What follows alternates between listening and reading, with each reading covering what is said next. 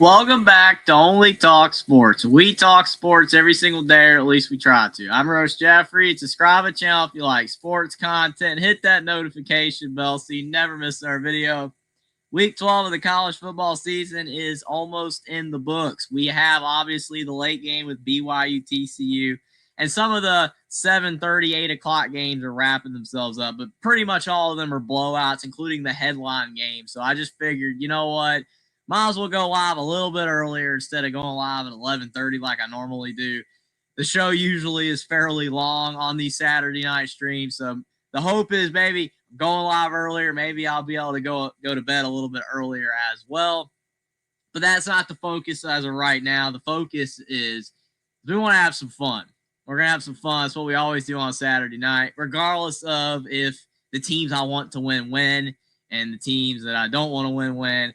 I do the best I can in that regard. We've already got Mr. Troll, who said he was never going to return ever again onto the channel. He's back, and we appreciate him for returning.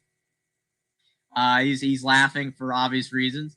We got Scotty B in the chat, and we got Jackson Johnson. What's up, Only Talk Sports Nation? Appreciate you being here. By the way, I've got the goal in the StreamYard or in the YouTube chat. It's funky right now. I don't know why it's doing that right there where it's 0 for 10. I usually just have the 5-goal super chat. It's acting weird. It had that as the default. I don't know how to change it. So don't worry about that, guys. Just appreciate it. If anybody wants to give a super chat, appreciate it. Obviously, no one has to give a super chat. I try to go live, at least once or twice a week. But definitely if we usually reach 5 super chats, it guarantees that I go live. But I try to go live anyway. But you guys, I appreciate all the support. You guys have been amazing. Getting closer to 3,000 subscribers. The support has been incredible. Like, I'm just a little over 200 subscribers away from 3,000 subs. I can't believe all the amazing support that you guys have shown. But let's get into the show. Obviously, what Caden the Diesel Freak is referencing is that my beloved Alabama Crimson Tide lost today. And obviously that has Caden very excited because I think he is obsessed with Alabama, which, I mean, nothing wrong with that. Alabama's a very popular team. I don't see any issues with, being always, again, pretty much obsessed with Alabama. I really don't know what else you want to say. He's always talking about him. I mean, that's a good thing. But I mean, Alabama did not play well today. I mean, I'm not going to really delve too much into the game unless when I bring on you guys on the calls later. Alabama, I already talked about it on Alabama, the Voice of College Football, the post-game show with me, Jackson, and Travion Ware. That was a great show. I appreciate all the support over there as well. But I said my thoughts. I'm not happy because Alabama should have won. Should have won. It's a terrible performance because of the mistakes. We actually put up over 400 yards. Like, we weren't absolutely terrible, but the mistakes is why we were terrible. That's why we lost. Alabama's not done. Alabama's not out of the playoffs, but it complicates things. It complicates things. Now we have to beat Auburn for sure, and the SEC title game becomes a lot more important for Alabama, whether they're going to make the playoffs potentially or not. It's going to be interesting. So hopefully Alabama did not screw up their season with the loss to Oklahoma again for the second straight season. It's not as dire as last year's, I think. I think Alabama's still okay. They're going to still be ranked in the top 10, but this was a devastating loss. So definitely tough for Alabama, probably the big shocker of the day, if you would say. But we got Long Legs 1989 in here saying Manning will transfer. Rough Rider returns. Long time no see, Jeffrey. Appreciate all you guys for being here. Manning will transfer. Now, we can talk about that game real quick. Texas, Georgia. The game's still on, and I usually wait for the 7:30 games to end, but the game sucks. Georgia is completely clotheslining Texas, as a lot of people predicted, and it's sad. I mean, it's ugly. Like, we're talking about the Texas Longhorns, the number 10 ranked team in the country, a team that people were starting to believe in. Like, after all the crummy performances early in the year, people were starting to believe in the Texas Longhorns just a little bit. Gone. And what's crazy is that at one point this game was 14-10, and Texas had Georgia stop with a 4th down, 4th and 5. They go offsides because Kirby acts like he's going for it. Gets them offsides. They score a touchdown. And then good old Kirby What does he do? He does an onside kick up 11, which if I recall, Scott Frost did the very same thing up 10 against Northwestern in Ireland a few years ago, and that didn't work. But of course, for Kirby Smart, it works. Everything goes Georgia's way, right? Everything goes Georgia's way. They're going to win. It's crazy. I don't even know what to say. Like it is honestly absolutely just mind-boggling to me how when I watch the Georgia Bulldogs, it just seems like every single game bounces go their way, calls go their way. Like I saw people online saying that there were bad calls against both teams. You know, the refs were doing refs in general are just terrible. But you know, I mean, still, it just when I watch Georgia, like whenever I turn on the TV, it just seems like something is going right for them. And at the beginning of the year, they looked terrible. I thought Georgia was actually trash, but ever since, like, the Bama loss, they've been playing better. So I kind of really can't trash them. I can't. I want to trash them. I'm still mad at Kirby and that Auburn crap with the timeout that he lied on national TV, but they're playing better. Yeah, Saban did it on side against Georgia. Kirby learned from the master. I mean, he did. I mean, let's be fair. I mean, I got to give credit where credit's due. Saban did do that. But yeah, Kirby, yeah. Kirby's the villain, man. Like people think of Kirby Smart as the villain of college football right now. It just feels like he's a villain. I mean, like Dan Hurley's kind of a villain in college basketball, but I don't know. Kirby's a villain, man. I don't know. He's a big villain, and they're dangerous again. Georgia. I mean, they look good. They look like they're going to be a problem. And dare I say, is Georgia the best team in the SEC today? I don't want to say it.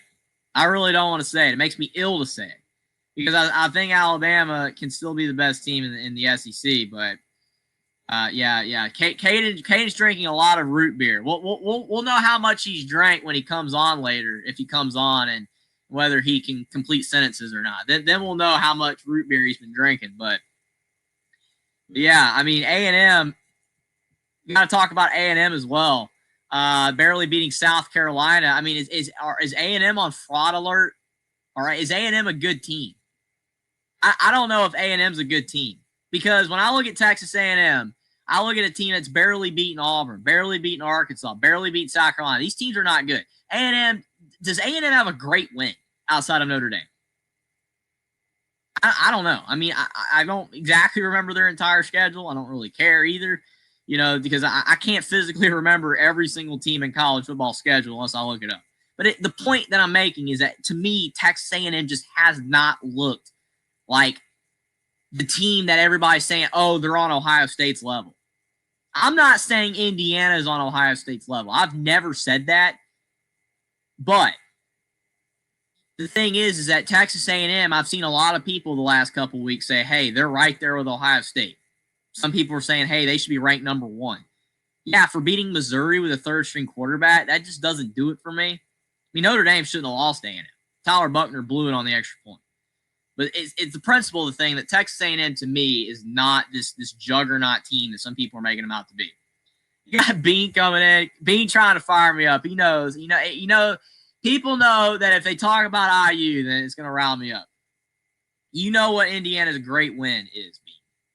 Indiana's win over Oregon on the road is better than any win Texas A&M has, including Notre Dame. It's better. Plus, A&M beat Notre Dame early in the year. Indiana beat Oregon later in the year when you're supposed to be improving and starting to peak or whatever. I don't know. I mean, I think Indiana's kind of beat up right now. I mean, clearly they're not playing as well as they were earlier in the season, but I think it's because Indiana has a lot of injuries right now, and yeah, they don't have the depth that Ohio State and Texas A&M and Alabama have. They've got a good team, but yeah, I mean, Indiana's incredible. Like, they're incredible what they've done, what Cignetti's done, and people know it's incredible. People are just mad at Indiana because it's incredible. Because it's not supposed to happen. A team like Indiana that's trash is not supposed to just become good like this. So people hate on it. That's the only reason. Because, I mean, there's literally videos. There should be like a documentary about Indiana hate. Because, I mean, Indiana used to be like one of the most beloved teams in college football. People loved Indiana. You know what? And Jackson, by the way, that's 5. It's supposed to be 5. I appreciate that, though. I don't understand why the YouTube super chat thing, the goal thing is not working right. I always have it at 5, but right now it's saying 10. So again, I appreciate any support, people. You know, if you guys want to give a super chat, I appreciate it. You don't have to. I always appreciate it though. But yeah, that thing's acting wonky, so I might have to reset it. I don't know how to fix it though. But yeah, but I appreciate the shout out, Jackson. Just wanted to preface that. But yeah, I mean, Indiana, people don't like Indiana because they're not supposed to be good. That's what's making people just lose their crap. You know what I'm saying? Like, it's insane, but that's just the way that it is. I don't know. Like, Indiana, I still don't think, again, they're on the level of some of these other teams because they don't have the great players that they have, but the team is so well coached. If they can get the depth back, I think they can give Ohio State a game. I'm not saying they're going to beat Ohio State, but they can give them a game. Which, can anybody have said that 2 years ago when Indiana was going 3-9 and going to 4 overtimes with Akron? I mean, Indiana went 11-0 for the first time in history this year. 10-0 for the first time in history last year. They never had a 10-win season prior to Cignetti. It's unreal what he's done. And I just think most people should be excited about how great that Indiana's been and maybe for the prospects that their program could do it. If your program is so trash, instead of being jealous about Indiana, maybe actually hire a good coach and use some NIL and get it done. Do what IU did. I'm seeing so many people say, here's the next Cignetti. Here's the next Indiana. Illinois is supposed to be the next Indiana. If you want to be it, do it. That's all I got to say, man. Don't be a hater. Don't hate IU just because they're winning ball games. And don't laugh if they get killed by Ohio State. They're supposed to, right? Right? So I don't want to hear it. I really don't. It really is actually frustrating. The Indiana thing frustrates me because they're having a great couple of years. Just let them have their fun, man. If Indiana under Cignetti is good like 8 to 10 years from now and then people want to get mad because they're consistently great, if they become a juggernaut for years and years to come, then I can understand. But right now it's early. We don't know what's going to happen next year and beyond. We don't know if the magic will run out. Right now, it's amazing. But off IU, great win for Indiana today. And by the way, Indiana has the longest home winning streak in college football now, which is also incredible. They have not lost a home game. They have not lost a home game under Cignetti. So, yeah, it's mind-boggling. Absolutely mind-boggling. Like, Alabama lost today. Oregon lost to Indiana. And other teams have lost. Boise, all these teams have lost that had bigger win streak. Now Indiana is the longest win streak in college football at home, which is it's just insane to me. It's wild. So we got Ohio State Buckeye on here saying Indiana's landing 4 stars now. That's unheard of for Indiana football. They are going to be a real contender for years to come if Cignetti stays. And the thing is, I agree. I actually agree with that statement.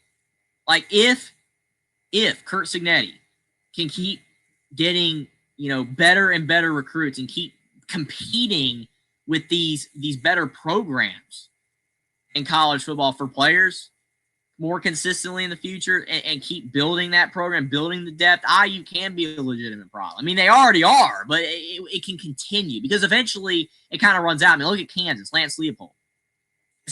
It's kind of falling apart a little bit at Kansas. They're not doing all that good. Done great there, but it's starting to fall. Mark Stoops in Kentucky. Like, the potential of a backslide could happen. Like, Cignetti in Indiana could eventually start to fall if he's not able to continue this historic success. If you're not able to keep hitting on these underrated players, because they're not all going to pan. IU's just been very lucky that every underrated player they've gotten, like Surratt, that he picked up at Madison and then brought to IU, all these 2 stars and 0 stars and 3 stars, they've all panned. They all have panned. But that can't happen every year. Doesn't matter how good Cignetti's player development is. Eventually, you're going to have to get guys that are historically coveted by big programs. Mix that with your lower-rated player developmental players, and then that is your recipe for success for Indiana to be sustainable at this high of a level, instead of them backsliding to a 6-6, 7-5 type of team. So, yeah, but if he can do that, they can be a problem for years to come. But it's just, to me, with all that not being said, like, it's just incredible that they're 11-0 right now. Like, I cannot believe Indiana is ranked number 2 in the country. It just blows my mind. I know Steven's like losing his crap because he's like, oh my gosh, Jeffrey's talking about him again. And I think it's amazing. I'm relishing in the fact that they're 11-0. A team that's not so – they literally have gone from the losingest program in the Power 4. Now that's Northwestern. They're no longer the worst percentage of winning all time in the Power Four. That's Wake Forest. Cincinnati has brought them proverbially out of the cellar. They're no longer the worst. They're not the worst. They're just the second worst now. And they're also the second-ranked team in the country, so it's pretty dang incredible. But moving on, because I could talk about Indiana probably for 4 hours. And I probably could talk about Alabama for 4 hours, but in a negative way. But I've said all I need to say. Alabama played bad, but everything's still in front of them. And Indiana, keep focused, get healthy, all that stuff. A&M, I think, is overrated, actually. I really, really do. And Ohio State, yeah, I mean, Ohio State's schedule is soft just because the Big Ten teams that they've played are not very good. That's the problem. I mean, they don't have Oregon. They don't have Indiana in the regular season, thank goodness. I mean, there's just not a lot of great teams that they had. Penn State ended up sucking, which I know they almost beat out. Penn State played good against Indiana. But again, Illinois turned out to be exactly what I said they were going to be, a 9-3 team. Michigan is who they have. Michigan is that team that's left. And it's like Ohio State should have beat Michigan last year and somehow did not. So will they beat them this year? Again, that's about it, right? So I don't know. Ohio State's just taking care of business. I mean, good for them. I mean, they got the players. They should take care of business. There's no reason on planet Earth that Ohio State should have lost to any team that they played this year. That's how good of a team that they have. I mean, they've got 5 stars everywhere. If Ryan Day was losing a couple of those games, he'd be on the hot seat and wanting to get fired again. You know, that's just the way that it is. We got Caden the Diesel Freak coming in with a $5 super chat. Appreciate the support, Caden.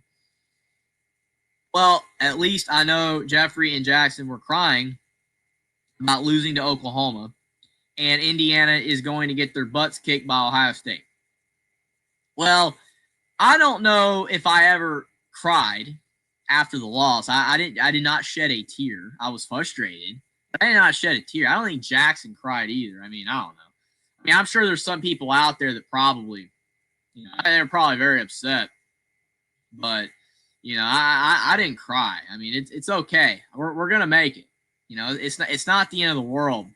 Oh yeah, Godfather, he's definitely made his return. And I mean, it's like, I can't even say I predicted it. We all knew he was going to return.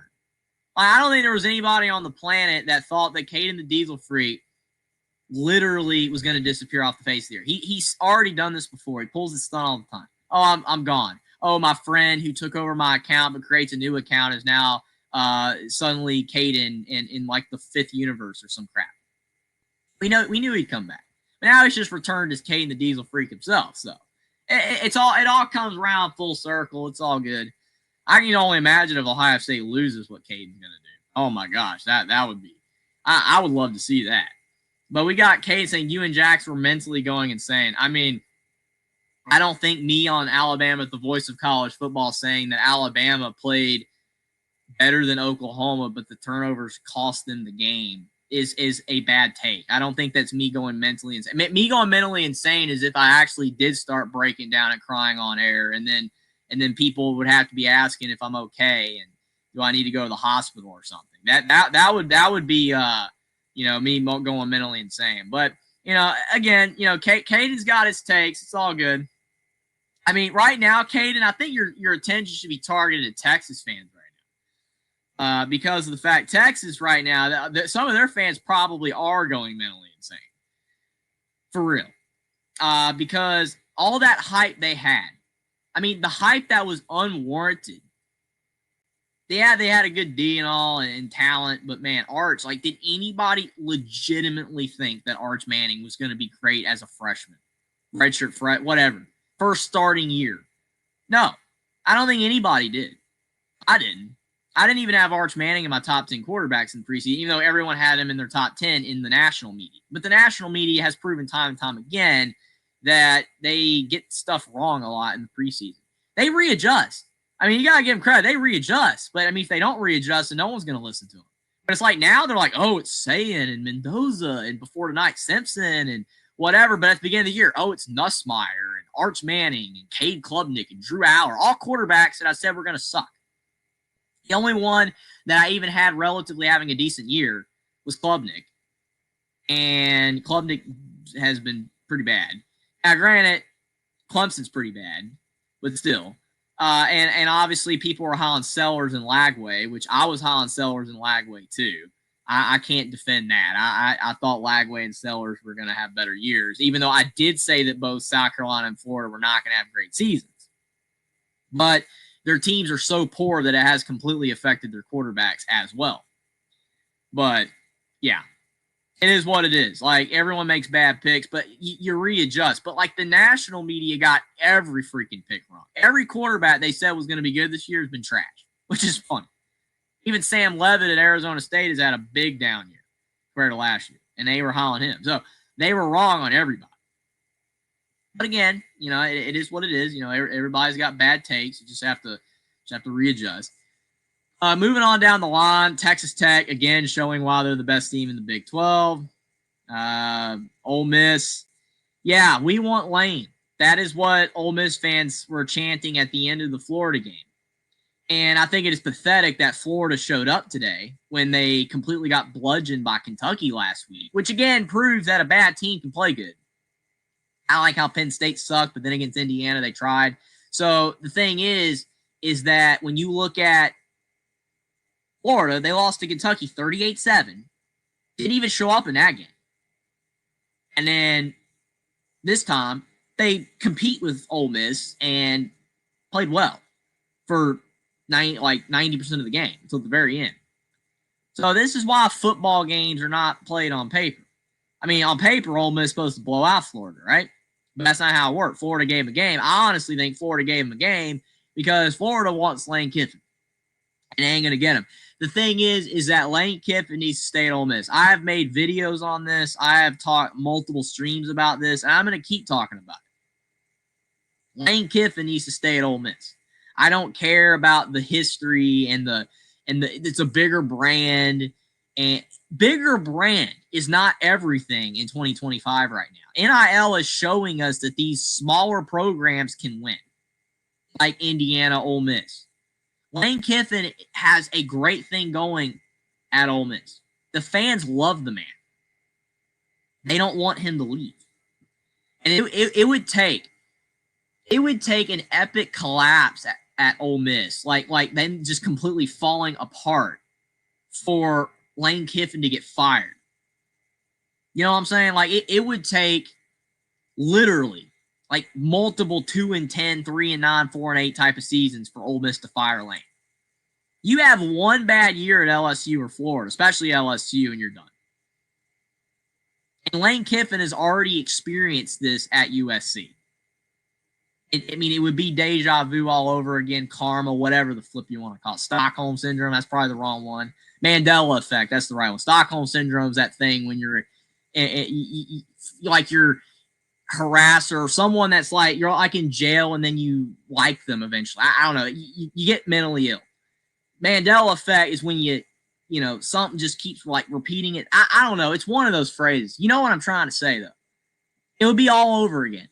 It'd be the exact same crap for Lane Kiffin if he went to LSU or Florida. Like, I would be completely shocked if Lane Kiffin would not get fired at Florida or LSU. Like, if he actually went to either program and he makes it there for 10 seasons, like 10 years, and doesn't get fired. Like, to me, if he gets hired there, he will get fired there. Because that's what coaches do at Florida and LSU, pretty much. I mean, Ed O won a title when he got fired.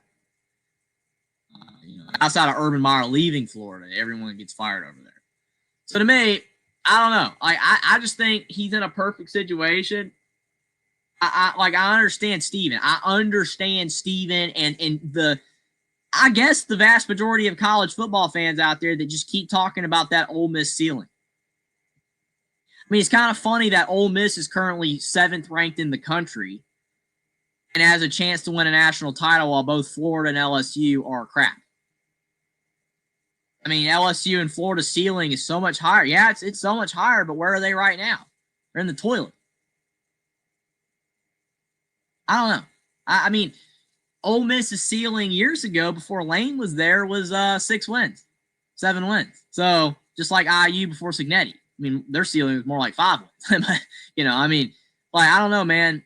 Like, to me, that's just bad logic. I know what you mean. Like, I understand that LSU has a higher ceiling than Ole Miss. I'm not delusional. I'm just saying that I think that Ole Miss has built themselves up to the point that he's basically got a national championship contending, like on the fringe of it right now. All it would take is just a little more support, a little more NIL, which I'm sure they're capable of, to get them over the top. Whereas at LSU or Florida, you got to completely rebuild that thing. And if you don't rebuild it fast enough, then you're going to get fired. And even if he does rebuild them and they win a national title and then he has a couple down years, they fire him. People are thinking about these programs in pre-NIL, as Long Legs 1989 says, pre-NIL days. They're looking at it from a pre-NIL perspective. Times are different right now. I don't know how different they're going to be 5 years from now. College football is changing rapidly year by year. Maybe 5 years from now, Ole Miss and Indiana go back to being trash, and then people will be like, see, I told you Lane Kiffin should have taken the job. Maybe you're right. But as of right now, to me, it just makes sense for him to stay where he is. That's my mindset. I mean, clearly, he's thinking either way. Clearly, he's on the fence. Because if he wasn't, like, Cignetti just immediately was like, hey, I'm staying at IU. Immediately. Like, it literally, the Penn State job opens up, and then, like, 3 days later, I'm signing an extension in Indiana, and I'm staying there forever, even though people still think he's going to leave somehow to the NFL or some other job. Lane Kiffin has not done that. So there is a chance he leaves. There is. Like, y'all are right. There is a chance that he leaves. I'm not saying there's not a chance. I just think that he should stay at Ole Miss. I've been one of the biggest supporters, and I'm not an Ole Miss fan. You know, like, I just think that he should stay there. That's my opinion. If he leaves, he leaves. And if he leaves and he goes to LSU and he wins a championship, congratulations to all y'all that said that to me. But as of right now, that's how I feel. I don't think he should leave. I think he would make a big mistake if he leaves. Now, James Franklin, Virginia Tech, that's another coach. I don't know what the flip's going on with that. Because we're talking about James Franklin getting fired at Penn State. Virginia Tech wants the guy. The fans want him because they know that no matter what you think about James Franklin, we know that James Franklin would be able to elevate Virginia Tech's floor. Like, Virginia Tech would go from being trash to at least competitive again. Would James Franklin be able to achieve what he says he wants? I want to win a national championship somewhere. Can he win a national championship at Virginia Tech? That is a long shot. Can he raise the floor of Virginia Tech to being a competent, competitive program again? Yes. Yes, he can. And they want him. So why are these talks that I've been hearing about for a couple weeks now still happening? All day at the bottom of the screen on national TV, I keep seeing James Franklin and Virginia Tech are in talks. I mean, I don't understand it. Because to me, it's like he's either going to go there or he's not, and he's going to go somewhere else. But of all the jobs that are available right now, I don't think James Franklin is going to go to the SEC again. I don't think he's going to go to LSU or Florida. Virginia Tech makes sense to me. It does. It makes complete sense. But I don't understand why it's not happening. Is there something holding the deal back? Is he looking at other jobs? Is he possibly being offered other jobs? I just wonder. It could be all over my head. Might find out 2 days from now he signs with Virginia Tech. I just think it's strange, though, because a lot of times when you see these coaching searches, it just kind of like, oh, there's rumors, and then it just happens. But with Franklin and Virginia Tech, like, you don't have to wait. Like, the season doesn't have to end for them to hire him. They can hire him and then obviously keep their interim coach, and then James Franklin starts the end of the season. They can just go in and finalize. But for some reason, one way or another, it just keeps being, oh, yeah, like, he's in talks. I don't know. It doesn't make any sense to me. I'm confused. Like, I don't know. If any of you guys have any insight on that situation with Virginia Tech and all that, I would definitely be appreciative of that. But I'm confused on why that's taking so long. or why it's being drawn out. I'll go in and drop the line for the man that said he was never going to come on the show again. Definitely, we got Caden with $2 super chat. Appreciate it. He says, drop the call line, roll by guys, roll. There's your call in line. The show is going to devolve from here. It's going to absolutely go off the rails. Be prepared. That's just the way it works. So we got Caden. There he is, coming on the show. Again, appreciate the super chats. But again, the man who said he was never going to come on the show again. Back. Here's Caden Diesel Free. Let me clarify. I said the Voice of College Football Network. Okay. Your show, yes. But let me just say this. I waited for the right opportunity to come on. Y'all lost to Oklahoma. Oklahoma, who was unranked. Oh, my God. And I knew you and Jackson Johnson were just going mentally crazy about, like, oh, my gosh, y'all had a win in that game. Oh, my gosh, Oklahoma wait. You said y'all. Oklahoma was unranked? I was like, they were ranked. I meant to say ranked. Excuse me. They're 11th in the country. I just want to let you know that. Right. I mean, right. But I meant to say ranked. Pardon me. But y'all lost to him, and it's like I'm laughing my butt off, and I blew and spamming y'all's Twitter, and it's like, yeah, I was studying y'all's Twitter Thursday night, and I'm like, yeah, I didn't stutter with everything I said Thursday night on Twitter. And especially today after blowing it up on Twitter after y'all lost to Oklahoma. That was a real embarrassing loss on Caleb DeBoer's resume. Again, he's 0-2 against Oklahoma. Wow. Not surprising he screwed up. Well, Ryan Day has got a rough record against Michigan, so we could, still do the same thing there. But it hurts you guys more because it's Caleb DeBoer's loss against Oklahoma. Let me point that out. Saban has never lost to Oklahoma in his tenure as head coach at Alabama. Unfortunately, Caleb DeBoer is one of the few coaches in Alabama's history to lose to Oklahoma. In conference or non-conference. How many root beers have you had tonight? I've had 4 before the show, and I'm perfectly fine. And we're talking about non-alcoholic root beer, right? What do you think else I meant? Okay. Well, I'm just wondering because I think most people assume that you might be a little bit on the sauce tonight. I'm not accusing you of that. I'm just saying that some people in the chat, between that and the diesel fumes, I'm just trying to peel away the speculation there.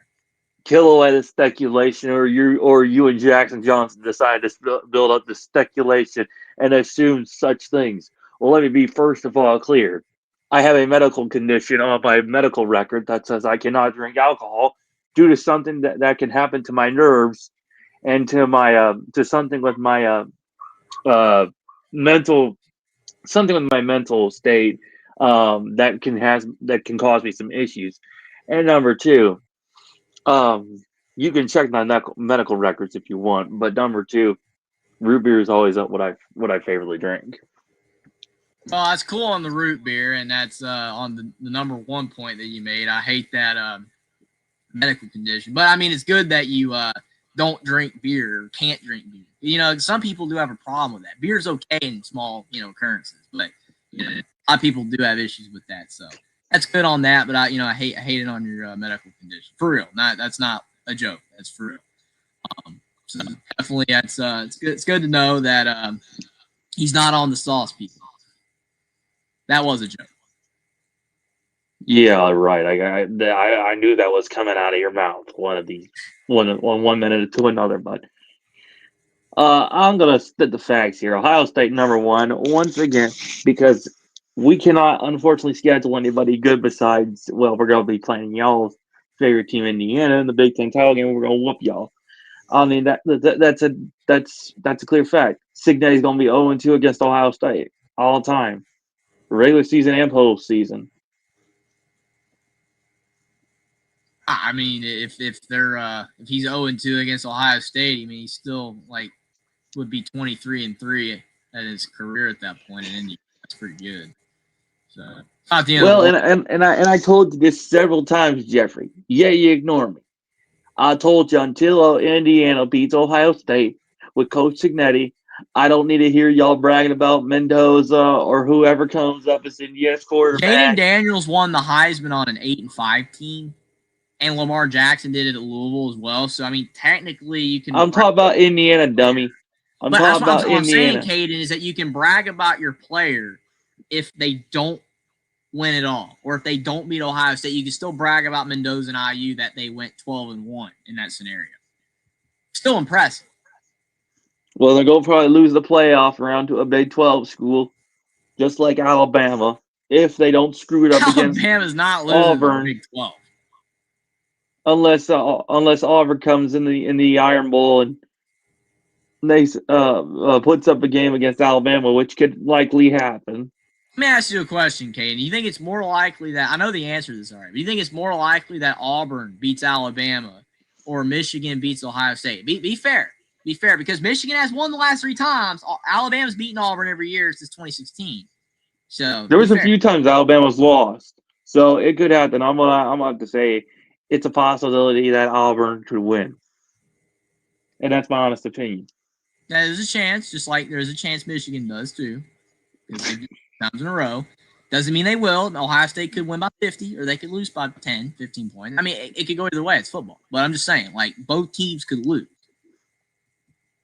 Well, let's point this out. It's Week 12, and my Ohio State schedule is at the bottom of the barrel of strength of schedule, but that's true to be fair. I don't know why people have a problem with having high-ranked teams play Ohio State because Texas is not a high-ranked team. Shouldn't be. Washington isn't. Southern Cal isn't. Illinois is And I not. think what Illinois is not. exactly. And as far as I'm concerned, Michigan is not an elite team. They're not, but they weren't last year either. They were actually worse last year. Exactly. Texas got killed by Georgia. Exactly, Scott. I mean, Georgia's squeaking their wins out, and they're not winning like they're supposed to. Like, can Georgia not find a way to win the games like they're supposed to?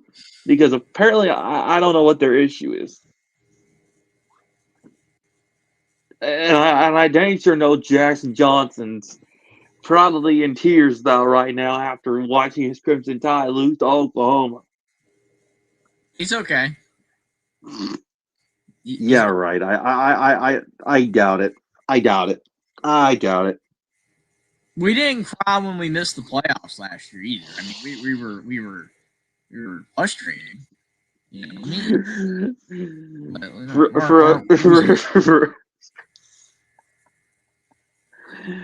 Oh, this is so hilarious coming from 2 of the dumbest Alabama fans. Let me ask you a question, Caden.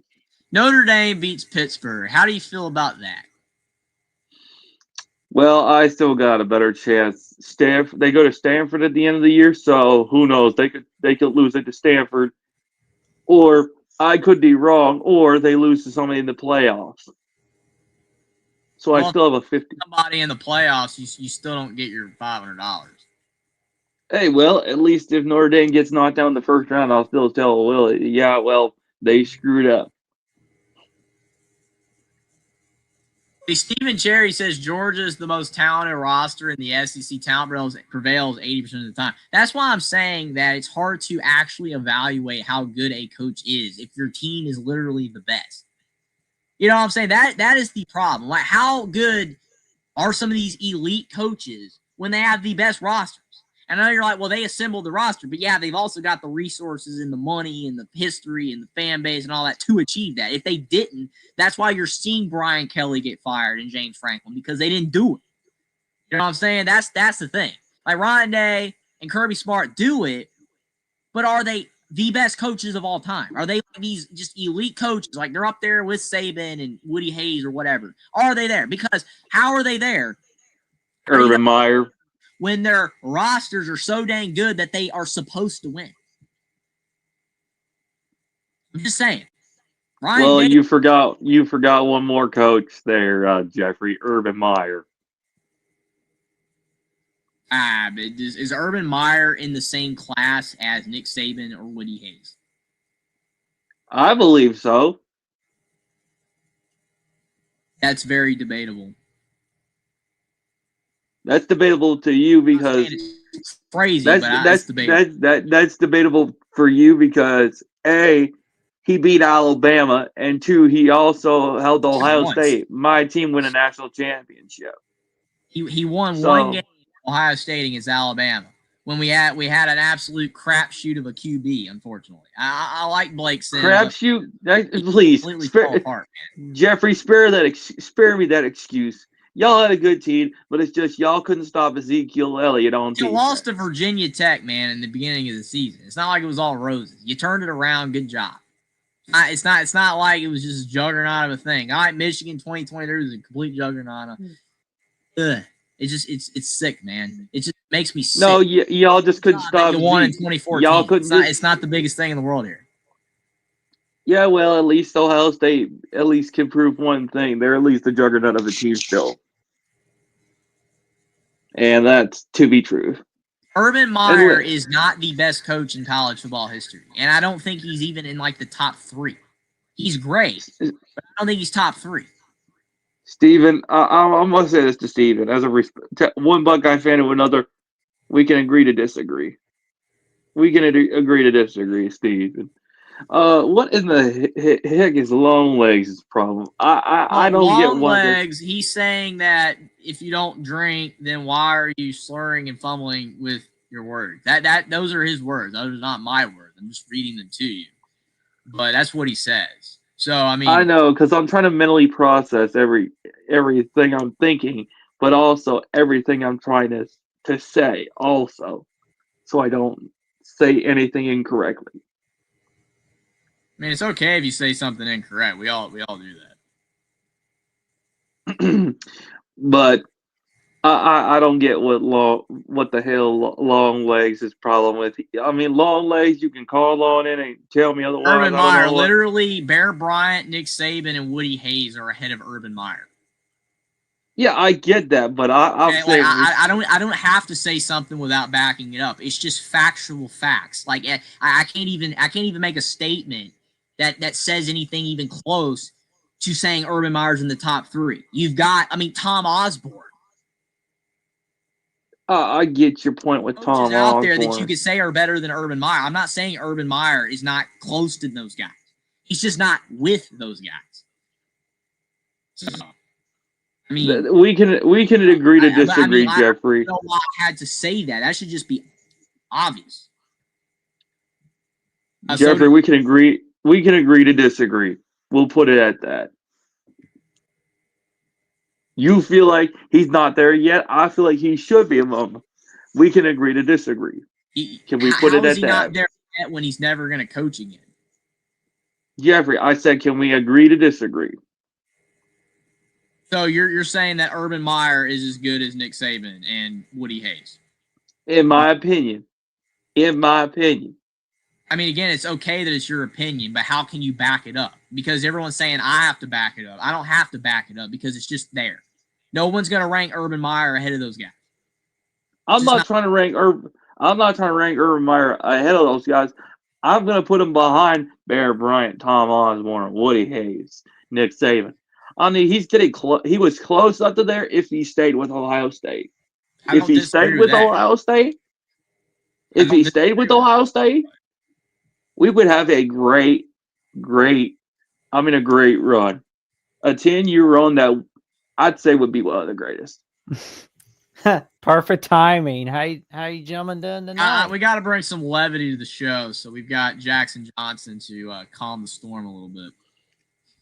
Yeah, Jackson Johnson is also the guy whose Twitter got blown up, courtesy of yours truly. Literally, Caden has been spamming us before the game and during the game and after the game, and he will probably continue to do so for the rest of his life. So we're here for it, unless he somehow disappear off the internet, like he said. We live rent free in your head, man.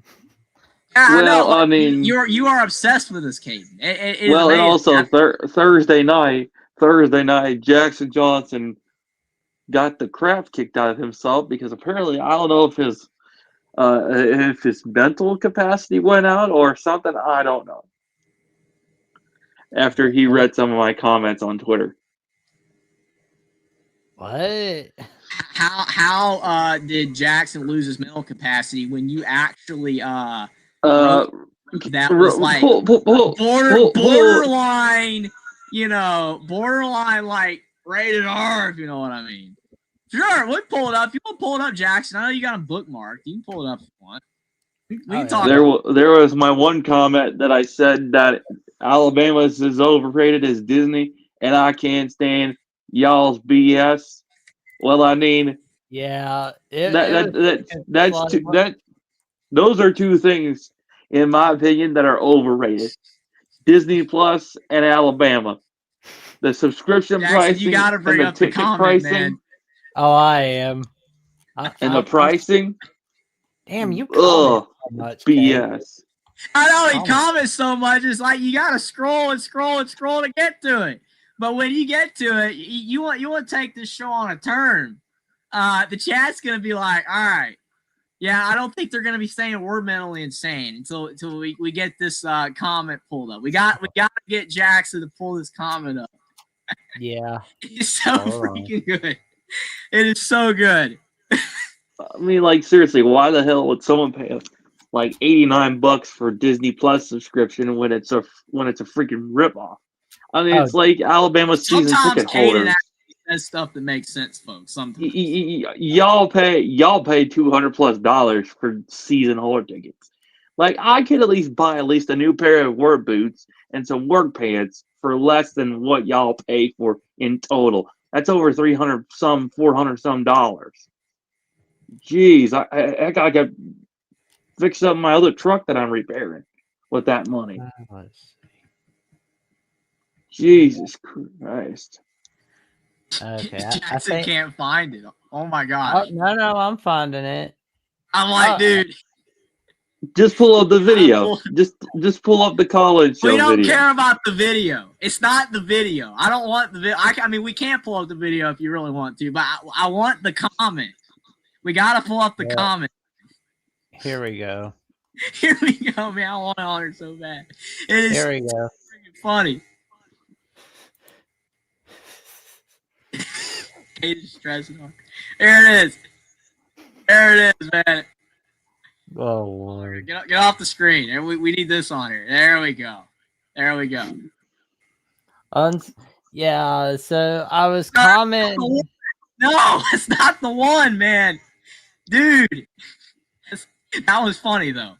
That's the one. That's the one. Joe Jackson, go ahead. It's not the one. Yeah, Alabama's overrated as Disney. I can't stand y'all's bullshit. That's your quote. Like I was laughing about it. It's like I don't think Caden's like a fan of Gravity Falls or Owl House. So I'm like I mean I'm glad you're replying. Don't get me wrong, but and how come y'all don't follow me back on Twitter when I follow y'all and I mention y'all and I even called y'all out like multiple times?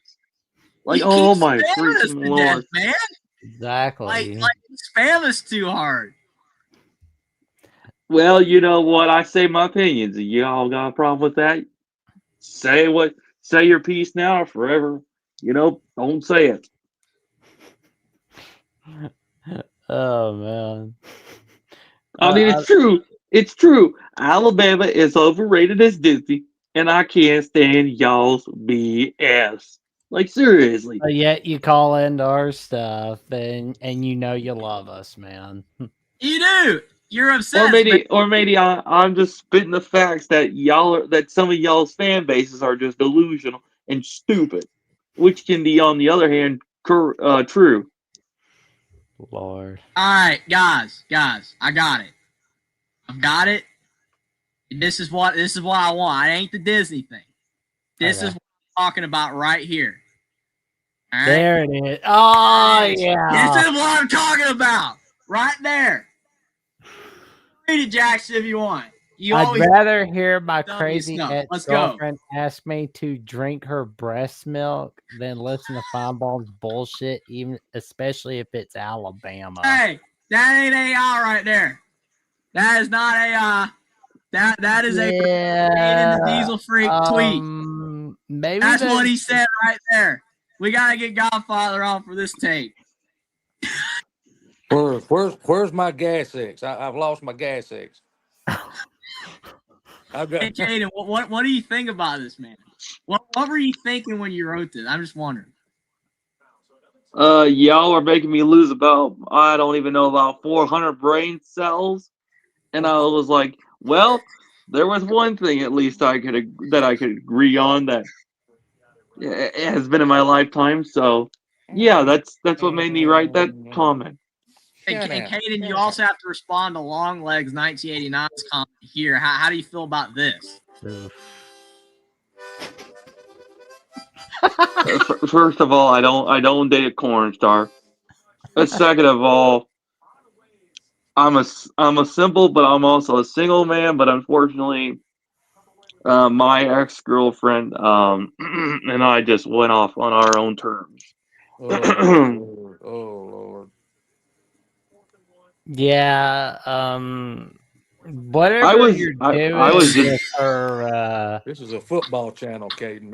yeah, I This is mean, not a like, date now. This is not a date now.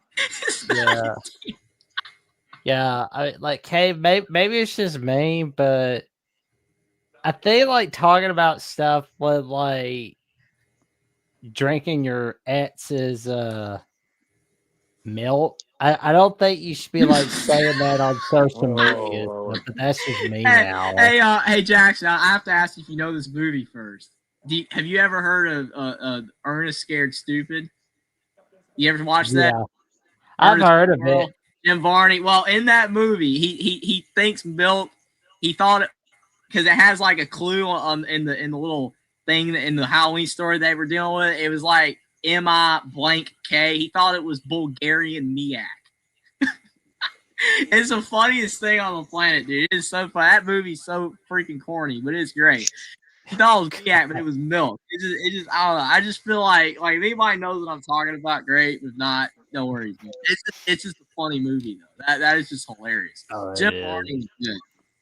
He was funny. and let me be clear, Jeffrey and Jackson, to your guys' point, I've never drank an ounce of said milk in my life, but that's why I broke up with my ex. Oh man. Okay. Oh. Why did you break up with her? Breast milk was sour. Godfather, just do me the favor and shut the hell up. I'm about to answer their question. Yes. I broke up with her. I broke up with her because I was busy and I just didn't have time to just hang out with her. But also just I was like, yeah, this wasn't gonna work out for me. To be fair, You meaning to tell us the milk was sour? Is that what happened? Sour milk. You left it in the refrigerator too long. It went out of date. oh my god, no. Oh man. I'm confused. Yeah, I don't know what's going on anymore, man. All right, all right. I just want to pull that right there, Caden. If you didn't spam us all the time with 80 billion vomit emojis and tweets like that, maybe we would follow you. You know what I'm saying? I mean, we appreciate the shout outs. It's not that. It's just you spamming us all day. I mean, like 50 times sending us videos. If you want to pull up the video too, we can. I mean, if you want, I don't care. Like the only reason like I spam y'all is because it's like, oh my freaking lord! Every post, Caden. Every post. And sometimes I told my mother and father I might just go back to date my ex-girlfriend because I'm like, well, there's at least less things worse than her. There is a lot. There is a lot of realization that's hitting Caden right now. How's he spamming? How's he spamming us all? The crap is hitting the fan. It's all coming together.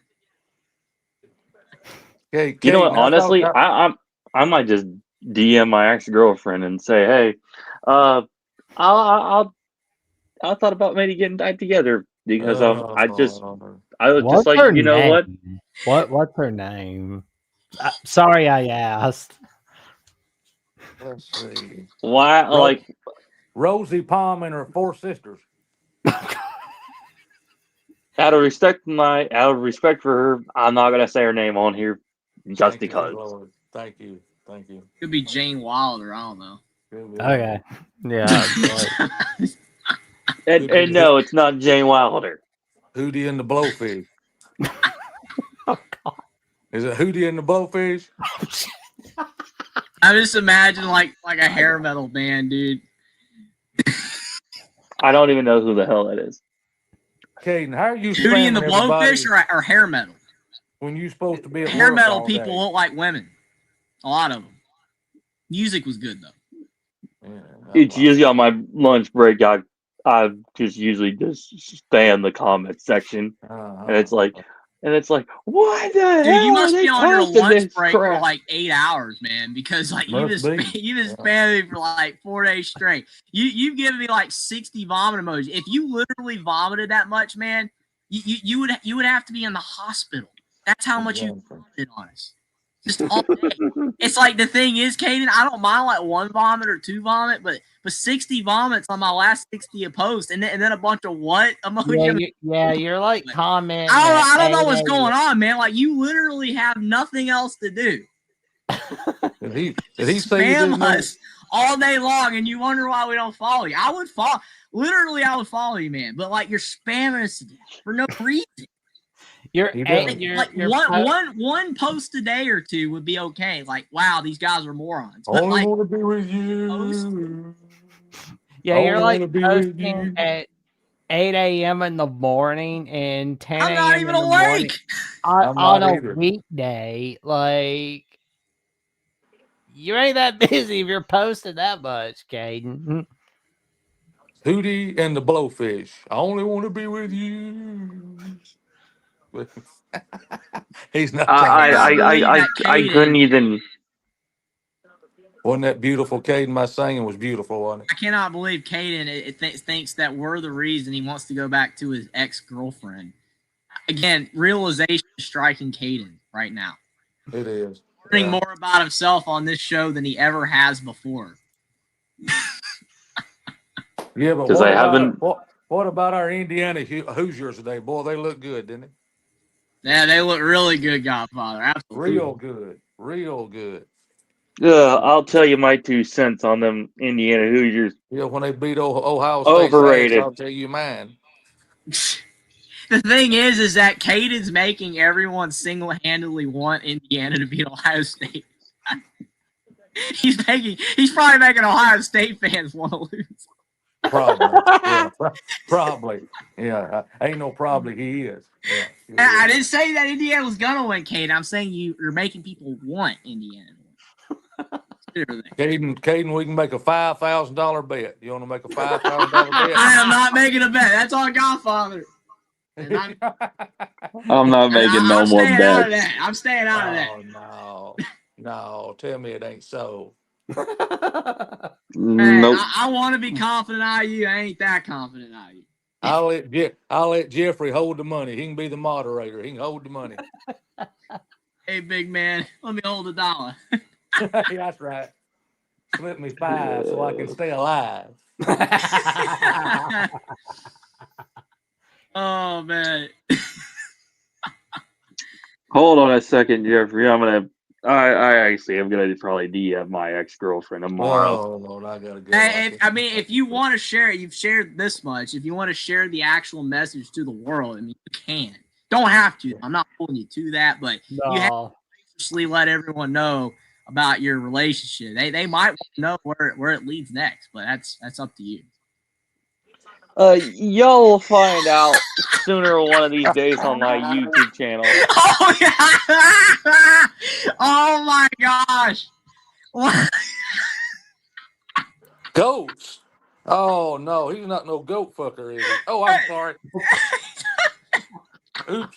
I let that slip. Oops. Hey, do you Long way 1989. Does he wear rubber boots when he's doing it? That's what I want to know. No. Hey Kaden, what are your thoughts on that first sentence? That's a bad sentence, Jeffrey. Bad. No, he's just delusional and stupid. I cannot believe I just saw that comment, man. Are you kidding me right now? Oh my Oh man. Oh my goodness. Long legs. Let me just be perfectly clear. I actually hang out with real women, Oh no. and my ex-girlfriend is a real woman. Hey, Katie, you said on one of the shows a while back that everyone ran away from you. That's what I you don't said. blame them. You said that they couldn't handle being around you or something. Or I'm keeping it PG, so they ran away from you. That's what you said. But Back up, back. Who in the hell was Oh that? my God, Who was that? that was you, Godfather. We No, it all wasn't. know it. Wait a minute. Somebody's under my bed. It wasn't me. Where's the real MVP when we need him? Where's the real at? John Garner. Where they at when we need them? You know, I can't believe they're missing this, man. I Like can't either. can't even like I cannot believe in 2025 in my YouTube channel. Oh man, that was that Lala that What did it say? broke the internet for a second. That had to. That's crazy, man. Hey, I don't endorse that, but that's crazy. That is crazy. Aiden, you how much of an influence with your 17 followers? You somehow you bring it out of people, man. Like they're talking about you big time. What y'all think about the Texas A&M comeback? What y'all think about the Texas A&M game? You know what I Didn't thought give a about it, damn. Godfather? I cannot believe South Carolina blew that. I can't. either. Largest comeback in school history by A&M, and I believe that's the largest comeback in SEC history. I think It's a joke, Jackson. South Carolina should have won. I And know, the thing right? is, Texas A&M, people are saying they're still an elite team. It's like, how can you be an elite team after a performance like that, right? South Carolina is Did not it. Other elite. teams have done it, right? Like you close wins. Well, if A&M does it, you can't say they're elite if those other teams aren't. Jeffrey, South Carolina's not elite. I said it Thursday night to Lucas Hill on Twitter. I said it, South Carolina is not elite. Y'all South need to Carolina's get it out of your 3-7, Kaden. heads. I'm saying that Texas A&M's not elite. Yeah, listen, Caden, open your ears, not your mouth. Well, Why would anyone think that I said that? Only you, man. Texas A&M is not even elite as Ohio State. Let's be perfectly clear about that. And I said that early in the show. Yeah, I heard you say that, but I'm readdressing it as an Ohio State fan, Jeffrey.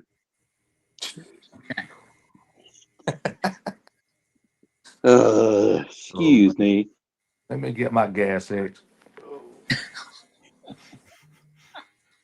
Oh, Bring back some Pepto Bismol. I ain't got no Pepto Bismol. I got some Mylanta. You can drink some of that if you want to. Okay? It feels like the last 20 minutes was just a meme.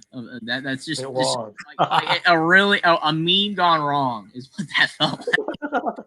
I don't even know how to describe it. More like the internet exploded because of one of the baddest son of a gun on the face of this planet that drives an F-350. How does driving an F-350 and like in Ohio State equate to you being what you say you are?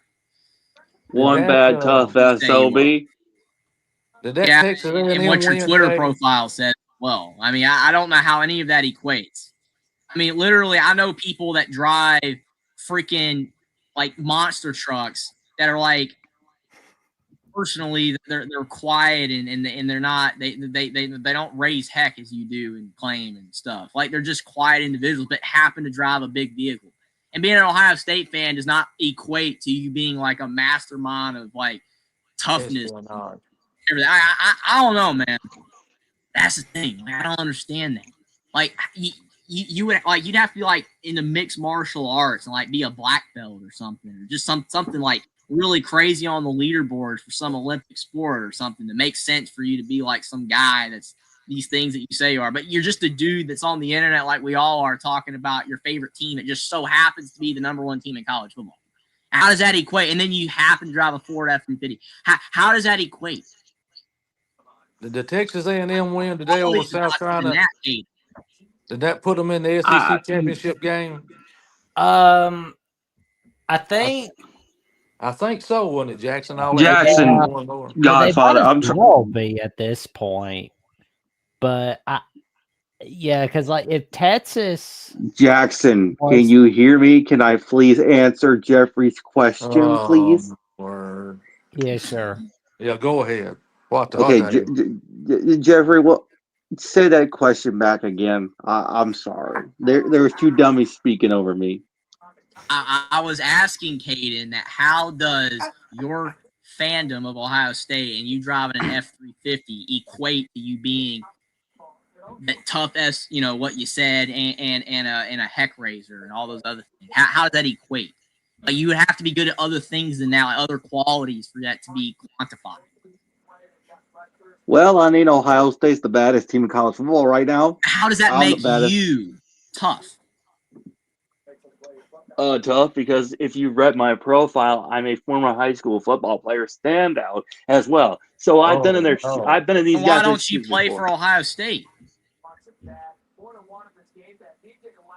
Listen, I don't got any more time to explain. I'm gonna go. I'm gonna go. How do you not play for girlfriend Ohio tomorrow. State? It's a legitimate question, Kate. I'm just asking. See, he disappeared the second I asked him about that. He's gone. Ohio He's State gone. rejected him. They Bye, rejected Kate. him. He's I gone. mean, I'm not saying great on the high school standout, but it's like I'm saying that he's saying that he is a heck raiser and tough and all that just because he's an Ohio State fan. That means nothing. You have to be tough, man. You're not Mr. Universe. Like, dude, I mean, we know what you look like, man. You're just an average guy. Like we all are. We're just average over. I'm confused, man. I'm confused how being an Ohio State fan equates to him being the baddest dude on the planet when there's literally over like millions of Ohio State fans. Bandwagon or not. There's no way that all those people are tough either. There's no way. I know Ohio State fans online that know nothing about football. And I know Alabama fans that know nothing about football, but they just so happen to root for a good football team. That doesn't equate to nothing. Just like if you're a fan of Mary Mac football, you might actually be more knowledgeable about football than anybody else on the planet, even though you're a Mary Mac fan. But somehow to Caden and people like that, being a fan of a bad team means you don't know anything about football and you got to sit down, shut up, and let the smart people talk just because your team beats up everybody by 50. Your team. You don't even play for them, Caden. If you were such an athlete, then why didn't they want you? Why didn't they ask you to play for those? You supposedly know Caleb Downs and you know Ryan Day and all these people. They don't even want you, man. Like, I'm sorry. I'm not trying to talk smack, but like you literally bring it on yourself. And I know you're still watching right now. You ran away because you know what? You're crying right now that Ohio State didn't give you an offer. Honestly, I wish they had because it'd have been great to see you be the four-string guy on the bench. So, the end. Okay, we got Long Legs 1989 coming in with a $20 super chat. Appreciate that, Long Legs. And we appreciate those Cade super chats, too. You can come back next week. I'm not hating on you, man. It's all good fun, but you bring it, man. You bring it on yourself, and that's why I love these Saturday night shows. Glad you came back like I said you would. How are you guys doing tonight? Oh, we're doing great. It was a wild 30 minutes. Wow. Yeah. Kind of like that beatdown that Notre Dame put on Pittsburgh. Yeah, remember Cade said, oh, Notre Dame, they might lose. Okay, well, the thing is, when Pat Narduzzi, I will say, because I said the game was going to be close, and then Will told me after I made my score prediction that Pat Narduzzi said, this game don't matter. Yeah, when that happened, I'm like, it's over. Really smart by Narduzzi. I mean, it's no potential or motivation to win. I mean, did you see like that first touch? I mean, it's like, oh yeah, Pat McAfee took his shirt off, or Pittsburgh, Notre Dame, and so did Aaron Donald, right? It's like, oh well, this is a dance game on ESPN, and then it's like Notre Dame beats the crap out of Pitt. Mm-hmm. 2 touchdowns in 10 seconds, right? Like Jeremiah Love making that little spin move for the first touchdown. Then we see a freshman safety named Johnson getting a pick six off a Pitt. And it was a wild ride as Notre Dame is inching closer and closer to that playoff spot for the 2025 season. And oh my God, like that is like a huge win for the Notre Dame Fighting Irish. But Pitt, one thing to remember, they're still in title contention for the ACC. No one in the ACC deserves to be in the playoff. I'm sorry. I'm here to say it. Not one team from that league deserves to be in the playoff. Georgia Tech, I like them. Who does? They stink. They're not. I like them. And I like Haynes King. But did you see that Boston College game? I kept flipping that game on. They sucked. Like they are really not good. Oh, Louisville apart. And Miami with all their talent is trash. The ACC is not good. I'm not saying it to disparage fans of these teams. I'm just saying that the conference is bad. And any of those teams, whoever makes the playoffs, because the group of five is kind of screwing themselves up because South Florida lost and Tulane and Memphis and all these teams are losing. So the group of five is lowering themselves. So it does look like the ACC will get a team in the playoff. There's not a team in the ACC where I'm just like, yeah, I think that team should be in the playoffs. There's not one. There's not even one that's like fringe. Like at least last year you had Clemson, SMU maybe. There's not one team. You think the committee Tuesday night? You actually think they might knock Alabama out of the top 12? No, I don't, Godfather. I think they're going to be. I think they'll be like ninth. Yeah, I mean that's where it leans for me as well. Like they'll go ninth, and yeah, Texas Tech smacked Central Florida off face the earth. I mean that's nothing new, really. Ole Miss will fall behind Ole Miss and Texas Tech. They'll fall behind both of them. Oklahoma might pass them, but I mean they'll be like number 9. Okay, so do you remember the 2019 NFC title game where there was that missed pass interference call where Rams guy was taking down a Saints dude? Mm-hmm. There was something similar tonight on Ole Miss, Florida. I don't know if anybody caught that, but that was holy Toledo. Yeah, I did see it. Oh, yeah. Ooh. Refs are bad. Like, I've seen so many bad calls. And the season, it's unreal. Like, it's terrible. Sometimes you get a game where it feels like it's good and some refs, but like for the vast majority of games, there's bad calls. Maybe there's some more against one or the other. You know, people start saying, hey, you know, the games. I see bad calls everywhere. I just do. Here's the one I'm going to direct message to you, Jeffrey. Hold on. There it is. Yep, that's the play. It was like how that wasn't called was just beyond me. But Ole Miss, I think their chances got a little slimmer at the SC title, but they're definitely getting close to they're already at that point where they could say we're a lock for the SEC title. Not SC title, the CFP. CFP, my bad. The thing is about that play that's frustrating is because live, it was close. You know, it looks close. But then when you go back and replay on that play, then, you know, clearly he was early. I mean, that's what replay is for. And I think that was under 2 minutes. Or it was around 2 minutes left. So, you know, it's part of a game where it made sense to review it or challenge it. What y'all think about Alabama's running game? I think this may be the best day we've had. How many rushing yards do we have tonight against Oklahoma? Oh, well, Daniel Hill had 62 rushing yards today. 80. Yeah, it was around. Well, see, the numbers are a little bit skewed because Simpson got sacked a lot. Right, yeah. So really, we had over 100 yards, right? Yeah, 80 yards. We had technically over 100 if you count all the running backs. Mm-hmm. And Bernard, but because of the sacks, it pushed it down to 80. But yeah, I think he's the man that need to feed the ball to because he looked pretty good today. Daniel Hill did. To me, he stepped out. Well, I think Richard Young. I think he hits the transfer portal. Yeah. I don't know Probably. what Richard Young. It looked like Richard Young was gonna, be the second guy behind Jam. And when Jam got hurt, he's gonna be the starter. He played in like one game, and then he's just disappeared. And Daniel Hill's taken over, and some of the other backs, a guy like Riley, they've gotten in there, but yeah, I mean, and then now with Jam back, I mean, it's Richard Young's gone. It's crazy. I agree. He's going to probably transfer. That Jam Miller, I still think, man, that Jam Miller, a healthy Jam Miller, is the best back. But I mean, he just isn't showing it anymore. Is he capable of it still? I don't know. I mean, he's been hurt a lot. Is he still banged up? I don't know. He just doesn't look the same though. He tried that drop pass. It just doesn't look as explosive.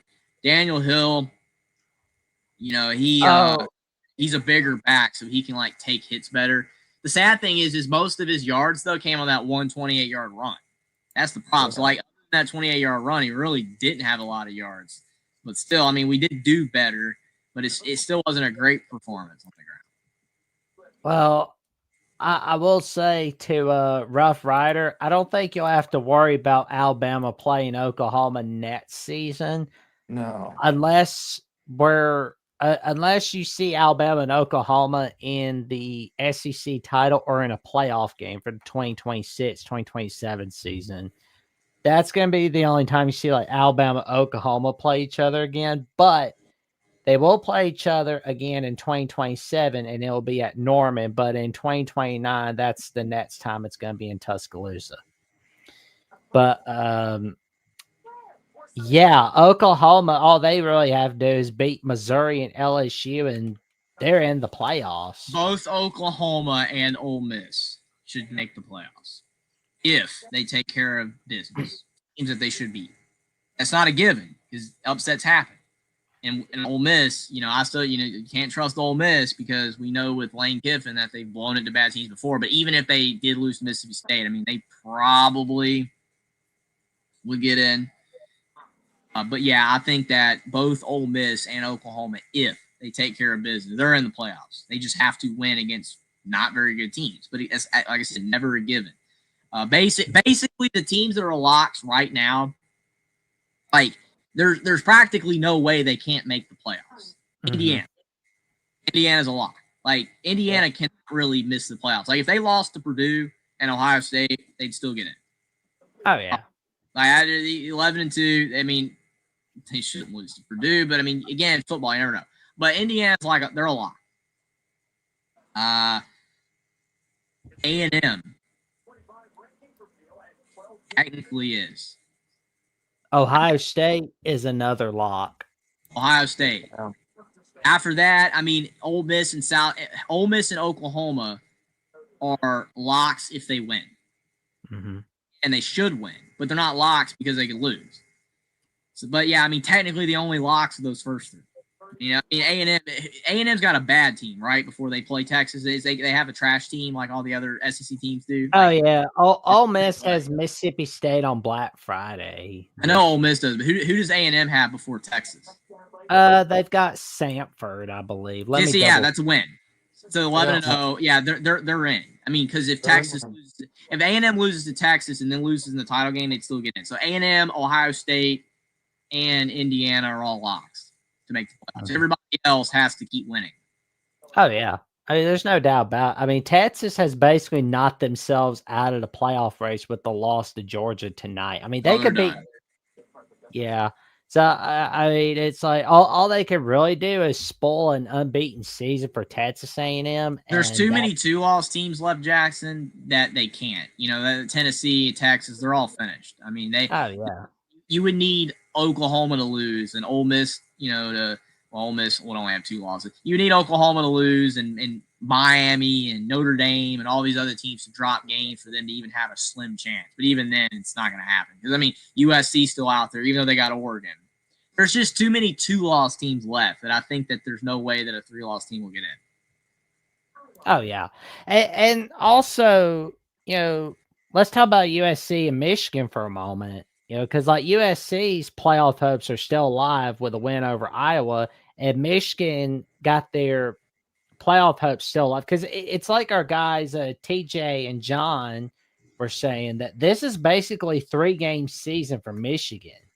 They have to win the next 3 games. They win, they're in.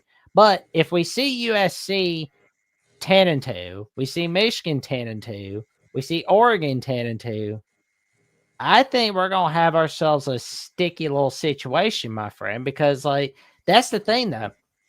Michigan beats Ohio State for 5th straight. Michigan would get in. You beat Ohio State, you're gonna get in. I mean, they're if they're 9-2 going into that game, yes, there's no debate at all.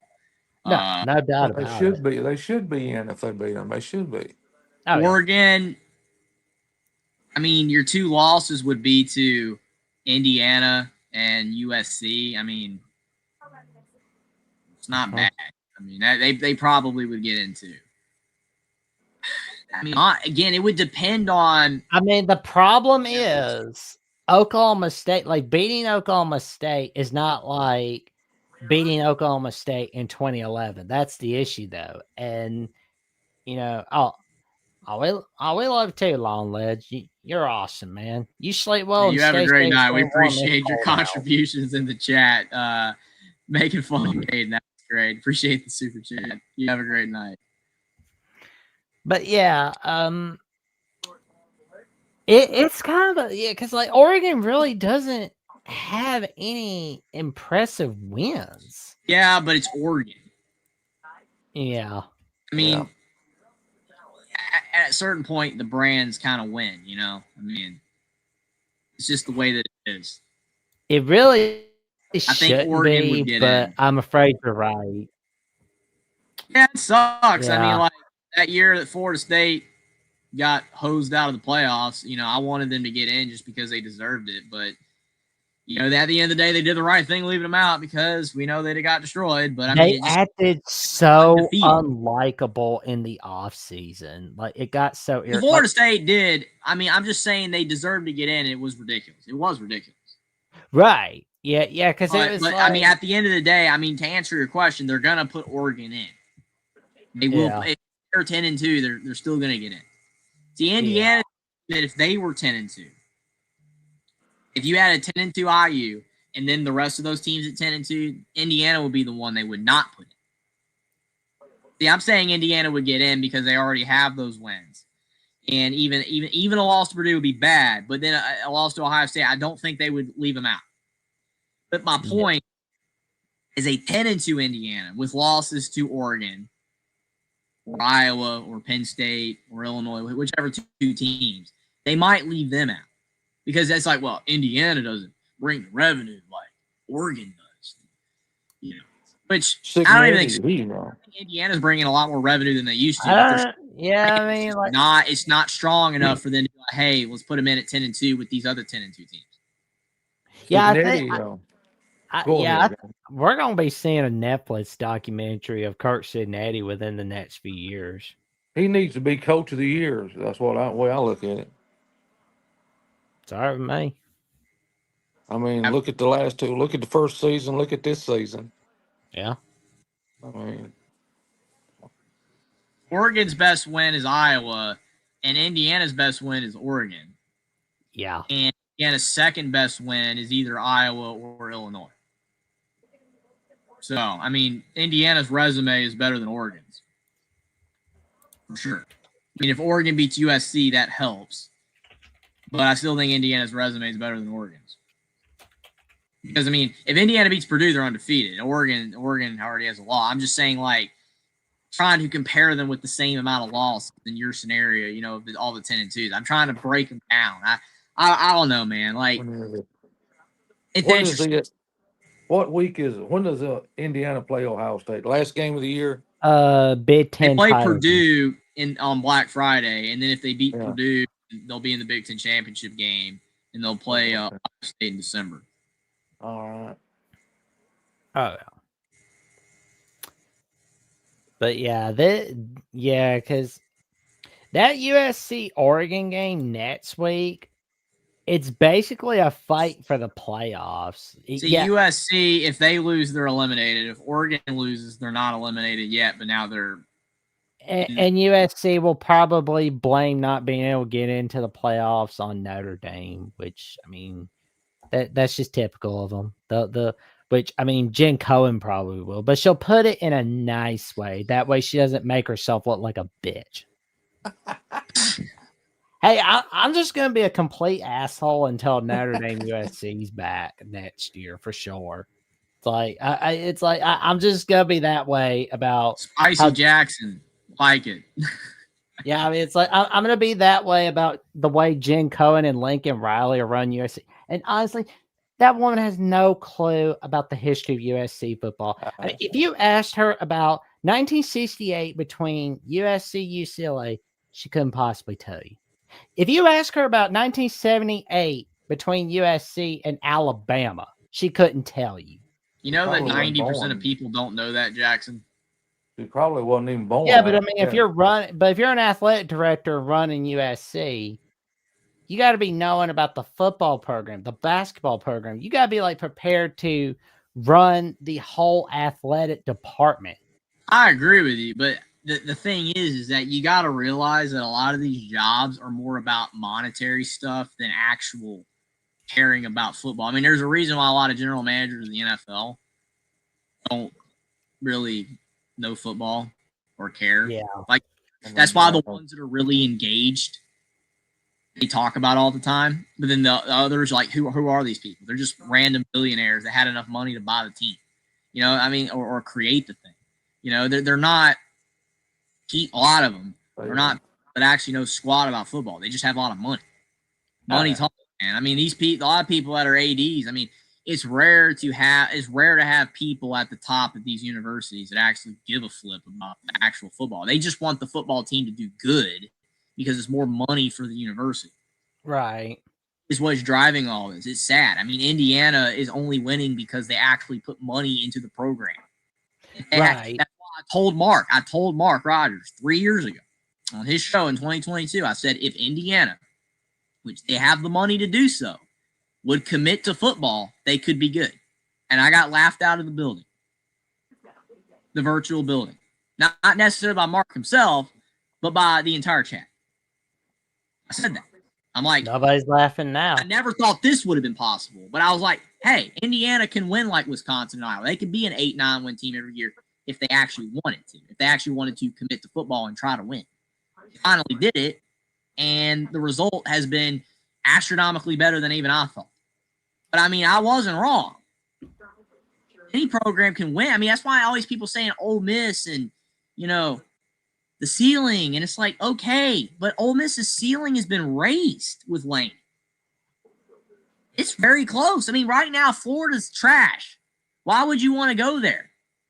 You have a good thing right now, man. It doesn't even look like it's going to go anywhere. His starting quarterback was a D2 player at Ferris State. A D2 player. And Lagway was a 5-star recruit. It doesn't always work that way. It doesn't. No. 5 stars do win you championships, yes. Alabama's had plenty of them. Ohio State has plenty of them. But Lane Kiffin's doing just fine at Ole Miss. It doesn't make sense to leave for Florida. To me. It could. If you ever want to sell like your place to a coach, sell to the coach's wife. Then you're really good. It's like real estate. Sell to the spouse and kids. You're really good to go. Well, Florida just needs to get Fish.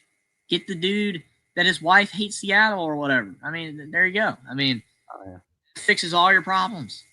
I mean, Signetti's wife was Bloomington. I mean, it's been said multiple times over. So, I mean, I think Signetti's a IU for life guy. He said he was going to retire there. I mean, he literally said the $11 million contract that he's going to retire at Indiana. So I don't understand why people are still saying he's going to go to the NFL or whatever. Like, well, and he's in his 60s, so I mean, he said in the video. I don't know if you saw the video, Jackson, but there was literally a video when he signed the contract, the $11 million contract that IU just gave him a few weeks ago. He said, "I am staying and retiring at Indiana." Yeah. But people are still saying he's going to go to the NFL or he's going to go to. Well, that's noise, in my opinion. It's noise, but it's just dumb. And then you have the articles, who's going to be the next Cignetti? Can we just maybe accept the fact that there might not be the next Cignetti? I mean, I don't know if there will be anybody in history that would take over a program as dead and irrelevant forever in all of history as Indiana football and do what he's doing. Because I don't know if there's another program that you could possibly take over that's always been crap at football like Indiana. Almost every single Power 4 program out there has had at least one span of time where it's like, hey, from 79 to 87, we weren't that bad. Indiana's always been bad. Yeah. Every year. They would have 1 year, 67, they made a Rose Bowl, just a random Rose Bowl. And then you check the stats. Oh, yeah, Ohio State sucked that year. Okay. Once. We're talking about Kansas State, Bill Snyder, Wisconsin, Barry Alvarez, Iowa, Ferentz, and probably somebody else from a long time ago that I don't really care about right now. That guy. There you go. Point is, Indiana didn't have that. Bill Mallory's your dude. Bill Mallory, and he was 45% win percentage. 45%. That's your best coach of all time. Is a dude that won 45% of his games. And he won 2 bowl games in 13 seasons. Wow. That's amazing. What Cignetti has done, nobody else, I don't think, can do. To take over a program that is dead, that is nothing, to do this. I don't know. It doesn't matter if next year they're trash or what. It don't matter. This 2-year span of time has been something that I've never seen in my life. In this era that people said could not be done. Because it was like, okay, well, all the great programs that are already good, they're going to remain good. And I was reading articles like 2-3 years ago where people said programs that were bad can never become good in this era. Like you already have to have a pre-established history. You already have to be good or have financial support. Well, Indiana just proved that was not correct because Indiana's never been good. They literally 2 years ago had like 20,000 empty seats in a 50,000 stadium, capacity stadium. And now they're selling it out every week. They have the best winning streak at home in college football. They're 15-0 in their last 15 home games. Alabama had the longest winning streak, but we just lost, which still stings. But Indiana's got the longest streak. What Cignetti's done in this past 2 year span is insane. May I ask one request of Indiana for 2026? Beat the hell out of USC for me. Absolutely. Punish USC for not wanting to play Notre Dame. That's all I ask. Hopefully we can do that, Jackson. It's just for me, though. They will. I get mad because the people that are capitalizing off this and saying this guy's going to be the next Cignetti, just lay it to rest. I had to hear all year who's going to be the next Indiana, and the answer was Indiana. Indiana was the next Indiana. It wasn't Illinois. It wasn't Mississippi State. It wasn't nobody. It wasn't Michigan State. People are like, Michigan State's going to make the playoffs. Really? I got it. Michigan State got making the dirt face go dirt. So we went from the next Indiana to the next Cignetti. Just lay it to rest, man. Please. Just let it die. Let it go away. Write new articles. Maybe write an article saying who can be the next coach that gets as close to Cignetti as possibly can. Instead of just saying this guy's going to be the next Cignetti. Because that just devalues what he's done. Jesus. Yeah. What happens in the lose zone? Anyway, guys, I got to cut out of here. It's always a good show on Saturday night, Jeffrey. Oh, I appreciate it, Goffo. Sorry about my rants on that. It's just people. Oh, you're good, man. Indiana's trash. I'm like, just let them have their fun, man. Let them have their fun. But I appreciate it. Always a pleasure. Chat, if you would like to see Jeffrey go on another venting session, put in another $5 super chat, and he will do just that. And now, if I get off Caden, maybe he'll come back. No, I think we scared him off for the night. He'll be back next week. Regular scheduled program. Yeah, he's in his little bat cave.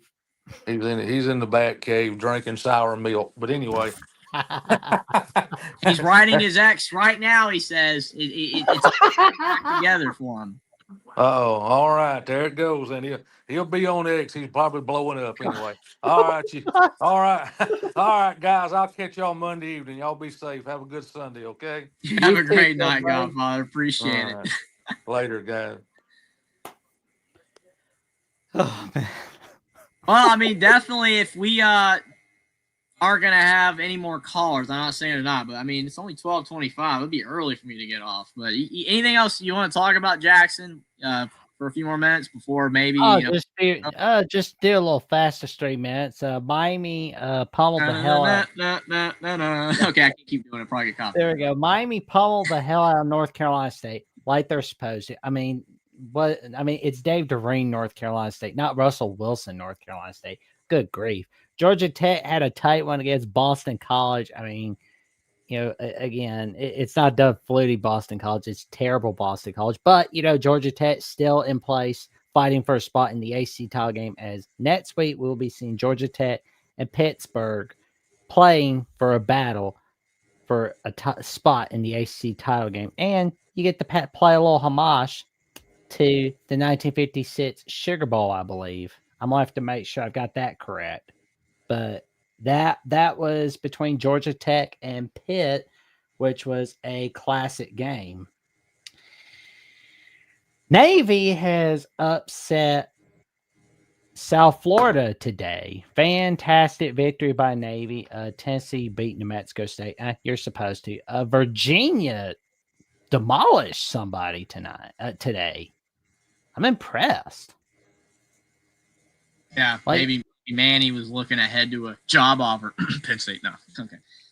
Nah, if Penn State's smart, they shouldn't be hiring Manny Diaz, because it's like if you. Yeah, I was just laughing at that because I know he's been a candidate for it, but it's like Duke's starting to fall apart. Like they're actually having a decent year, but I mean, poor showing as a 5.5 point favorite today.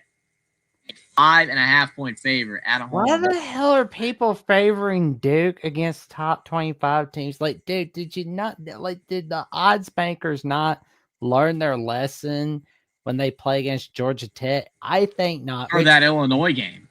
Oh, yeah. And the fact is, remember that Illinois game? It's like, oh, Illinois is going to steamroll. I can't say the word because Stephen Cherry will further be able to reference that this channel only taught sports, certain insert word. I will say it again before the show's over. But that team that plays in Bloomington, that is number 2 in the country in 11-0, that other team, Illinois, people said was going to win because they beat Duke. Well, Duke sucks. So, and I picked Duke to beat Virginia. So, yeah, I said it. We got Austin coming on here. Oh, what's up, man? Looks like Maniac. What's up? I'm gonna end this show soon, though. I really don't want to be live too late tonight. I actually would like to get some sleep, but I will put the StreamYard in for Maniac. But I do want to go to bed very soon, though, because I was about to wrap the show up before Austin came on. But go ahead, Austin. And just got a couple quick thoughts. I don't want this to get lost because I know Bama took a rough loss today, but I think it's time. And Jackson, you probably know where I'm going with this, and you too, Jeffrey. Is it time to consider Texas A&M among the elite this year, fellas? I mean, down 27, and they could have quit. They could have said, you know what? We give up. But they didn't. Is it time to start talking about Texas A&M in that conversation for a team that could go all the way? Mm. Really? That didn't show you nothing? Mm. I mean, it was it showed me was that they played like crap for 65%. I mean, on the one hand, yeah, because it's like on the one hand, they were losing to a team with a losing record who's disappointed everybody this season, named South Carolina. But on the other hand, you do make an excellent point, Austin, when you mentioned that it's the largest comeback in program history. So there is that. But at the same time, South Carolina has done this all year where they look like they're going to have a chance to win, but then they blow it. They did it with Alabama, and they did it again with Texas A&M today. Well, let me ask you a question, Austin. Do you think Texas A&M is a top 2 to 3 team in college football? I think they are. I think when you look at their skill positions, I think they can match up everywhere. They've got speed. They've got the talent. Now, if you were to tell me if match them up against Indiana and Ohio State, since those are currently the 2 teams that are ranked ahead of them, do I think they could beat Indiana? Sure. Do I think they could beat they Ohio could beat State? Indiana if they played well, yes. And I'm not doing that to get you riled up, Jeffrey, just so you know. I'm going to say the same thing about Ohio State. They could beat Ohio State. They're that talented. But do I think they will? Will they, though? That's the question. I do think they have a case for it. They have played. They haven't played good all year, though, to me. Sure. That's the problem, Austin. I mean, they don't even have a really good win outside of Notre Dame. Really, I mean, they've like their SEC schedule is like all their wins are against the bottom of the SEC. Like, I know the bottom of the SEC's that's a fair point, but still, I mean, they don't have a win over a Georgia. They don't have a win over an Alabama. They don't have a win over even Ole Miss. Their wins are over Arkansas, Auburn, Missouri. Here's the thing: had a third-string quarterback. It's like it's not that good. And LSU, okay, LSU in Death Valley. LSU is trash.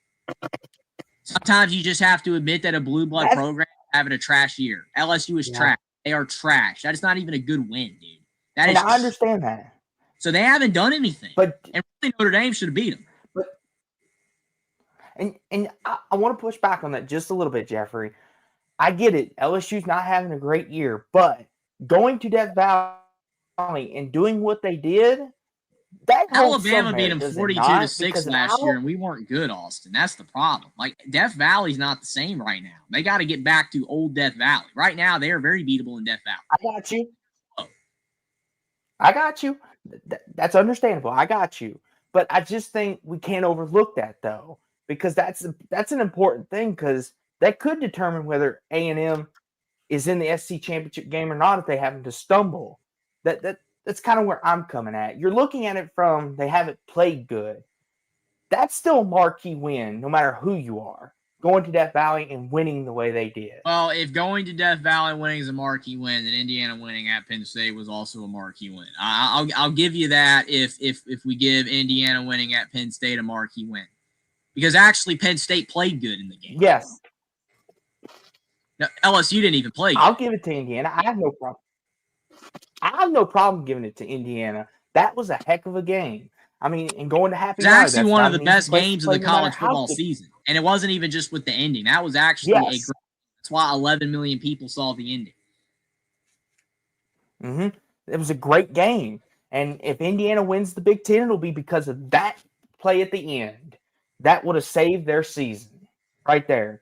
I even told Jackson that the Omar Cooper catch will single-handedly turn the tide, because if he doesn't catch that, we're looking at a bunch of one-loss teams in the Big Ten. But because he caught it, Indiana's on the doorstep of going to Indianapolis and playing for the championship. It's fair. And I will say this too. I know Alabama lost today, but how y'all feeling? What's the vibe check right now?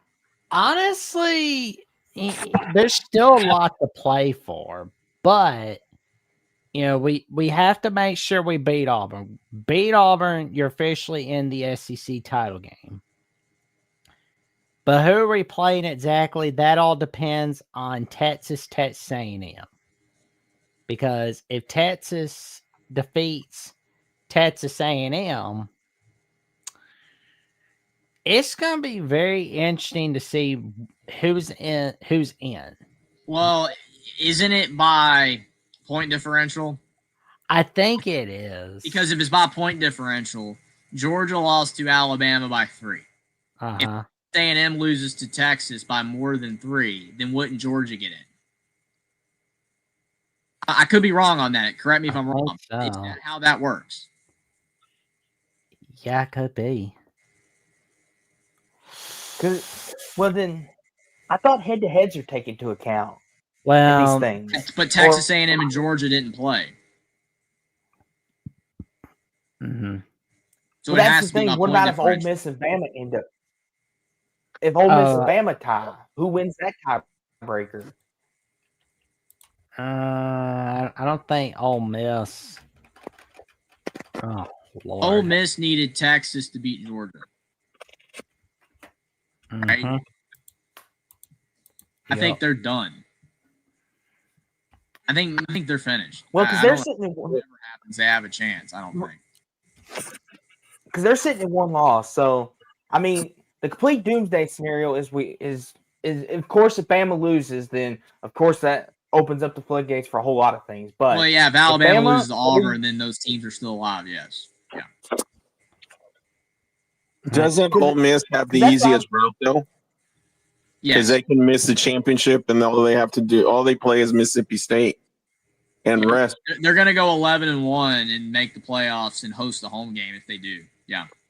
Okay, so Ole Miss, if A&M loses to Texas on Black Friday and Ole Miss wins on Black Friday against Mississippi State, Ole Miss would vault ahead Texas A&M in the standings based off of conference winning percentage of opponents.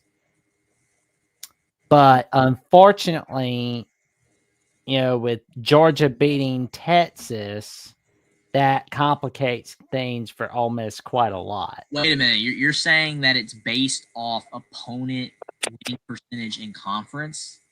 Mhm. That to me is okay. All right. I'm not going to say that's dumb because I see the logic there because you're wanting to reward the team that supposedly played the toughest schedule in the conference, but that isn't necessarily fair either because how can you really, your schedule is what it is.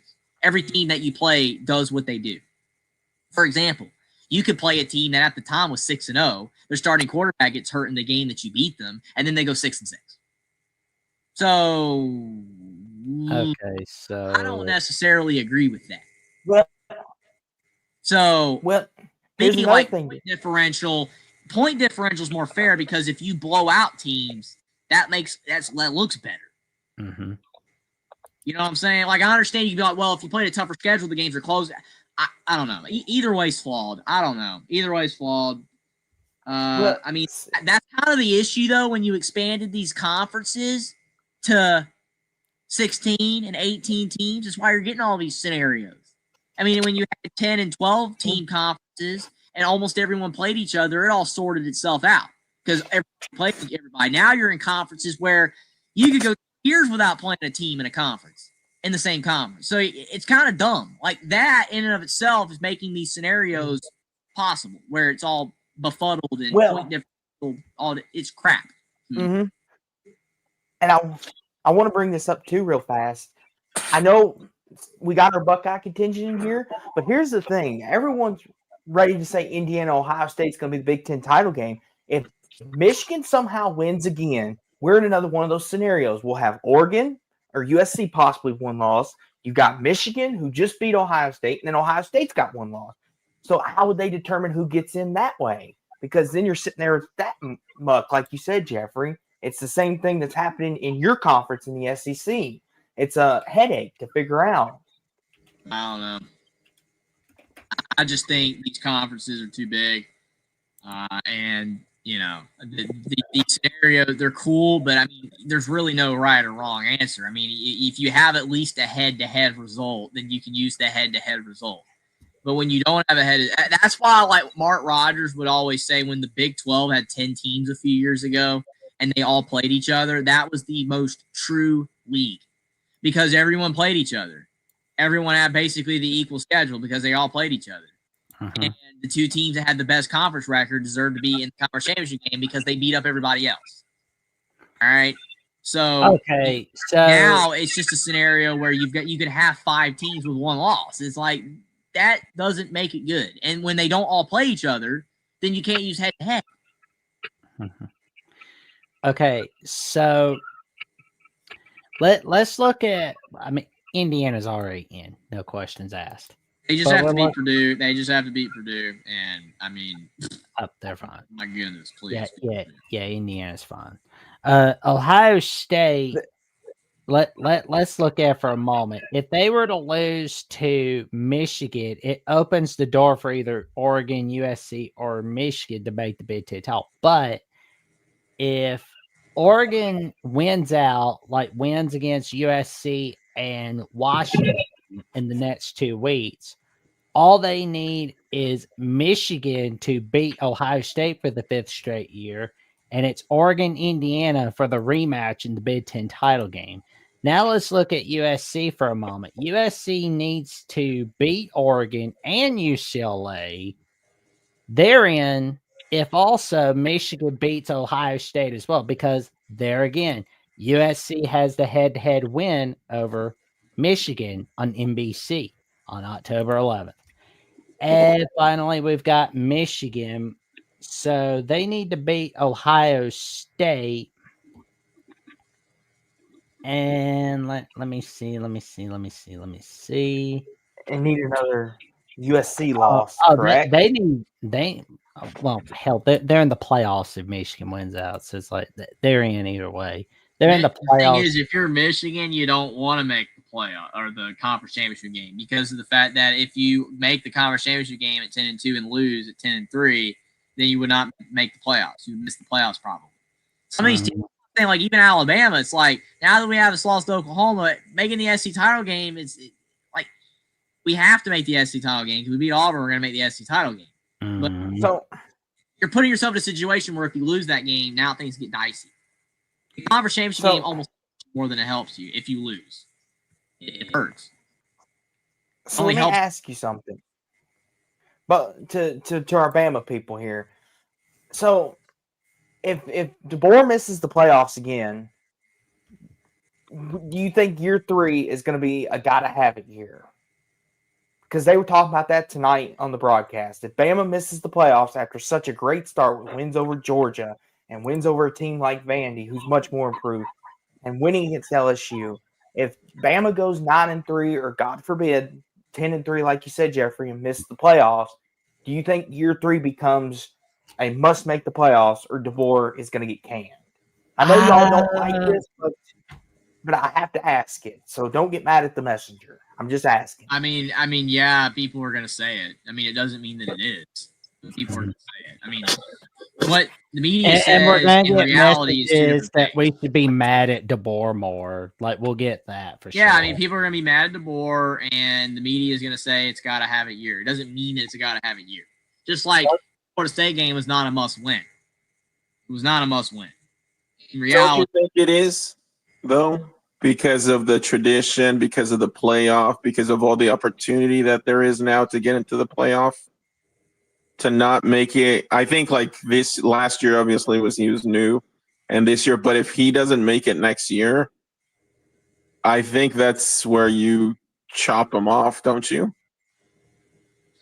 Yeah, my problem is that it just feels like an Auburn situation where you're just people because who are you gonna get? Like who can Alabama hire right now that would definitively win at a high level every year? Because Alabama's a pressure cooker. It is. Saban had no pressure because Saban won. And even he lost to UL Monroe in year 1. I know they were coming off bad seasons before that, and DeBoer took over a good team. I know it's different things. But, I mean, it's pressure cooker. Auburn fired Malzahn and Chizik, and they've been crap since. So it's like, okay. I don't know, man. I don't want Alabama to fire DeBoer unless it's just obvious you have to fire DeBoer. Because, I mean, I think they made a good hire with DeBoer.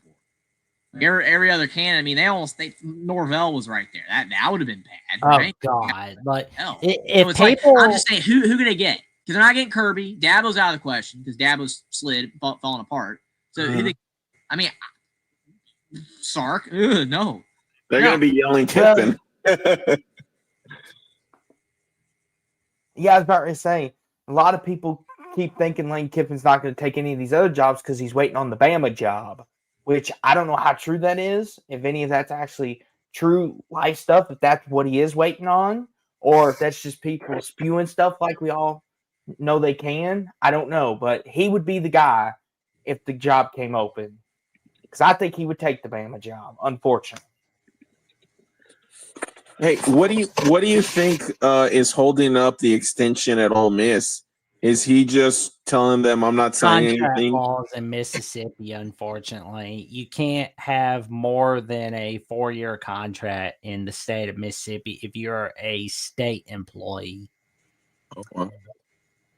So that would explain why you're hearing a lot about Lane Kiffin. Will he stay at Ole Miss or will he go to LSU or Florida? It's because of the contract laws within the state of Mississippi.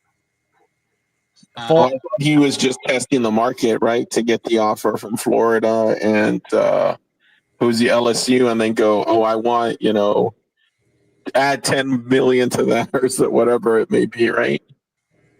But no, okay, that's interesting.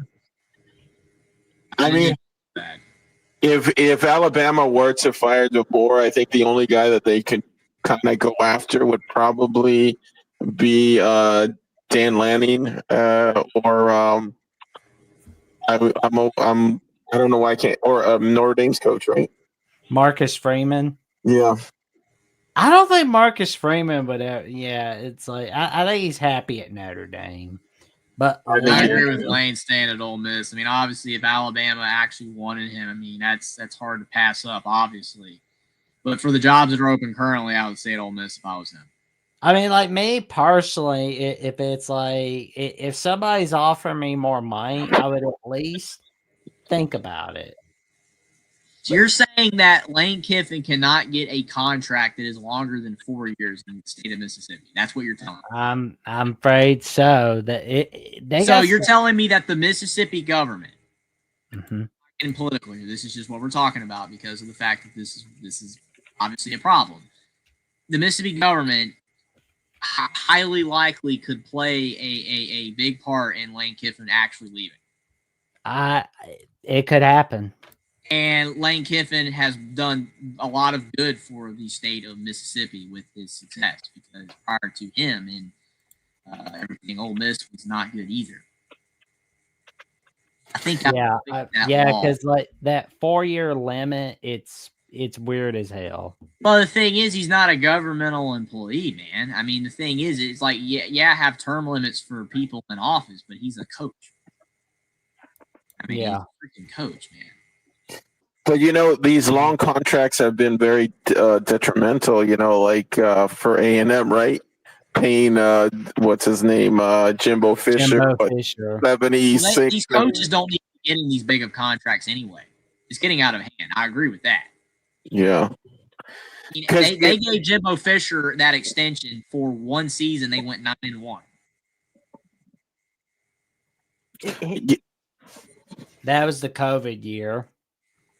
But before that and after that, of course, we saw Jimbo just falling apart. Do you think, like, now with these conferences and, like, coaches are getting fired left and right, kind of like I put on we're going to see, there'll be a powerhouse like an Ohio State, but the rest of the teams will kind of like play a Russian roulette every year, right? They'll be, Penn State will be the second best team the next year. And then as far as stability, I think that might be because of NIL and the transfer portal. It's going to be a constant shift of all the other teams, right? Does that make sense? I could see that, unfortunately. But at the same time, I kind of think it's going to be whoever is the most stable nets to Ohio State in like the Big Ten, for example. Mm-hmm. Georgia obviously has some stability with Kirby, but everybody else in the SEC, who knows? I mean, like Sark is obviously stayed at Texas, but I mean, like hearing rumors that he could take an NFL job, that makes me kind of think, who knows what's happening there. Alabama's fine with DeBoer. Oklahoma's fine with Brent Venables. Heupel in Tennessee. Yep. I mean, Bobby Hill is, but if they have more. Jeff Libby at Mississippi State. If they keep he's losing probably good. to Alabama at Tuscaloosa, and if they keep losing the big ones, I think you're going to see people eventually get really pissed off at Heupel, like you saw Penn State getting pissed off Franklin. I mean, I know that kind of grinds people's gears, but that's just the truth, unfortunately. I mean, we didn't think we'd ever see Franklin get fired from Penn State, but yeah, we did. I just think that these buyouts are ridiculous because, I mean, you're throwing all this money away to someone who's no longer working or providing services for you anymore. And that's the thing that's such a joke. I mean, you see the list is growing. Like, oh, there's like $190 million in buyouts. I mean, that is $190 million. Honestly, in the world that is just wasted money. Which, I mean, there's a lot of wasted money out there all over the place, and I'm not going to get into any of that either because people will go completely crazy if you start talking about all that. But I'm not going to talk about it. But the thing is that when it comes to college sports, there's a lot of wasted money out there that's just been thrown away. It's sad. Like, why are we doing this? Yeah. I mean, coaches, when I was a kid, I look back in like 2010, there were coaches at the Power 5 level not even making $1 million. uh-huh. Okay. Uh-huh. Yeah. Their head coach in 2010 was making $700,000 a year. And the big schools were making 4 and 5 at the max. And this was 15 years ago. Now you got these coaches getting 11, 12, $13 million a year. I mean, I'm glad Signetti got the contract so he wouldn't leave, but it's pathetic, though. The only way that they make sense is like, hey, like Ralph Go Blue, says here, new contracts, they need to lessen the buyout, man. Like, hey, like, if you get fired, instead of getting 80 million, you get like 20. I mean, I would lessen it a lot. But I mean, these buyouts are ridiculous. Because I mean, dude, you're just throwing away all that money. All that money. I want to step in here because I want to play devil's advocate on this, Jeffrey. Shouldn't you know your worth, though? Because I understand where everyone's coming from, that these buyouts are ridiculous. But if we're going to use Jimbo Fisher for a good example, since he's the most famous one, he won a national championship at Florida State. He brought a title to Tallahassee. He won the ACC. He did all these great things. He should get his money. If Florida State is not willing to pay him, but someone over here is willing to pay him and knows his worth, I'm all for that. Are we all in agreement? Like, we should know our worth. Like, if Jackson wins 2 national titles and then he wants to go somewhere else because the current situation he's in is not paying him, but he knows his worth. He knows deep down, I'm worth more. I brought you all this glory. I brought you everything you ever wanted, and you still won't fork it over. Or are we all in agreement on that? Do we see where I'm going with this? I would. Yeah. I'm in agreement with that to a point because I know what you're saying, and I like you deserve to make money if people are willing to pay it to you. Okay, if you're good at something, okay. Like LeBron James makes all the money that he makes because he's LeBron James. I don't make the rules. LeBron James, fine. The problem is he's great. Is that you are giving contracts to people that, to your point about the worth, they're worth that, because of winning. And I don't blame these coaches for accepting the contract. We all would do that. Like, there's nothing wrong with that. It's just, okay, 3 years later, oh yeah, you're not doing what we want. So fired. And then they're giving them $70, $80 million, $50 million to leave. That's my problem. Because you're no longer working, man. Mm-hmm. You're not working anymore. Mm-hmm. You're not providing more services to nobody, to the state, to the university. I got you. You should not get that. Now, again, I don't blame the coaches because they signed the contract and they given it to them when they fire them. That it's not the coach's fault. It's these universities that have up to this to the degree. So, I mean, do we really think that college football coaches should be making 14, 13, 12 million a year? I understand that they make a lot of money for the state and the university if they have good football teams. I get that. People are like, well, the football players should too because they're the ones putting the product on the field. I understand all that, but some of this stuff has just gotten completely out of hand. The amount of people, the amount of money people are making is ridiculous, especially when you're just going to throw it away when you see, here's here's on my my thing part with because that. again, we would all sign those contracts that they were given to us. It's just ridiculous. Yes. It's like, Like every single one of us, I'm in agreement with you on that, Jeffrey. Every single one of us on the panel right now, if someone gave us $90 million and plus a buyout, we would all sit there and sign it. yeah, We as would be long lying as to there's ourselves if we no said- selling your soul away, yeah, that'd be perfect, man. Absolutely, absolutely. But- But I mean, but the thing at the Jeffrey, same time, all those coaches know it's crap we all- that throwing away money. But we would do it. I would. Yeah, we all would. But here's the thing. We all would. Like, we'd be lying to ourselves if we didn't. But here's the thing. We also got to think, too, what these coaches go through. Like, you understand, they have to go recruit. They have to do these long, strenuous hours. Like, it's different, like you said. So they're earning But keep every in dollar mind they're that getting. It's 15 not years like they're ago, sitting people back- were doing the exact same thing, Austin, to make a tenth of what they're making now. Because And I now understand that, Jeffrey. So I understand that, Jeffrey. I understand where you're coming from. for example, But like there are homes today thought it- that 10 years ago cost $80,000 a year that are now $300,000 a year. It's the same dang house. It got 10 Mhm. years older, but somehow it's now worth triple what it used to cost. And that's why people can't afford to live anywhere. Well, you got to think, too, That's kind of the same problem. Like you can justify it, but it still the don't make it transfer portal. The transfer portal and NIL, Jeffrey, you could thank them for this too. Because coaches don't know year for year who's going to be on their team. Like, God forbid, like Kalen DeBoer thinks, oh, I'll have Ryan Williams one more year. Oh, no, he decides he wants to up and leave and wants to go play somewhere else.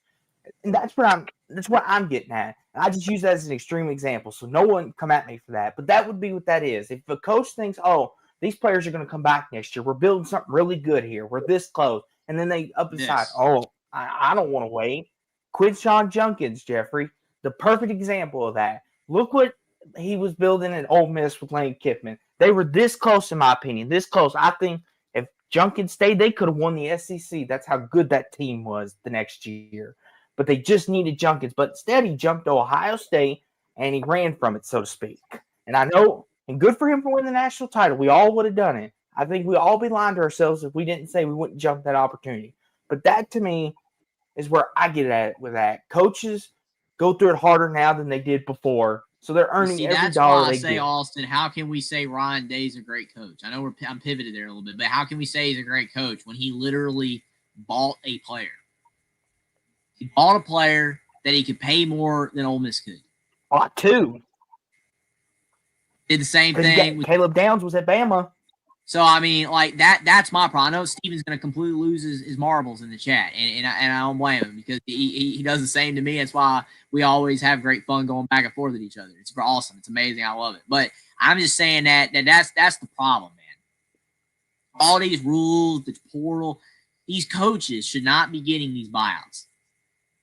And I even think a lot of the contracts are ridiculous.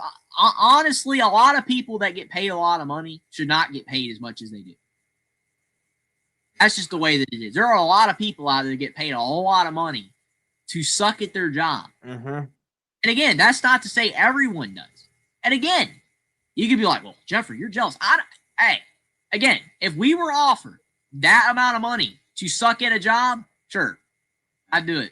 And if they fired me, We'd gave me all 80, take it. I'd be sitting on the martinis and all that other crap that Jimbo's doing and all that. Play Margaritaville. Margaritaville. I mean, again, it's not about that. I understand that if it was you, you would do the same. It's not about that. It's just the concept in and of itself is a problem that nobody is willing to address because it's just the way that it is. These schools are like, well, hey, we need a coach.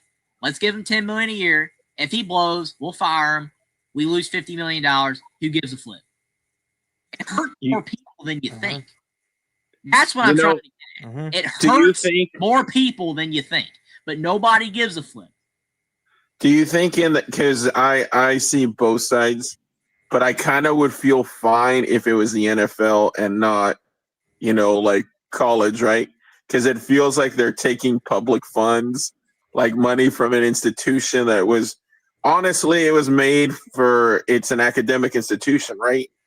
It's like realistically, college football should be your student body, right? That goes, applies, and hey, you're the kids that come to Cal. Let's get a football team going. But we've we've created these football factories aligned with colleges, right? So it's a what is it? It's really not part of college. It's not related to college sports at all, right? It's really just a football factory associated with the college to make a profit. But at the same time, I think if a NFL team paid, Jimbo Fisher that money and they fired him, I wouldn't feel as bad as I feel as A&M paying $78 million, right? Does that make sense? Yeah. No. No? Okay. And here's the thing too, and another thing, not to go down a rabbit hole, because there's a couple games I want to hit on, is a lot of people are saying NIL is what screwed all this up. I don't have a problem with NIL, and I want people to hear me out. If Jeffrey was a student athlete and he's put on a video game cover, or he's doing magazine interviews and he's posing for the camera, or they want him to be in a McDonald's commercial, And going He on should the get paid Joe for that, Rogan because that's it. Experience, and going on the Pat McAfee show, and going on Stephen A. Smith show on Sirius XM, and appearing on Pardon the Jackson, we Interruption, get it. Michael Jeffrey's Wilbon with Tony famous. Kornheiser. Jeffrey's famous. We get it. No need to brag. Anyway. But I'm I just don't know saying, though, about that, Jeffrey but I would want appreciate his it. money for that. But Jeffrey Yeah, would but want to what get if- paid for that. what And if- I'd be like, cool, Jeffrey. What if Jeffrey's a Go ahead. guard and no one knows who he is, right? Mm. He ain't selling no T-shirts. He's not selling no jerseys. Should the quarterback? I think of like Reggie Bush, right, back in the day, and like Matt Leinart. They would have made a killing, right, selling their jerseys and whatnot. Yeah. But like the guard for USC, I couldn't even tell you his name, right? So what kind of and really they should just be college employees, right? Get paid like a college employee. I like how a person at a grocery store gets a set wage. I mean, it's like, I don't know. And yeah, for those that are cool Anyway. and have the opportunity, like for instance, who are the two sisters, beautiful blondes that play for Miami. They originally were not making money, and before NIL, they said they'd be making millions, and then they signed a cell phone contract, right? Well, For millions of dollars. That's The fine. thing that was so funny about that, Dr. C, is that you look at those twins, and I made a post on this about a year and a half ago to 2 years ago. It was early on in my good old Twitter journey. And I said, if the Cavender twins were guys, would they be famous? And No. I got a lot of people mad when I asked that question. It's a legitimately honest question. I'm not upset that they've made a lot of money and that they're famous and all that. I don't care. That's great for them. It's completely transformed their lives, hopefully for the better. Even though they're boo-hooing about Carson Beck and crap or whatever the flip. The thing is, though, is that they're not good. That is the problem. They are not good players. They are just attractive people. They're pretty. Okay, I mean, I'm sorry. I'm sorry that is offensive to people. But when a guy makes a lot of money, typically he's pretty freaking good. There are a lot of female basketball players that were better than them. Okay? Caitlin Clark, I've got no problems with Caitlin Clark making a lot of money. She's good. But they weren't good at Miami. The one twin averaged 4 points a game. The other averaged 9. They weren't good. I'm sorry, they didn't deserve that, but they got it. Okay, they deserved it if people wanted to pay them, I guess. But they didn't make money for the reasons that you think that you're supposed to make money as an athlete in this era. Yeah, definitely. They were just influencers. Just call what it is. They made money as influencers. I got spammed in my feed for that one tweet just by people saying, well, they're good athletes. No, they're not. They're just influencers. And good for you. There are a lot of people that are influencers online that make a lot of money just for the exact same reasons that the Cavender twins got money. And that is okay, I guess. That's fine. If they make a lot of money off that, that is fine. The problem is, though, is that people didn't call out the Cavender twin situation for what it was. I had people telling me they were good. Are you kidding me? Slippery slope. How it's a slippery slope. I don't see what I'm saying is bad. I'm not saying it to be negative to women at all, because there are a lot of great female athletes that deserve to get paid. They're good. But the Cavender twins were not good. They should have just been called influencers, man, that happened to play basketball. Still makes me. Whatever. I mean, in a way, it's like for the females, unfortunately or fortunately, however you want to see it, whether they're attractive makes them, more popular. And then for men, it's, I guess, the better player that you are, right? It's on the court. I mean, has there been a relatively handsome male football player that sucked that was famous? Because the women don't watch it, right? So, I mean, yeah, like the only industry where looking good as a guy can help is in the music industry. That works. Yeah. And modeling. But as a football player, not as an athlete, not really.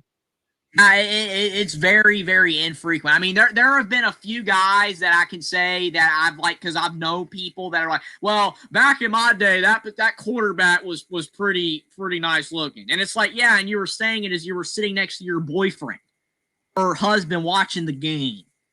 And you probably just glanced at the TV. I don't know, man. I the thing is, all I know is there's a lot of people out there that make a lot of money that don't deserve it. But if people are willing to pay him that, then I guess there's nothing to say. There's really nothing to say. Jimbo Fisher got his little $80 million buyout that he didn't deserve, and that's okay. The Cavender twins got money as basketball players when they were influencers, and that's okay too, I guess. I don't know. Everything that I'm saying, I guess, is completely irrelevant because it doesn't matter. I just still think that there's a lot of instances where it's pretty just sad and pathetic. But what I say don't matter. Because if I was making $80 million a year to suck at my job, you guys probably would not like me. And that's okay. And it would be okay if you were doing it, Dr. C, and we don't like you. And Dr. C sucks, man. He's making $80 million a year. He's not even good at his job. Well, you want to know what? That's okay, I guess. That's the thing. It's okay, I guess. Because that's just the way society is. I guess we just got to deal with it. Well, and last thing, not to really belabor on the point, but for instance, Tennessee has that talent tax when you go to the stadium, and they charge you a tax for talent, right? When you buy something, it's like, how much can they nickel and dime us anymore, right? That's the kind of things that I think these payouts kind of make some fans bitter. Well, see, it's like Hum is saying. I explained this last week. Public schools are often largely privately funded. Big money donors pay these contracts, not tax dollars.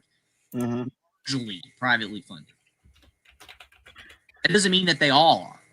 Hey, let me put a question out there. Prior to NIL, what do you think out of the programs? Do you think every program was paying players under the table?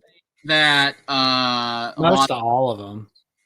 Yes, I do. I mean, here's the thing. But there are a lot smaller figures than what is currently being done. No one has really snitched or come out with a book saying, "Hey, I got paid." We know Reggie Bush was getting his rent paid, right, for his family, but there hasn't been someone that's really gone out and go, "Hey, Florida State was paying me $10,000 a month," right?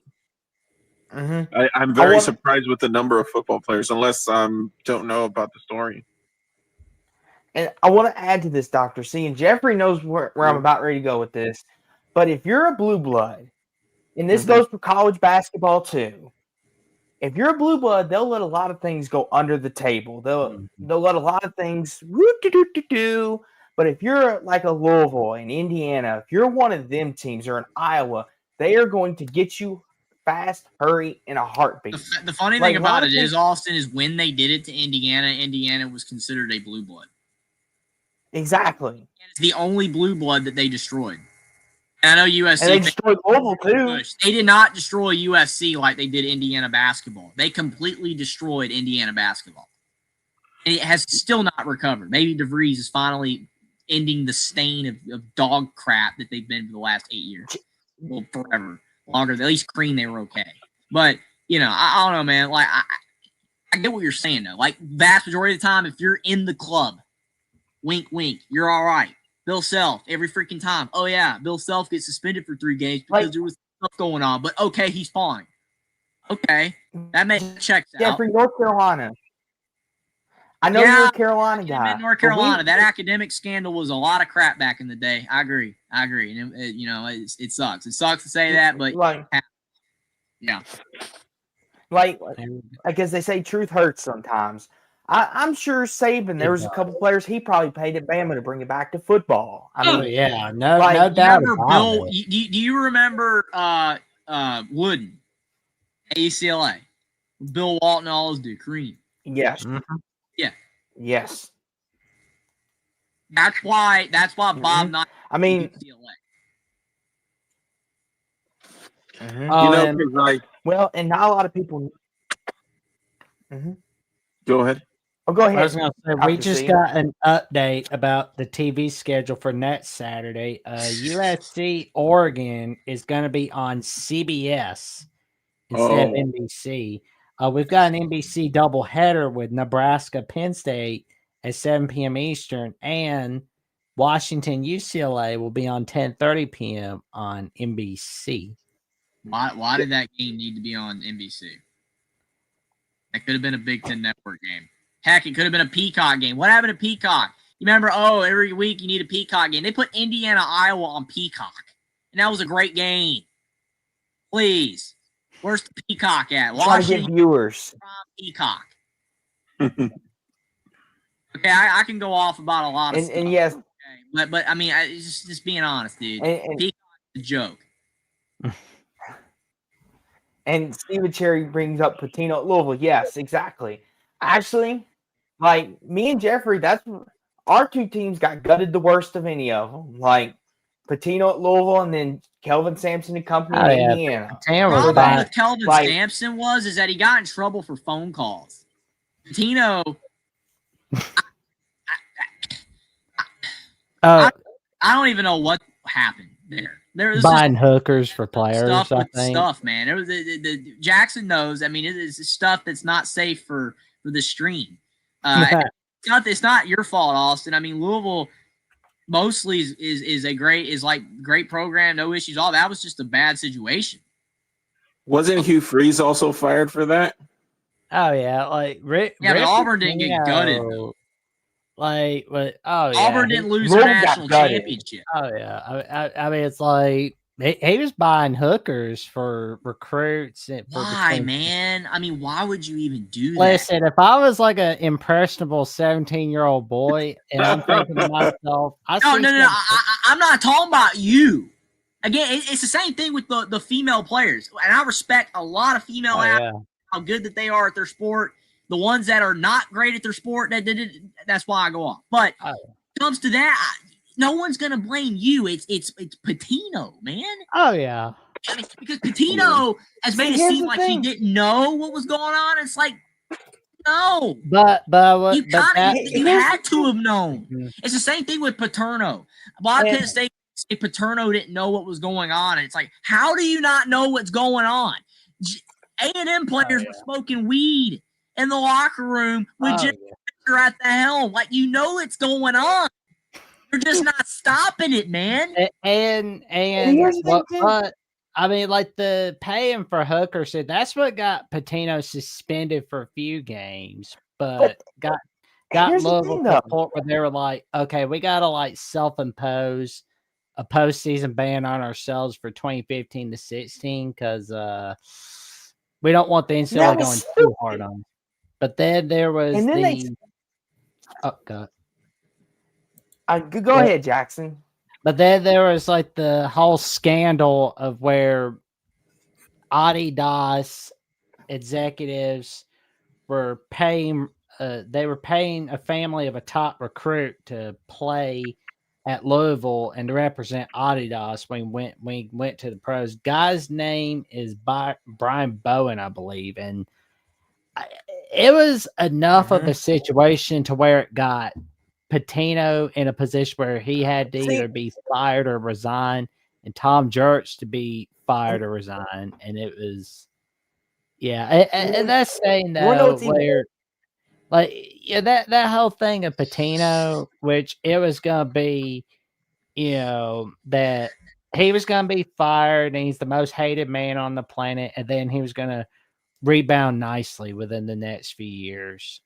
Because at least he didn't go chicken shit and decide, oh well, I'm gonna go run and I'm gonna go into politics to save my own ass. Every time somebody goes into politics, Jackson just levels into them. It's hilarious. Go ahead. Only if they're at Auburn. Only if they're at Auburn.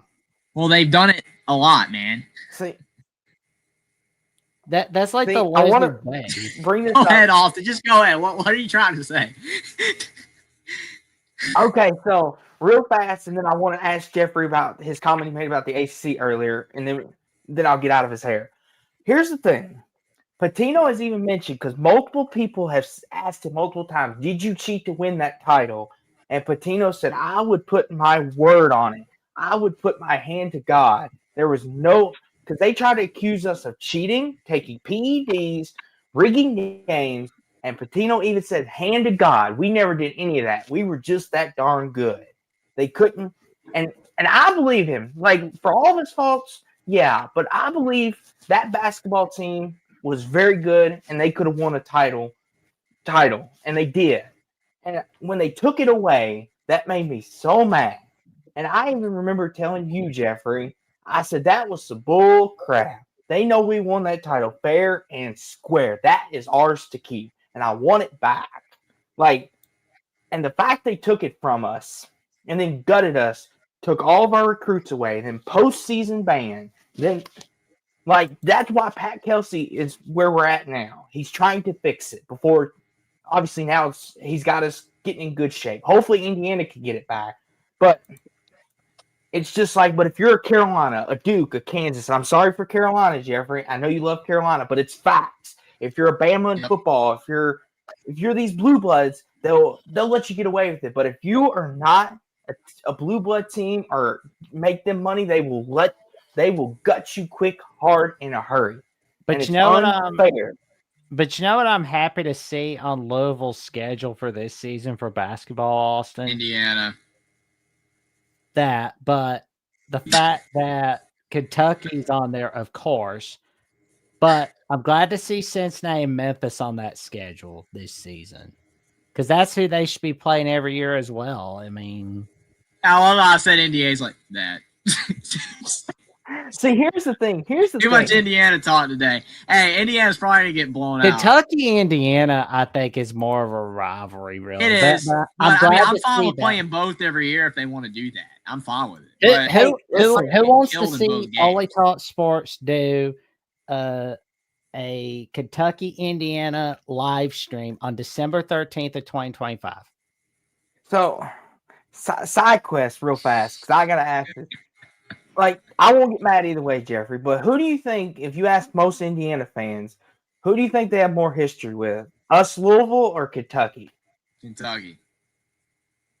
Indiana was legit rivalry for a long time until Calipari had a hissy fit after Indiana beat them in 2011 and had the court storming.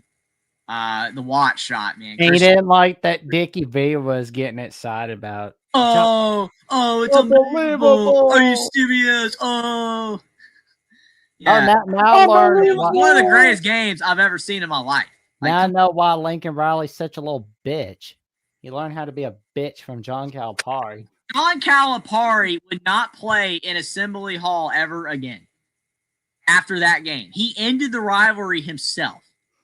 And even now that the rivalry's back, Indiana's having to play 2 games in Kentucky, 1 at Assembly Hall and 1 on a neutral site. So it still favors Kentucky. But Indiana did it to get it back. It's a big game. But like Cal, like Hall of Fame coach, and you won't even play in Assembly Hall. You could have dominated him in the 2010s. Indiana sucked. You could have dominated him in 2010s. That's why you're going to Lucas Oil Stadium, Jeffrey. That's why he scheduled a neutral site game. That way they can say, oh, we went up to Indianapolis and played the Hoosiers in a home environment, but it's still technically a neutral site game. Well, Cal's Not like gone. what they did. So Indiana still gave Kentucky a more favorable thing. And Cal's gone. Man. Calipari. And you man, called it too. You called it too, Jeffrey, in that video. You even said, watch, he won't be here by this time. So That's the thing. I did. Thank you for mine. That's the thing. It's so funny. I'm wrong a lot, and people let me know when I'm wrong. There's a lot of times that I make really good predictions like The Simpsons. And when it happens, it does. And I never get credit for those. I said, yeah, Indiana and Kentucky's back. It's going to come back. But Cal's not going to be there when it happens. Yep. Indiana, he will never play in Assembly Hall ever again. So the last remaining member, he is going to remember the rest of his life. When he retires and he's sitting on his porch, at 80 years old, he's going to remember that shot. It's ingrained in his brain. And I don't even care if they won a national title that year and they beat IU in the Sweet 16. I don't care because I never play in that building again because of a court storming. Get over it, man. Come on. You ruined That's what we the love about rivalry the game sport. just because you couldn't handle a court storming. Please, That's what makes the sport beautiful. dude.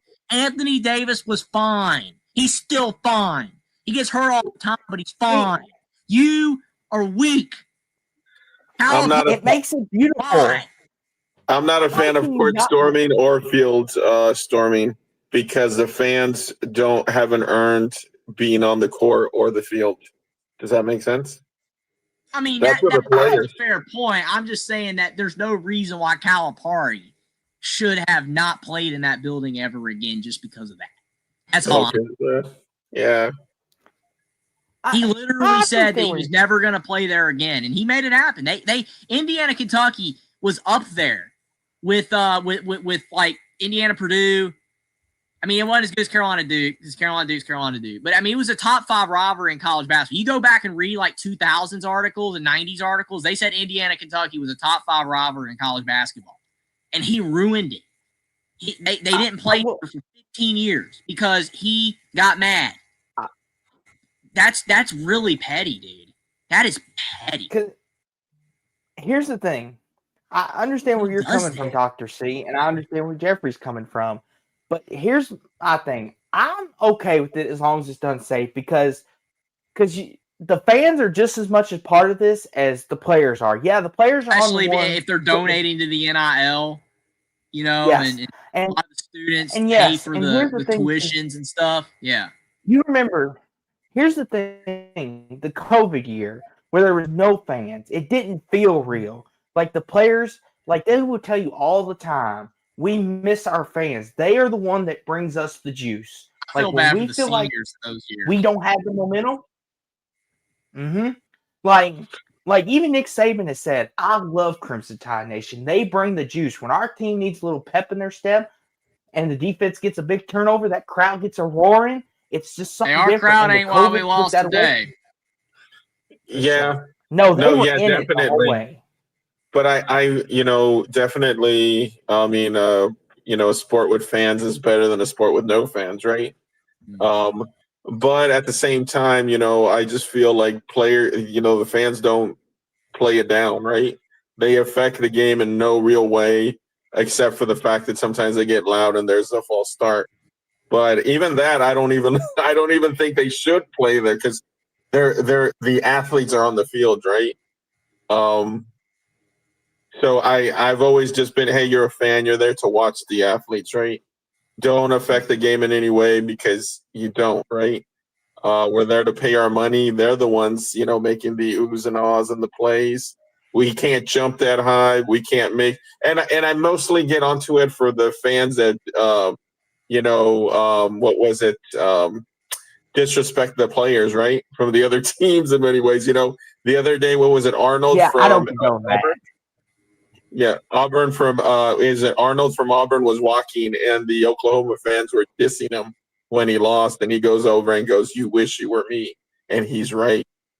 So, you know, that's kind of where I'm coming from. You know what I mean? Well, Jeffrey, I'm gonna get off here, but before I go, tell your friends. If you're leaving, we're all leaving together. Yeah, I gotta. I'll end up staying on until 3 in the morning if you leave and I don't, because it's Yeah, happened. last thing. So we're all leaving if you're leaving. Yeah. Well, I don't want Hold you on, to stay Jackson. out till 3 a.m. You gotta get your Z's, man. Yeah, I gotta be. I gotta wake up for. How much do you sleep, Jeffrey? By the way, I've always been concerned about that. Well, I try to get enough sleep during the week. I try to go to bed before midnight, and I sleep because I got to get up in the morning. But on Sunday, Saturday night, especially, I usually get about 4 or 5 because I'm always on this show very late, and then I got to be up at like 7. So I'm not gonna get a lot of sleep tonight. It's okay. I love the show. I appreciate you guys so much. I started the show earlier tonight though to get off early, and I'm still not getting off early. But I've been live until 5 before. Really? Wow. I've been live until 5 a.m. before, and it's bad. When you wake up the next day, especially when it's only like 3 or 4 hours of sleep, you're toast, man. You feel like lightning hit you. And the funny thing about it, Dr. C, is when you're young, because even Mark Rogers, I've talked to him about it before, and it's so funny. He's like, Jeffrey, you're young. Yes, that is true. But it still doesn't mean that I don't feel like crap the next day.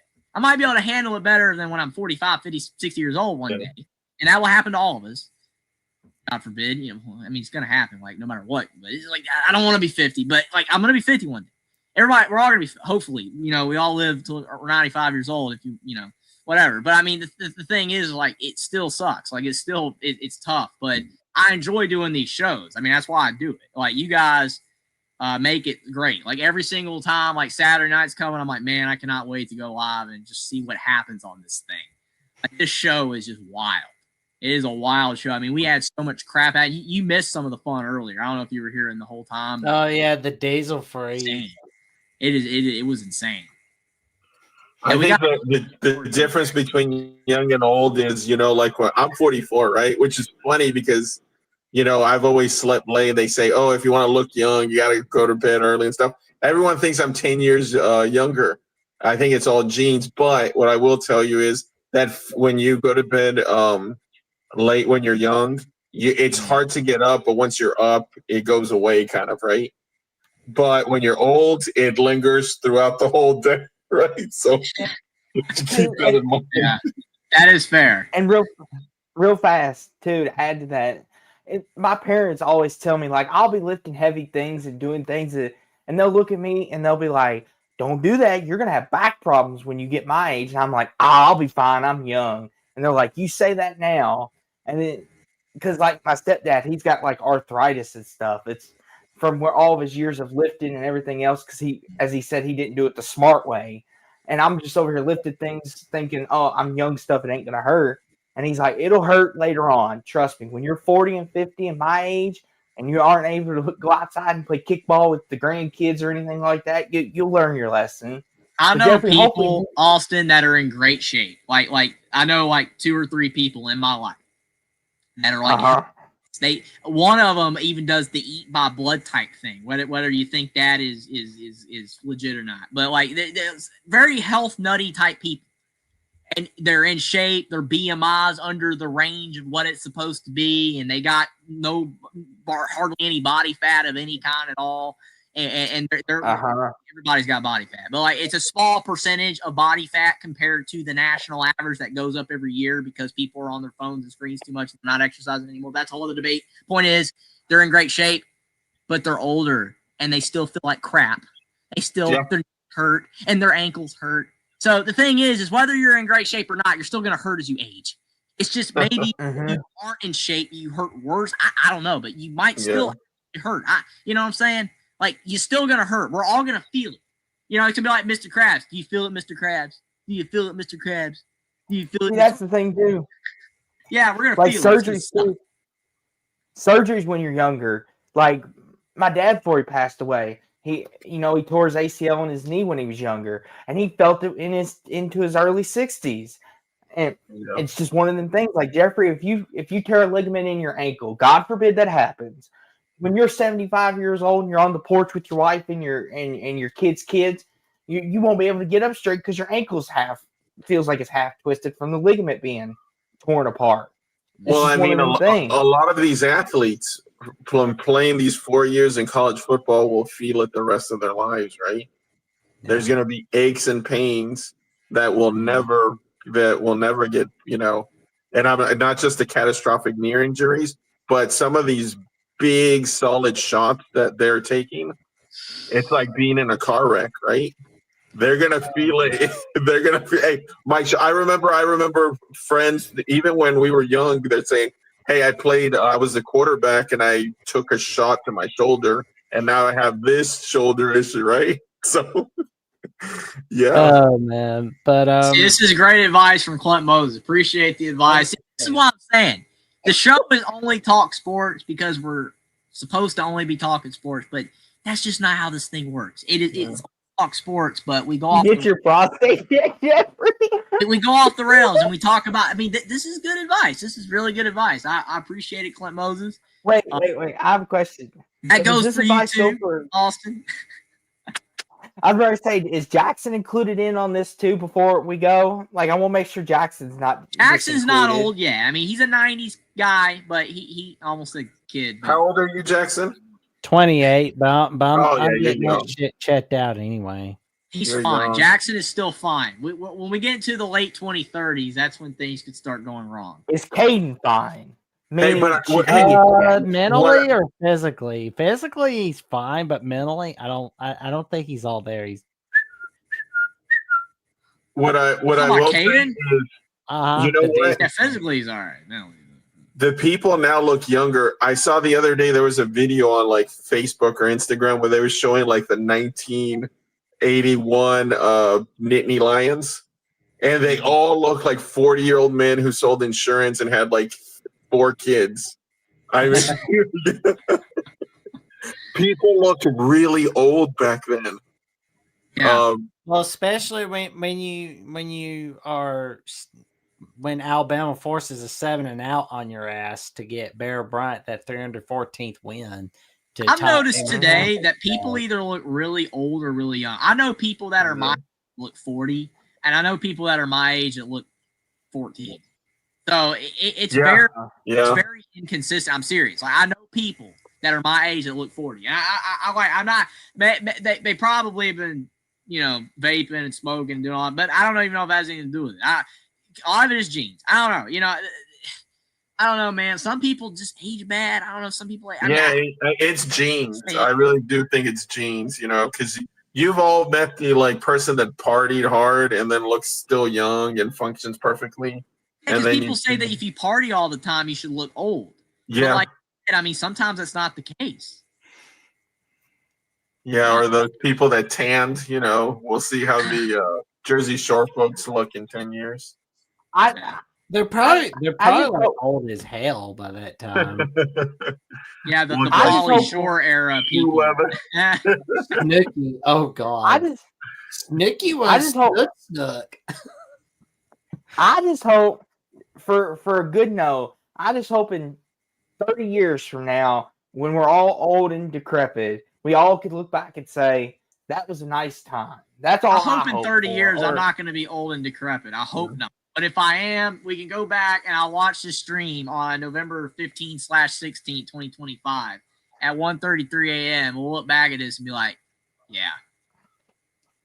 Well, and hopefully Indiana will have won a few national championships by then. And I hope that technology improves our lives where we stay younger and fitter and surgeries are superior, which I hope, right? And then, it's got to happen before it's too late for us. Yeah. And a lot of people will be hoping hair, baldness. We figure out baldness for a lot of our friends. In the future, there won't be any baldness. Things like that, Yes, we will say you're the old Godfather was a hoot. We'll never forget you, Godfather. Ever. No. Godfather, you are a treasure. You like saying that reminds me of Grandma and Garfield. You remember Grandma and Yes. Jackson? And also, Yeah. it's like, never leave us. That's what Garfield said. Yeah. Never leave us, Grandma. Okay.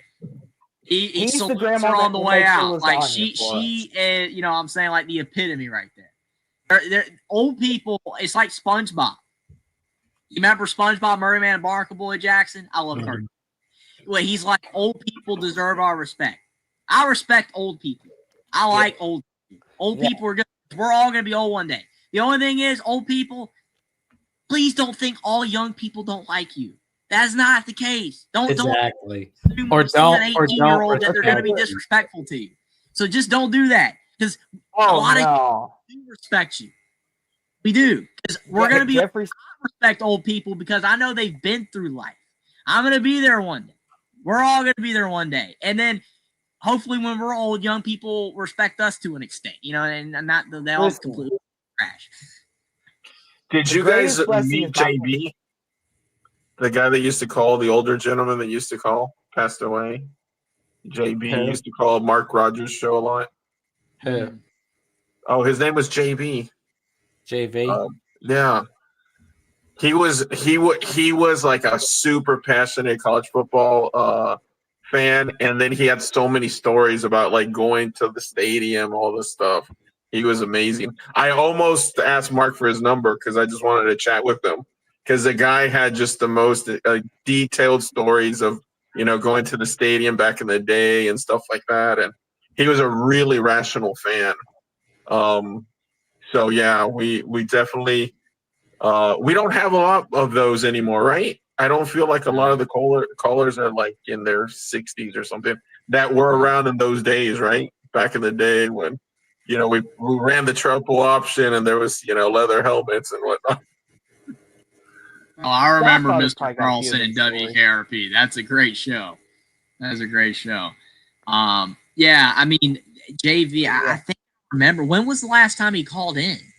Now, this was years ago. I think he passed away like 2 years ago, I want to say. I mean, I've been watching Mark since 2020, so I might remember. Yeah. He would have called. Yeah, he was a regular caller. I think I remember. Ask Mark about him. He'll tell you.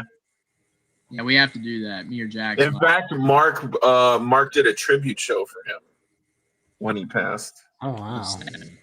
It's Yeah. crazy to think, Dr. C. I've been doing my YouTube channel for over 3 years now, and I've been calling into Mark for over 3 years, and there's several people that I've like known that have died in the college space in the last couple years. Like the Golden West Blue Virginia Dude passed gentleman. away. Yeah, Golden you Blue remember Dude. him? Yeah, absolutely. I mean, I always thought his videos were so funny, like the outlandish like realignment stuff. It would crack me up. It would just crack me up. But like, Oh, he was going nuts when like West Virginia lost to Kansas. Oh yeah, he was great though. I mean, like I didn't agree with all his content, like some of his stuff, but like I respected what he did, like what he did. But I didn't even know he was sick, and when I already passed, I was like, man, that sucks. Yeah, because he was really doing good with that channel too. Yeah, no, definitely. Him and Joey. That's right. Yeah. Golden Blue Dude. Remember that Jason guy, Jackson? Jason, he passed away. Yeah. Jason. There's a couple Jason, but one of them passed away. I was really sad. I didn't know him very well. But yeah, I mean, there's just been a few, man. I'm like, it's crazy. Like that West Virginia guy. Yeah. Dude, isn't there another West Virginia guy, Jackson? Who was that? Who was that guy? Dale Wolfley. Yeah, Wolfley. Yeah, Wolfley. You didn't do a show with him, did you? Or did you? Yeah, we did a show. Yeah, he was on my second ever episode of the Jacksonian at that time. Yeah, you did. I remember he actually followed me on Twitter. About 2 weeks before he passed away. It was insane. I was like, because you did the show, he followed me because I retweeted it, and I was like, I was checking out some of his stuff. Like he was really good, and then he passed away. I was like, what? I don't know, man. Life is fleeting. That's the point. Like people don't think about it on here because we're all just talking about sports and stuff. But it's the same thing, man. Like any of us could pass away tomorrow. Wolfley, he wasn't a lawyer, was he? Or was he older? No. He was a former player at West Virginia. Oh wow. and He he played was, for he was a broadcaster. I always had this. That's I such a know shame. we're going He down. was a cool dude. No, we're going down a bit of a path here, but my parents always told me there was like one thing in life we want you to understand, Austin. And I was like, what's that? They were like, life is fleeting, like you said, Jeffrey. But they said it's not about whether you win or lose. It's what you decide to do with those wins or losses that determine the outcome of your life. For however long you're going to live, it's what you decide to do with it that counts, not the wins or the losses. And I never knew what that meant until after that until I had a big loss and I was like, okay, now it's all hitting me. It's not the fact that you lost them, it's the fact of what do you do with it or when you get a big victory. I never understood that until that point. And I was like, okay, that's what they meant. But like you said though, Jeffrey, life is fleeting. We have to enjoy things. Like, you never know, Jeffrey, what could come next in life. Bama could go 0-12 next year for all we know. I hope for your sake it doesn't, but to get it back. But last thing I will say, Jeffrey, about the ACC comment, and we'll go to bed. So there's nobody from this conference you can look at and say would give anybody a game in the playoffs. From the ACC. Yes, from the ACC. You don't think Georgia Tech could go to Ole Miss and maybe give Ole Miss a game? I mean, the problem is with that is that if they played a heck of a game, then not anybody, but a lot of teams can give teams a game if they play well. The issue with the ACC is they haven't been playing well. Everyone's going to say Miami. If Miami played a good game, they could compete probably. But Miami's not been playing good. You know, that's the thing. Like, Miami has a win over a playoff team probably in Notre Dame. But since that game, it's all been downhill. You know, I don't know, man. I think that overall the entire ACC is pretty bad and not really worthy of the playoffs. But a couple of the teams, if they played an A+ game, could compete. Yes. Beating Arizona State to Texas, so to speak. Mm. Is that a good way to put it, Jeffrey? Is that what you're trying Absolutely. to get at? I mean, Arizona like State's a lot worse than Texas, but they gave them a game. I mean, Texas also bag there, but I mean, Arizona State. That's kind of what I was getting at. Football. That's kind of what I was getting at. Wanted to understand your comment. Were you trying to refer to the ACC as kind of like the Big 12 is like what Arizona State was? Not a lot of people gave them a chance to hang with Texas, and they did. They played probably the best game they played all year. That's what I was kind of getting at. Could Georgia Tech go to Oxford and play Ole Miss down to the wire? They probably could if they played their best, because we've seen Georgia Tech play their best. Absolutely. Or could Pitt they could compete, but I mean, 8 or 9 out of 10 times they would lose, and probably those times would lose pretty roughly. But it doesn't mean they can't compete. You know, Nebraska last year was not a good team, and you know they almost beat Ohio State. That's true. I mean, football is a weird thing, man. It is. I mean, like you all mentioned, like the day with the Bama thing, that was a wacky thing. The pick six, the blocked field goal. What are the chances that happens again if you were to replay that game? Probably not very likely. At least the blocked field goal. Maybe the pick six.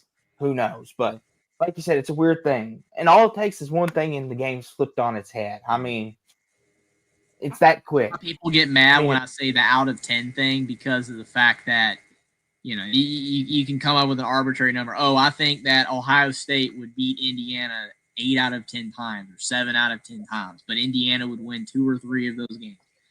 You know, that irritates people because, you know, like, appreciate that, Dr. C. Great talking to you. Hope to see you maybe next week, you know, back on the show on Saturday night. But appreciate you for coming on the show. It was a great time talking to you, and I hope you have a great night as well. And also did want to point out to Stephen Cherry here. He said, I received a kidney transplant a year ago, so I completely understand God's in my life. I'm glad that everything went well with that, Stephen Cherry. Because, again, I love the back and forth we have. It is fun. I like every time anything Indiana or Ohio State happens, I'm just like Stephen Cherry. Like Stephen Cherry is like you just instantly come in my mind. It's great. I love it. it would not be the same, man. It would not be the same without that. I'm glad everything was all right, man. Like, where's Kane the Diesel Freak? Will coming in at this late of an hour. Will indeed coming in at this late of an hour. Katie came on earlier, Will, and he gave us an earful. Go back and read the chat. You'll understand if you go back up and read the chat what occurred, what transpired.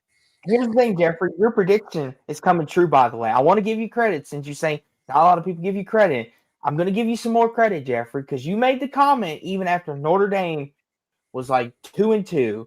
You made the comment on the show with Will, and I believe you even made it with Jackson on your All's Collins show. You said if Notre Dame ran the table, they would be in the playoffs. Well, Jeffrey, you think like the committee, because if they went out, they're in. The committee's even telling us this.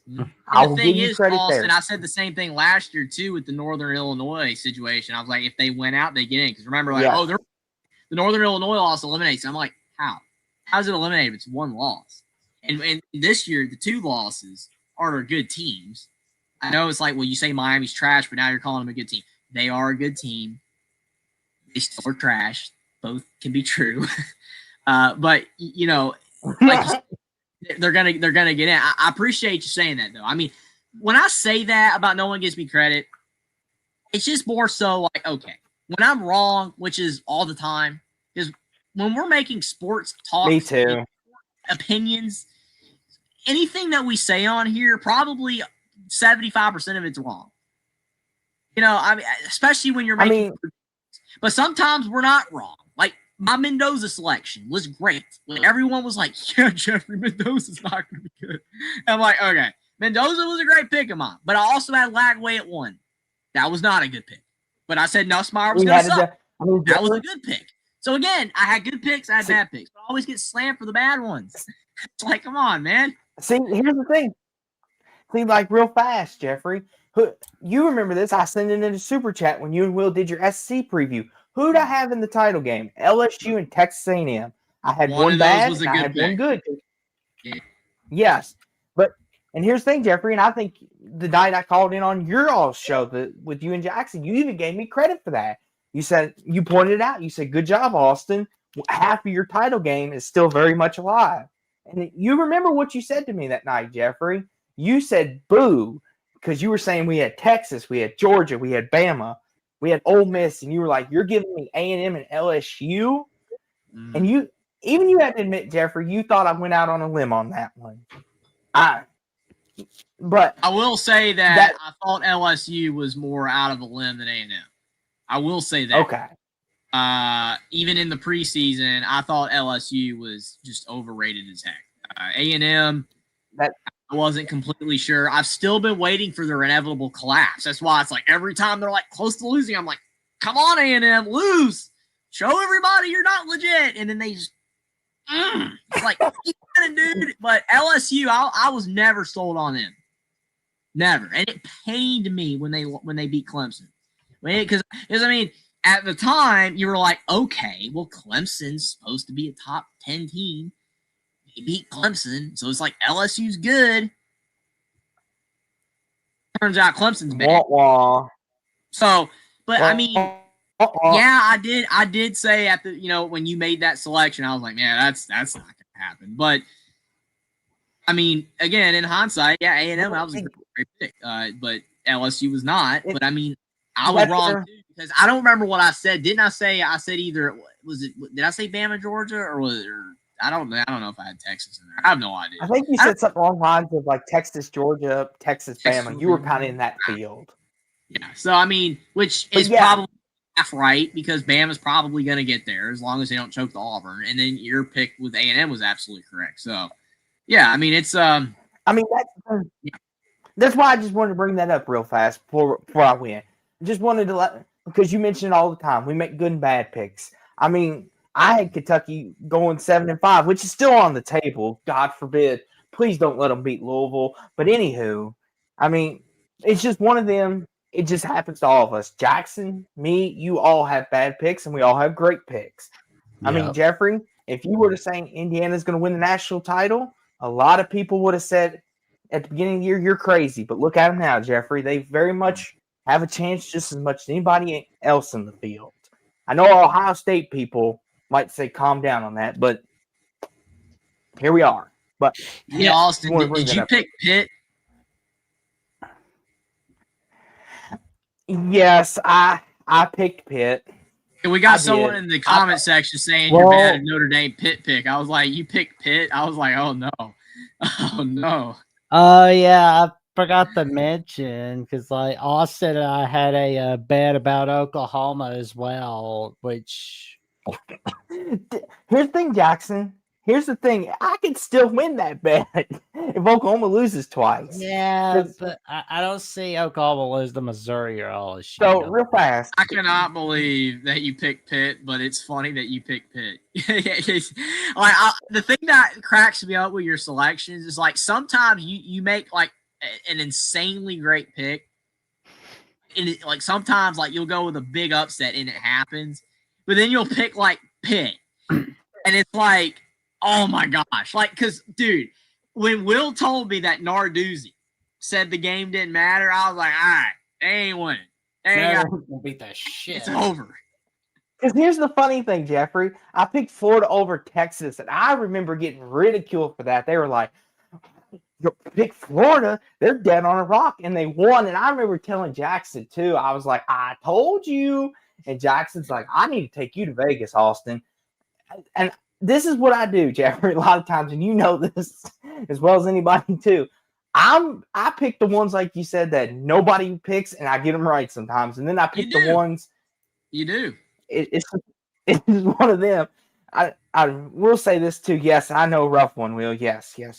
And yes, I'm here to take it. Yes. I picked Pitt. I'm here to take the wound. But to fill Jeffrey in real fast on our Oklahoma bet. So me and Jackson, after Mateer got injured, I said Oklahoma's 8-4. That's always been their ceiling. And but now it could be even worse. And Jackson's like, Ben Arbuckle it's different now. So me and him made a friendly wager. They If would have been Oklahoma 8-4. Sorry to interrupt, but they would have been 8-4 if Mateer had stayed hurt. That hurt big. But go ahead. And so me and Jackson was like, "You want to raise the stakes a little bit?" I said, "Sure, why not?" I already lost 100 for one of my picks, which pay that up very soon. But we'll get to that. So me and Jackson Jackson said if they go 10 or 2 or better, $40. I said, okay, 8-4, 40. And Jackson said 9-3, we'll call it a draw. Nobody wins. So unless they lose to LSU and Missouri, I can't win this bet. Jackson will either have another $40 coming his way, or we will have a draw on our hands. So Jackson's really excited Oklahoma won then. Well, not today, no. Huh. No. I'm just kidding. See, I was wondering why you weren't as outraged as me, though. Like, come on, man. Jeffrey That's finally all figured about out. the SEC title states. That's I was why. furious, man. I'm like, I wanted to win. I want to win too. Jeffrey, he's that guy at the pool table. He'll cheat you over quicker than you could blink an eye. You think 1 minute, oh, Jackson's on my side. He's going to help me. Oh, no. Jackson's a snake. No, I'm just kidding. Jackson's a wonderful person, but Yeah, he's awesome, man. go ahead, Jeffrey. I will say But that yeah, that's I'm a Mendoza backer. I am a Mendoza backer for the Heisman. But if there was going to be a non-quarterback to win the award, if it wasn't going to be Sayan or Mendoza, Jeremiah Love has had an incredible season. And you talk about Heisman moments. Yeah, he maybe hasn't had a lot of Heisman moments specifically when it comes to winning games, but he's had some Heisman-looking plays. Like, sometimes it astounds me. I know they're not playing great teams and stuff, but, it astounds me some of the runs dude's pulling off, man. Great player. Really great player. yes. Jeremiah Smith, too. But the problem is, like, Ohio State is just so freaking efficient that he's not getting enough yards. He's just not putting up enough stats for real. But, I mean, They Smith, don't need him to. That's the problem. but Jeremiah Love does. He should at least make the ceremony.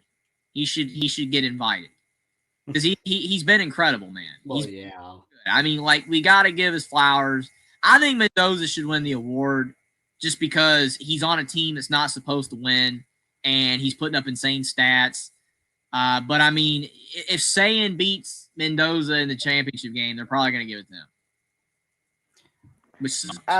Honestly, I think Mendoza's stats are better. The only thing that Sayin has over Mendoza is completion percentage. That's all he's got. When it comes to yards, Mendoza. When it comes to touchdowns, it's Mendoza. That's the thing, though. They haven't opened the playbook yet. And I've told Jackson this. I'm like, they really haven't opened the playbook really yet to see what he can actually do. And I get it. As Jackson always tells me, he was like, Austin, they're saving it for Michigan. They're saving all that for Michigan. They don't want any tape, which I get it. A lot of teams will do this. A lot of teams will do that. I'm sure Bama next week won't pull out anything spectacular against Eastern Illinois. Y'all better not. If y'all are having to pull out something spectacular against Eastern Illinois, that's a whole nother problem for another day. But I understand it. You keep some things tight, hooked. I got it. But that's where I'm just kind of like, I want to see him air it out. Open the playbook. Let him go. I want to see what the kids got. That's all I want. We're going to be wrapping up the show very soon, but we got Will and D coming on the show real quick for some take. How's it going, Will, at 2 a.m? It's going good, gentlemen. I'm out here at a little river house with some friends, so having fun. Nice. Congrats on the win, Will. Thanks. Hey, your team's looking good, man. Peaking at the right time, making Stephen Cherry ill that Notre Dame is well. Because like he said Notre Dame is my new favorite or something. Like, I just want you to win the bet. I mean, I don't care about Notre Dame. I mean, I want to make the playoffs for you, but without the bet, obviously you want your friends' teams to do good. It's because of the fact that you made the bet. Like, I have to support the guy. You gotta win the bet. Caden don't deserve to win the bet after all that smack talk. It's no way. Oh, he muted his ass on ads. Oh, I had to mute him, man. He freaking spamming us 45 times a day. Like, dude's like, I don't care. I follow a lot of people, but they don't spam me 80 times per day either. Like, he was like commenting on me when I was going on Locked On West Virginia Friday night. Hey, when it's like, dude, you got an Owl House thing, and dude's talking about Disney and stuff. Like, come on, man. Like, my thing. If he would do it once or twice a day, but dude, he's probably still spamming me right now on my Twitter. For real. My gosh. Well, let's ask. I'll check and see. Will, a question. Yeah. Because I do want to ask Will this. So, Will, last year Notre Dame went to the national championship game. That was a great team. Do you think if this team gets in the field, do you think they can replicate that? Maybe even win it? Serious question. I mean, I do think so. I mean, we don't have Xavier Watts in the secondary. Like, the secondary is still a little iffy, but like everyone, like, we were fantastic today, especially the defense. Like, I was thinking that the defensive front could have a lot of success today, and we did. And like Heinzel had like no time, and he didn't know what to do. So, and our rushing attack's been great as well. But CJ just can't throw the 2 picks. He threw 2 picks today. That's my biggest worry. That CJ Carr and matchups, it's who you play to me. Like, if you match up with a team that Notre Dame matches up well against, like, you can go on a run. But if you play a team that can shut down your run game and force CJ Carr to win you the game, then it depends on who you play. See, that's the thing with CJ. I think, real fast. I mean, right now we've been. Go ahead, Will. You're good. What's up, Austin? I was just going to say, CJ Carr's had moments of brilliance, to add to Jeffrey's point. He's had moments of brilliance, but then he's had those stupid plays, like the USC one. I don't know what he was thinking. The USC one was awful. But go ahead, Bill. Will. He wants to do the hero play, and just sometimes that's not there. It also, but like the thing that worries me most is like him not seeing defensive backs. Like, we just got to figure that, like, guys that are like tracking him. That's the biggest problem. And but I mean, if we play Oregon, like, I think we'll win, but I don't know. It looks like we've been matched up like going to Eugene, so That'll be a I'm not totally sure we'll win that one. Oregon's beatable. I mean, Yeah, they're beatable. because Indiana's defensive line tore that O line up. Like, I know enough of the Indiana propaganda. I know people are getting upset at that, but it's true. Indiana's defensive line is legit. It's elite. Like, I never thought those words would be coming out of my mouth, but it's true. They beat up on Oregon. They like if Notre Dame's D line will, like, we know they have a great D line. If they could do what Indiana did and replicate that, they got a chance. Indiana has not played as well as they have played in that Oregon game again this season. That Indiana-Oregon game is the absolute peak of Indiana football this season. If they can play like that in the playoffs, they can win some games. For real. If they revert to Penn State or first half Wisconsin today, Indiana, then no, they will probably lose their first game. The problem is that Indiana doesn't have the depth. They are banged up right now. They need to get healthy because the injuries are becoming problematic. We've been without Surratt for 2 weeks now, and that was a big problem against Penn State. And we are without several O-linemen, and we're without several defenders. Mikael Kamara did not play today or yesterday. So, it's definitely one of those things where Indiana's depth is being tested, and it is causing them to play worse right now, which is why people are like, oh, they're not good. If they get healthy by the Ohio State game, it can be a game. If they can get healthy by the playoffs, they can win a game or two.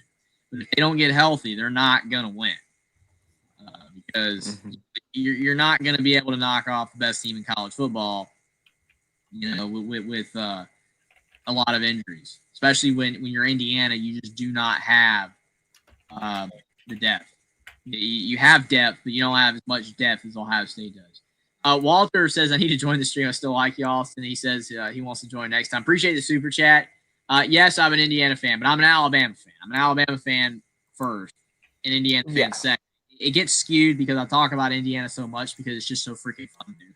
It's just fun. Like, talking about Indiana makes me joy that as much as I'm an Alabama fan and will always be an Alabama fan over Indiana, I can't smile as much, man. There's just something about talking about IU that as of right now, it just makes a freaking smile to me. Notre Dame fan. That's funny. I'm sorry, Jeffrey.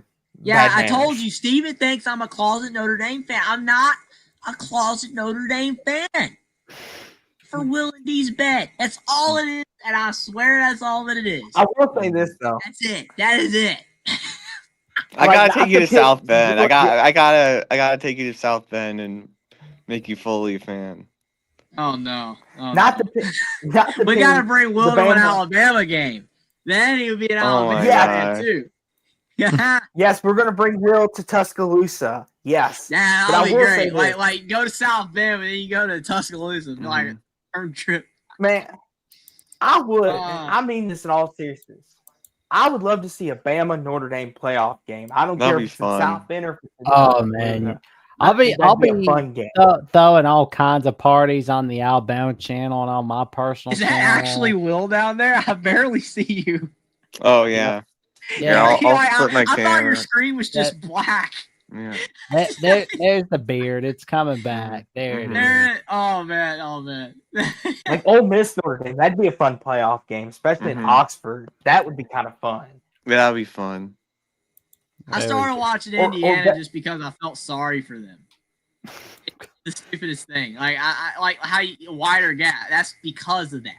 I'm an Alabama fan, but I just started watching a team that's no good because they're no good. Like their basketball team is no good, their football team is no good.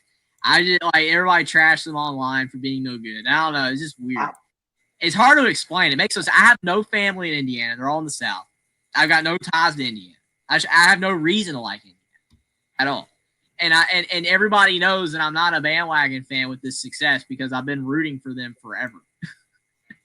It is just the weirdest thing. It's insane to me that my rooting for a crappy team ended up turning out to now they're good.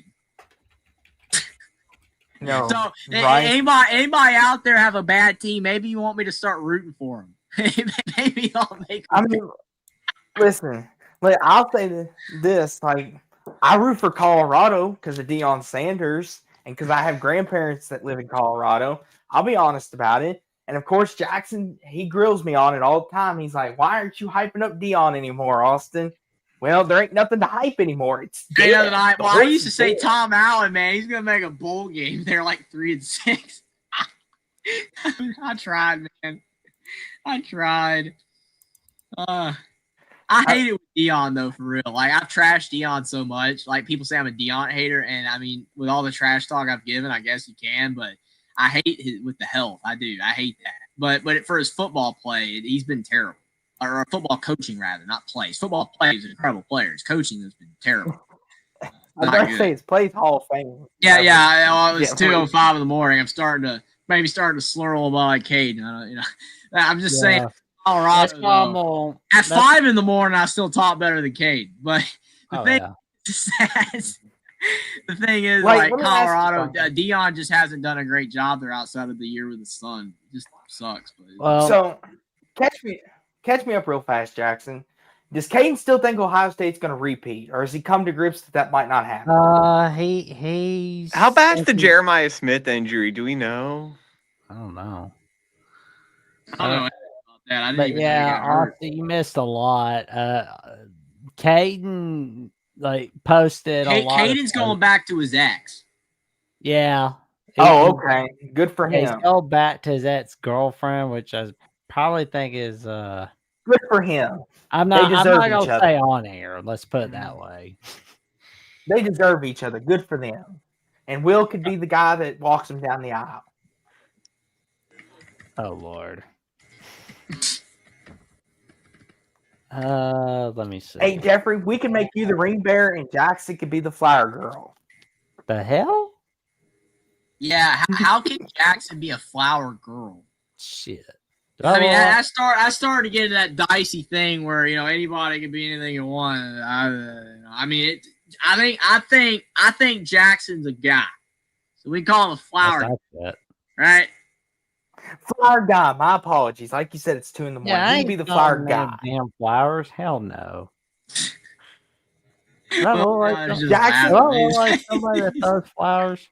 Oh man. Jackson, even if Caden paid you good money, you would not throw the flowers at his wedding. You got. If Jackson was getting $90 million to throw some flowers, I think he'd do it. Oh yeah. I mean, I think anybody would do that. Now, it's how Jackson would sing at the they start wedding. upping the stakes here. I don't know, get a little crazy. I Jackson mean, would start singing at the wedding. Don't stop believing, baby. He would start any singing way that. you want it, that's the way you need it. Any way you want it.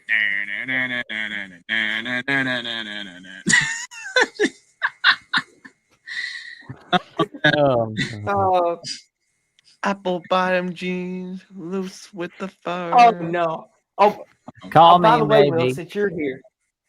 Mhm. By the way, Will, how about that Texas A&M SEC championship pick I made in the preseason? That That's you a and good Jeffrey one, got me? Austin. Yeah. The What do you guys LSU think one, about? I should have talked with. Are you That was guys? a bad one, Will. LSU Yeah. was a bad one. What do you guys think do you guys think the Tide can make a run this year, even with the O-line issues? The run game in the O-line is a bit of a problem. It is a bit of a problem. I think that if we make the playoffs, depending on matchups, we can win a game or two. But I don't think we're winning a national championship. No, we're not a natty team, but it's just it all depends. This game on who. really hurt, man. If we play Georgia Tech, we'll problems. win that one. I'm hoping that we can play Georgia Tech in a first round game like that. That would be cool. Rough Rider says he would do it for 20. I don't know. I feel like Georgia Tech's run game would give y'all some fits. I'm not saying they would win, but I feel like Georgia Tech and the way that they like to run their quarterback, I think like what Mateer did to y'all today, I think they would give y'all fits too. Notre I'm not Dame saying would they give would us win. problems. What? Yeah, I I do just like. too. Do you guys think the Auburn game will get messy, or are you very confident in the Auburn game? How can we be confident when the last 2 times we went to Jordan Yeah. won on last basically minute/second passes in the corner of end zones to Ja'Cory Brooks and Isaiah Bond that transferred to Texas? I really don't know because Auburn wasn't good either of those years, especially the 23 year. And we barely beat them. I mean, we should beat them by 2-3 scores, 4 scores. But we're not. Years ago. But the problem is we're not probably going to do that because it's Jordan Hare and freaking Auburn. And we're going to make it messy and scary and heart attacking. And that's not what we want to see, man. But, I mean, we should win. One of them. But I'm probably going to pick it to be a one-score game just because. It's basically going to be Alabama winning a tight one because Auburn pisses it away once again, which that's what's going to happen. Here's what I think is going to happen. And this is just my personal opinion. I think Auburn's going to be up by 2 scores on you guys. The home crowd's going to be into it. It's going to be like 20-10, and everyone's going to be, woohoo, this is the year. And then Ty Simpson leads them on a game-winning drive, 4th and goal, finds someone in the end zone and breaks Auburn's heart again. Bernard, yeah. And then Auburn kids get up for Bama. That's the sad thing. That's all they get up for. They get up for 2 games a year, and every other game they don't care. I will keep saying it till I'm blue in the face. Auburn should just play 2 football games a year. They should not. The other 10 games just cancel them. It don't matter. Just play your 1-score games with Georgia and Bama every year and feel good that you almost won. Good for you. There was so football team. It was so funny seeing the Auburn people @/Twitter just bragging. When they beat Baylor, they came in here. They flooded us like, hey, you lost to Florida State. We beat Baylor. Go back in your corner until you actually do something. And well, watch your words. We're gonna beat you. I don't even care, man. Like you need to fix your freaking program. At least we're still relevant. You're not.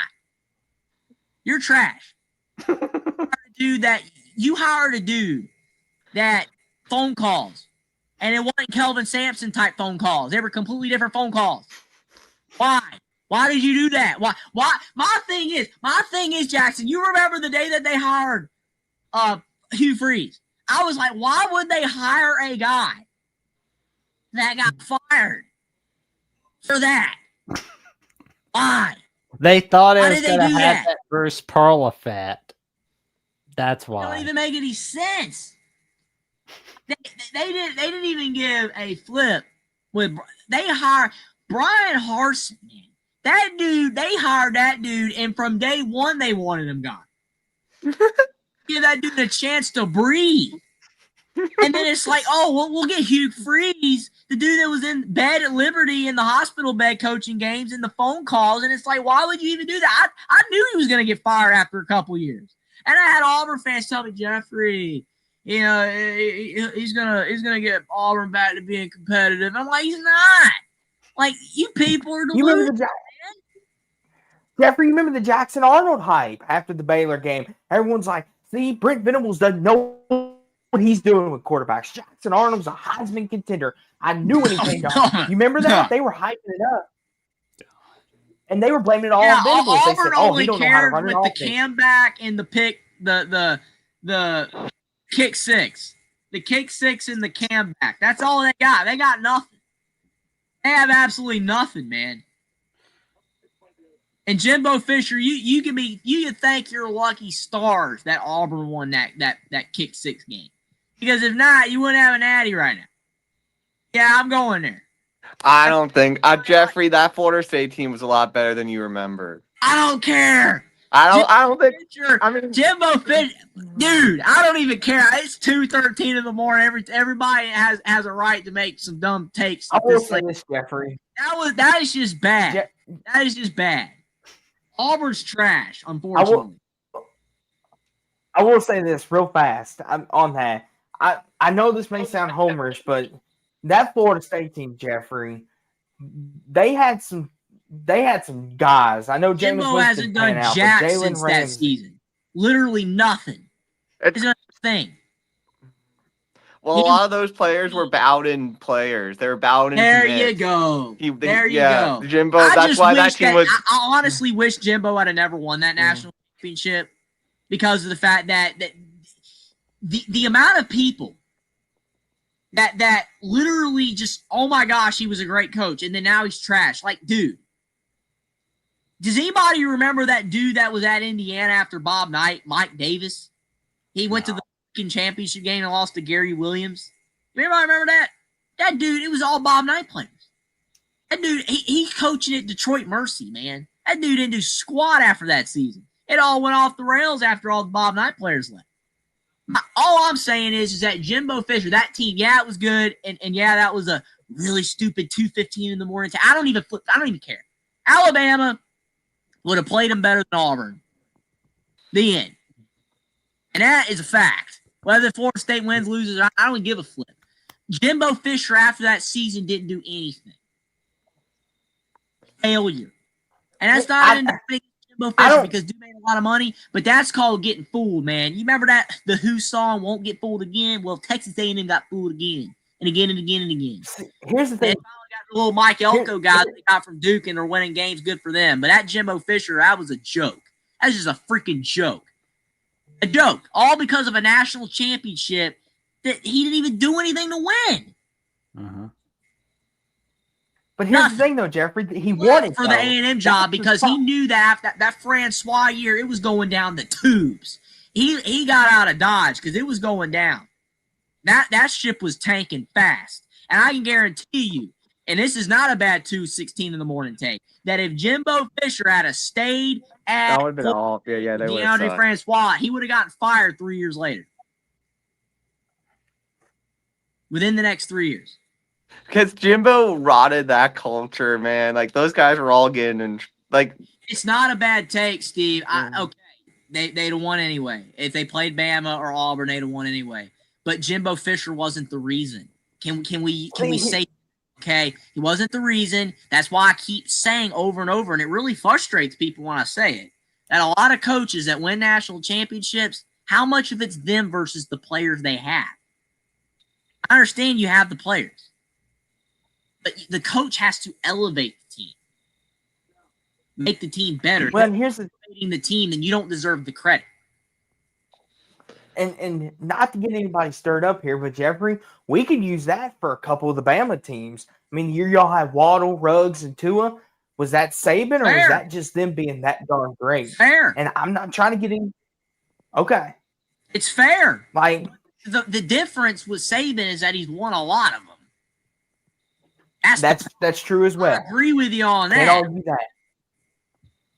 It's hard. Again, I cannot deny that Bear Bryant had better players than everybody else, and John Wooden had better players than everybody else. Okay, but the thing is, I'm just saying, you're always devil's advocate. I'm just saying that sometimes you have to play devil's advocate with some coaches where people are just like, all right, I think Ryan Day is the best coach in college football. And my response is, I can't really say anything against that outside, Kirby Smart, whatever.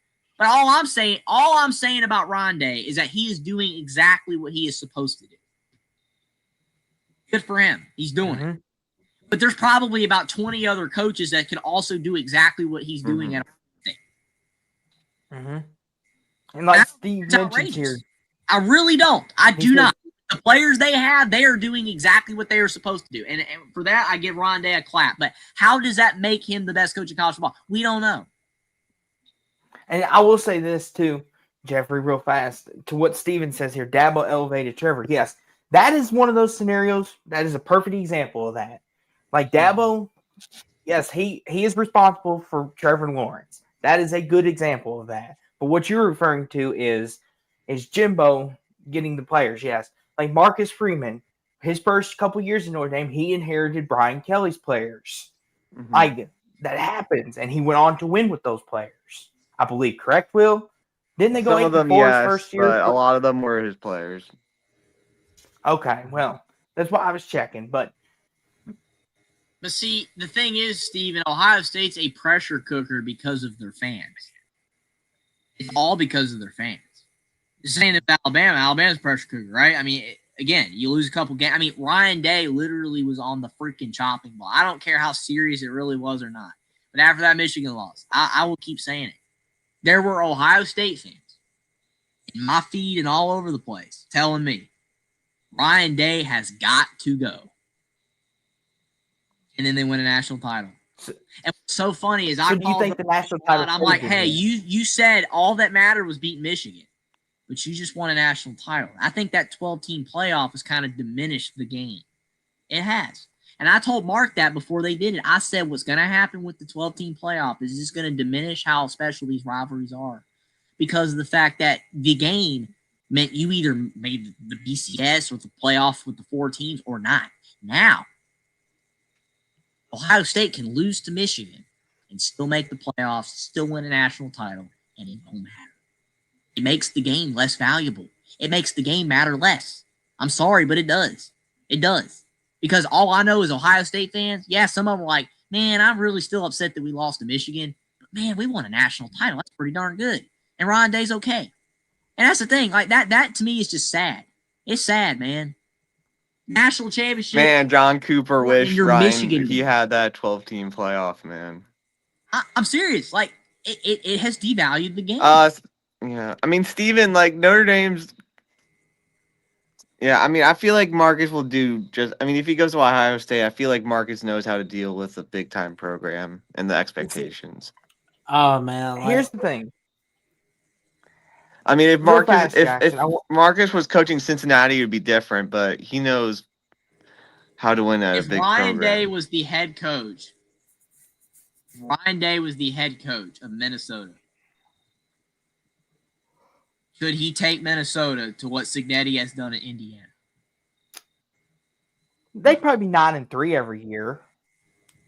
And I know don't. the response to that's going to be, well, Indiana's got more money than Minnesota. Let's take it back to pre. Could Ryan Day do at Minnesota what Saban did at Michigan State? No. Probably not. No. See, the problem is we can't know for sure. Uh-huh. There's no evidence. That's why it's debatable. Mm-hmm. I don't know. I mean, like I said, I don't dislike Ryan Day in the aspect of like coaching. You know, I think his personality is a brick, but as a coach, I don't dislike him as a coach. But I don't know how we can quantify for sure that he's a top 2 coach in college football just because he got a natty. Because all the other natty coaches are gone, right? Jimbo's gone, and Dabo's fallen off a cliff, and Mac Brown's gone. Like you're talking about Kirby, and Ryan Day is like your 2 dudes. You know, it's like, you know, I don't know, man. Here's the thing: is Ryan Day literally a top 2 coach just because he won 1 national title with the best roster in college football by far? I don't know. And I want to say this too, real fast too, Jeffrey, is I don't think a lot of people will think like me on this, but this is general for everyone in the panel in the chat. I understand losing the rivalry is not fun. Like if USC would have beat Notre Dame this year, but Notre Dame goes on to win the Natty, I'm sure Will be very proud to say that they hoisted a Natty. But I'm sure that USC loss will still hang over his head. Mm-hmm. Same goes with Michigan, Ohio State. For me, like I understand a rivalry should mean something. That should mean something, like you said, Jeffrey. But if you win a national championship, that's forever. You are forever immortalized in history. But see, Ohio that's my State team point, will though, go down. Austin. Like that game has lost a little bit of value and importance to both teams because both teams can still win a national championship while losing that game. That's all I'm saying. It makes people mad when I say that. I'm not saying the game don't matter. I am saying that the game is not as important as it was. I mean, if you got to recruit, that is part of it, Steven. You got to recruit, and Earl Bruce was getting out recruited by Paterno and Lou Holtz and Bo. I mean, recruiting is part of it, but like if you can recruit at Ohio State, you'll win. Mm-hmm.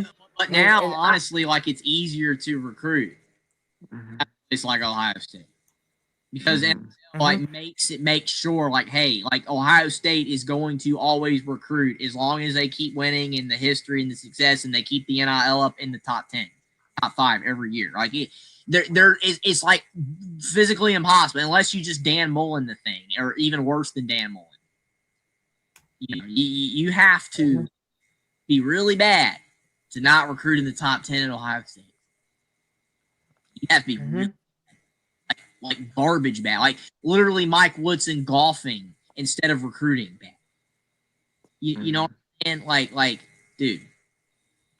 Again, man got fired at 9-3. That's because Ohio State expectations is the roof.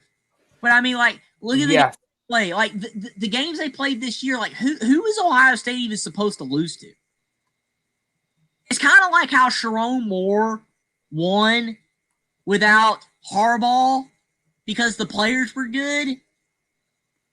Like, dude, like, just experiment here. Like the four of us, one of us is the coach, one of us is offensive coordinator, defensive coordinator, special teams coach, whatever, of Ohio State. Do you think that we could go 10-2 or better at Ohio State? I could. I really do. I think we could.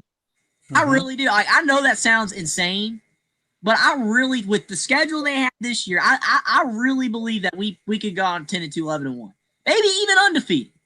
I don't know. I don't know, but we could go. We could have gone 10-2 because I watch Ohio State play, and they're just out there just on like autopilot. It's just like just play. We're all saying they're not opening up the playbook. They're just go out there, do your thing. I mean, I watched Julian saying it's like that is why. Like I understand people are saying deserves the Heisman because of the stats, and I understand that. Mendoza's had to physically lead IU to wins. Has Sayin had to do that. I understand you'd be like, well, it's because it's better. Lamar Jackson and Jane Daniels won the Heisman on 8-5 football teams. I think that Mendoza can win the Heisman with a loss to Ohio State just because of the fact that the man has physically led Indiana to comeback wins. That without him, they would not have won. Julian Sayin is just out there on freaking autopilot. Like literally, I'm watching them play, and they're just moving around in slow motion. Like Jeffrey, the only game they were threatened was Washington. It's like a car. It's like they're like a Ferrari that's in first gear.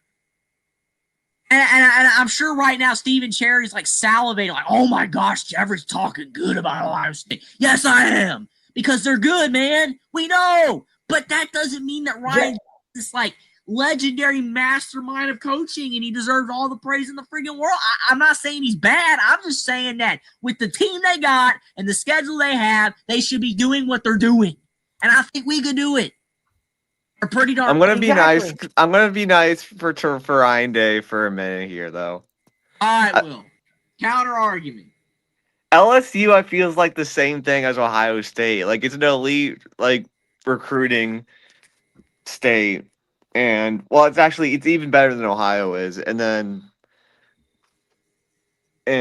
like coaches have won national championships there. Well, I mean, Ryan Day, I mean, he's better than Les Miles, he's better than Kelly, and he's better than Orgeron. I mean, he's doing a better job than those guys at LSU, which is a similar program. I mean, tougher competition because SEC, but yeah, that is the counter argument, because I think if we were at LSU right now in their current state, we would get waxed as a coaching staff. We like any of us. Like we know ball pretty all right. We're not props or experts, but we know ball. But we probably would run LSU into the ground. But I'm just saying, current Ohio State. Like Ryan Day took over a very, very good Ohio State situation. Like it's not like Urban Meyer left a beat up Ferrari that needed to be fixed. Listen, if that thing was it just got an oil change, we're fine. Like it's fine. Yeah, that thing was and like Ryan Day has not had any adversity outside of that darn Michigan team. He's had no adversity. None. No. Adversity would do good. Maybe it would do good for Ohio State to lose to somebody other than Michigan every now and then. So then Ryan Day could figure something out and readjust, because he's not having to do that. He just wins and wins and wins, and it's like, all right, cool. I don't know, man. I don't know, dude. Last year, Jeffrey, he befuddles me. He really befuddles me. For real. Perfect example, Jeffrey. They lost to Oregon in Eugene and a lot of people are saying that was a fluky play, right? The whole time run out. And then of course what happens? Ryan Day goes to the Rose Bowl and absolutely kills them. And you have Ohio State fans sitting here telling us, "Oh, you see what happens when fluky stuff don't happen to us."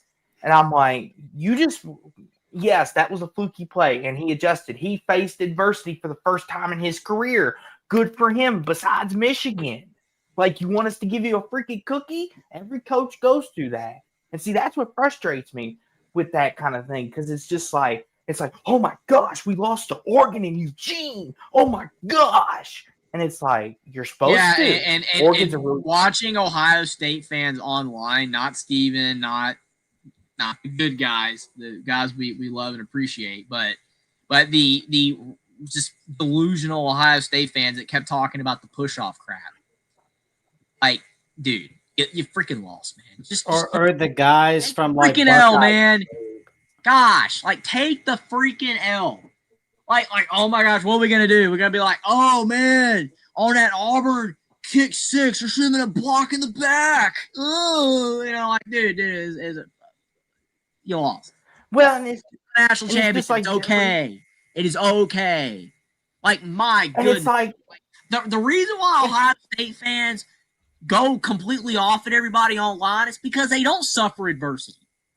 Like Michigan annoys me, frankly. Like the whole scandal thing and how they think it's great and a joke and all that stuff. But the thing that is so annoying, like with Ohio State, is how nobody can talk smack to them. Nobody right now, except Michigan. Like, Michigan annoys me.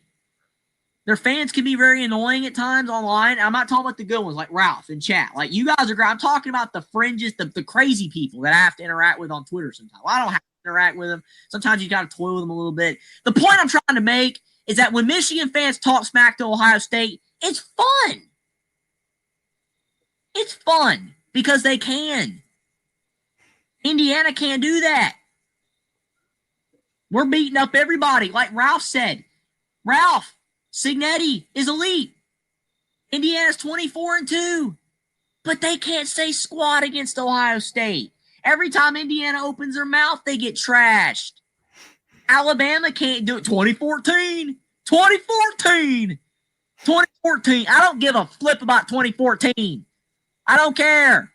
Like, Ohio State fans are insufferable online because they can't get smack talked by nobody.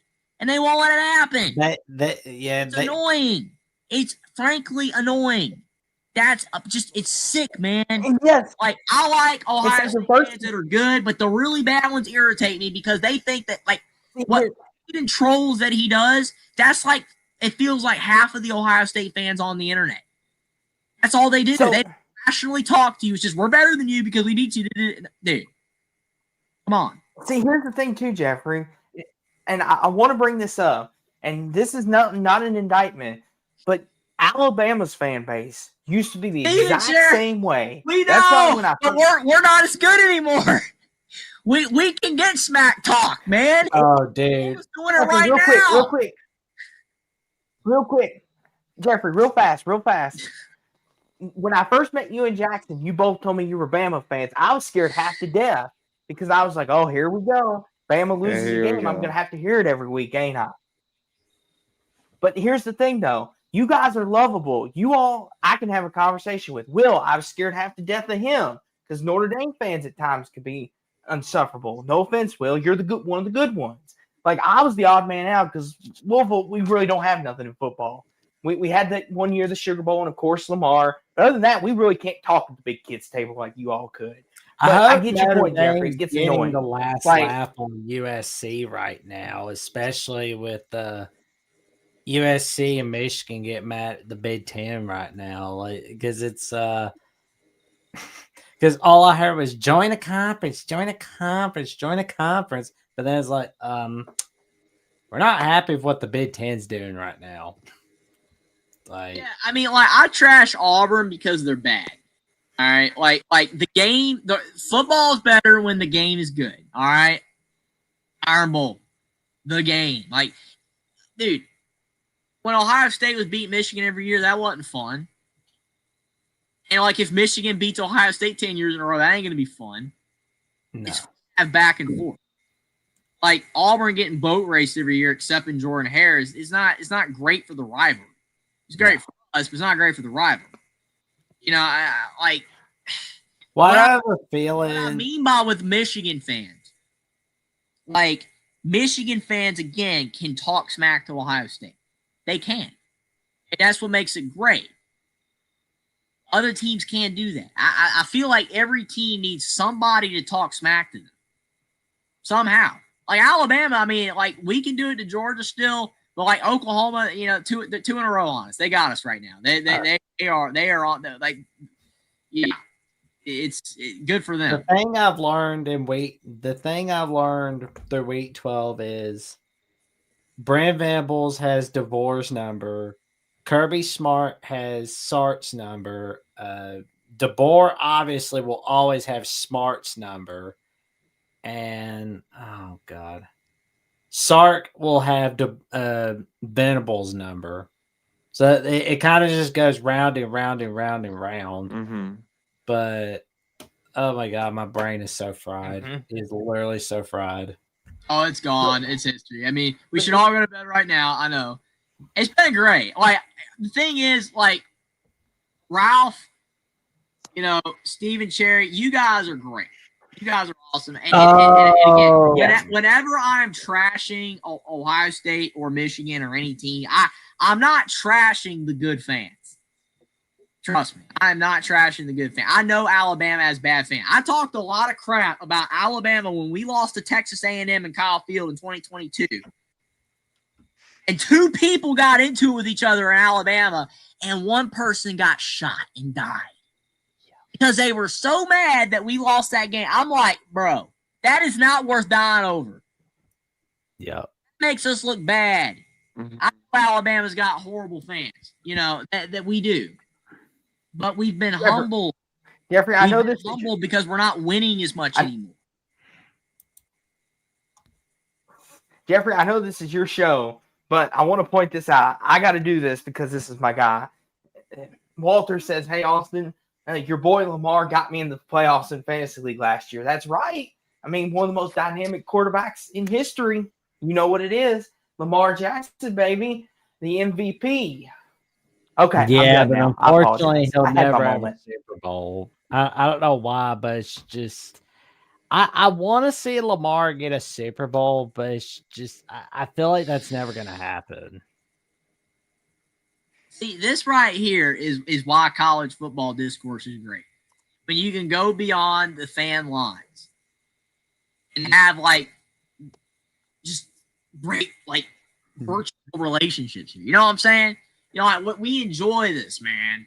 Like Stephen Cherry, Ohio State, Will Indy, Notre Dame. That ain't supposed to go together. But you know what? Mm-hmm. My gosh, it's Stephen Cherry.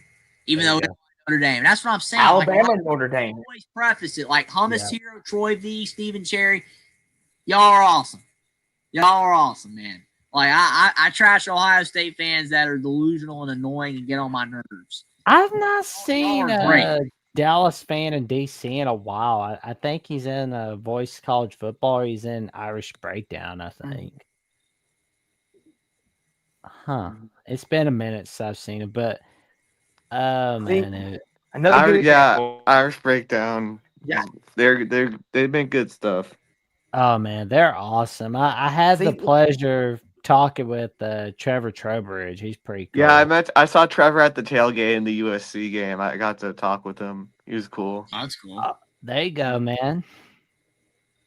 My guy. See, like Will, you and Jackson Jeffrey get along. Bama and Notre Dame aren't exactly friendly in terms of rivalries because they kicked your butt in the national title game all those years ago. And there's 1966 and 1977. Yeah, 1973 we got them. So yeah, and 1974. 74, yeah. Florida Natty Hopes. Mm-hmm. That in Air Pursuit, the last game of his career. Rough Rider says Alabama defeating OU on New Year's Day. Oh man, that was on Color I'm TV. finally recovering from. Oh man, that was on Color TV on NBC, and JFK was at that game. Mm-hmm. Man, I still can't. You believe gotta we love lost to Jackson Cal. with the That's historical stupid. facts. I mean, that is so cool right there. JFK. I wish Georgia Tech didn't spoil the 1962 season for national title repeat for Alabama, but the Orange Bowl was pretty cool consolation prize, especially when the president is coming over to your backyard in the state of Florida. So there you go. It was funny though because Jeffrey, we lost to Cal. that was like the last era of the Bud Wilkinson era of Oklahoma at that time.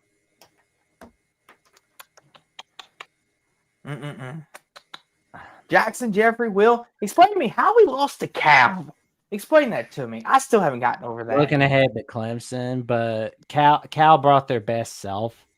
I don't Unfortunately, understand why Louisville does this every year with Jeff Brom, I don't know. Yeah. where they beat a good team and then choke. It sucks, but like Maybe it's like the coaches don't work as hard. I don't know. I mean, they beat Miami, man. It's like, oh man, and then Cal and Clemson. Like you mentioned it, man. Jeffrey. Oh God, that You Clemson. mentioned it too. Like you mentioned it, Jeffrey, when the week after we played Boston College and we handled business, you were like, okay, Louisville got it out of their system, right? They played a bad half and they got it together. No more stupid losses. Jeffrey, I'm blaming this on you, good buddy. You're the reason why we lost to Cal because you had to mention that. We were doing just fine. We were going to win the ACC and we were going to win the ACC, good buddy. But it's okay, Jeffrey. I forgive you. Yeah, Jeff Brom might have been looking at that Penn State job. Oh, Jeffrey, just for that, Jeffrey, I hope Signetti loses to Ohio State 56-3 in the Big Ten. Hey, come on. You don't want that to happen. No, actually, no, I don't, because I don't want to hear Caden for the next 3 months. No, I mean, that he's- everyone should root for IU just for Caden. Come on. Because if everybody's an IU fan that day because of Caden. Oh man! Like, here's the thing. Well, I have a If Ohio State feeling wins he's going to come 56-3 into the Indiana Channel chat. I'm surprised he hasn't already. No, he just likes screwing around with us on here. That's what it is. That has nothing to do with that. I mean, like, he's obsessed with this Jackson. Like, literally. Way too obsessed. He is. Like, it's honestly a little bit scary. Like, I've never seen a dude in my life. Has anybody ever been spammed 50 times in one day by the same individual? Like, honestly, I'm just wondering. I've never. I mean, like, I've got like 35 notifications, and I'm just like, what the? Like, did I have a tweet that blew up? No, it's just Caden with 35 vomit emojis. I mean, like, you can't make this stuff up. And he's like commenting on my Jet Sodian episode with Kyle Loomis with vomit emojis. Just like a blah blah. It's like I think what it is, fellas, he sees you guys doing great, and he wants to know how he could become a part of that. I think is what it is. So he thinks by trashing you, he'll become cool. Yeah, No, I literally told him that. Like, he just does. I even said, like, dude, you're doing all this to try to get famous. Like, and I guess in a weird way it kind of works, but I mean, it's just like he's not making a lot of friends, bro. He's not making a lot of people like the guy. I mean, I kind of like him in a weird way because of the fact I think he's funny at times and brings a lot of entertainment to the show. But when he starts spamming us 80 billion times, I draw the line, dude. Like, come on. Don't be doing that. Like, give me a vomit emoji a day. Give Jackson a vomit emoji a day. Mark I have a Rodgers question. want to give it to, but quit doing it 800 times a day, man. I mean, he was coming on Lost Out West Virginia, and he was like replying to a reply post that I made to Dana Terrence, and he's just like, dude, we like you, Caden, but that's stocky. That's what I'm saying. Like, I like just how he just screws around with people. It's funny, but when it goes too I far, thought he was supposed to leave, done. though. because he told you guys he was leaving for good. I know, Austin. That's what he says. He says he's going to leave. He's never going to talk to us again. And then he just freaking comes back the next day. That's what he does. Like, he literally was like, Jeffrey, I'm never going to. And then he was like, oh, I was talking about the voice of college. Then why in the flip did you come on my channel and say it? Like, dude. Like, you're not unwell. Mark Rogers is fine with Caden. I know that he is, except, like, quit attacking people and jump. Not literally attacking Like, people. Manny and Doreen are cool with him. TJ, John, and Johnny Olden. I'm fine with him. It's just we're cool with them. Don't take it too far. Like you know, it's like I cringe when I'm hearing people call themselves the most hated person. Honestly, Especially when you're doing everything you can to be the most hated. That is key. It's like, oh, I'm being targeted. I'm the most hated. Everybody's out to get me. And it's like, yeah, because you're acting like a complete moron. Like, you're making it like. Here's the thing. Like, my thing is like, I thought at first, like, this is me. I thought maybe he was trying to channel like a childhood hero of himself or something. Like, oh, I'm gonna take part of this character and put it in my personality, see if it catches on somewhere. Because I'm sure we all have done that. Where we think, oh, we'll put these personality traits in ourselves and portray them out to the world as if they're ours. But Caden takes it to the next level with that, if that's what he's doing. Because I feel like he can't be from this world. He just can't be. There's no way that Caden can feel as strongly as he does about the same two topics that he engages in. That you know, in reality, I mean, maybe it. I don't know. Maybe is that delusional about Ohio State and his ex and animal people and stuff. I don't know. The way, but I mean, it makes no sense to me. Yeah, I know. Like Steven, I'm serious. Like, he probably is still watching right now because dude is obsessed and has nothing else going on in his life. You know, like, dude is like, they're talking about me. It's increasing my notoriety. It's like, you want to increase your notoriety? Like, go on some like big show with like 1 million subs and act like that, and maybe that will work. Just trust me, dude, if you're trying to get notoriety around here, we're just guys having fun. I don't know. Maybe all of it will take off one day, like massively.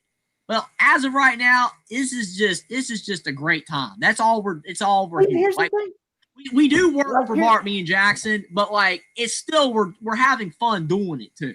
Like, it's for notoriety, Kate. It's not all about fame and fortune. Here's the thing, Jeffrey. What irritates me about Kate. All right. I think we're giving Caden too much screen time. I gotta hit it if we're. All right. Okay. Last thing I'll say. No more Diesel Huffer. Gone. All right. All right. See you, boys. Here's what we will say. All right, you have a good night, Will. We're about to go to bed too. I said that an hour ago. I'm keeping Jackson. Yes. Myself way up too late. Also. Yes. Oh yeah. Last thing I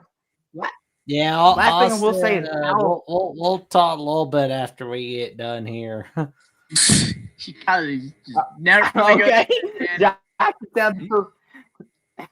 Jackson said he wanted to go to bed an hour ago, and now he's staying up longer. Yeah, I did say it 3 hours ago, Ralph. I listened to it 3 hours ago. Yeah.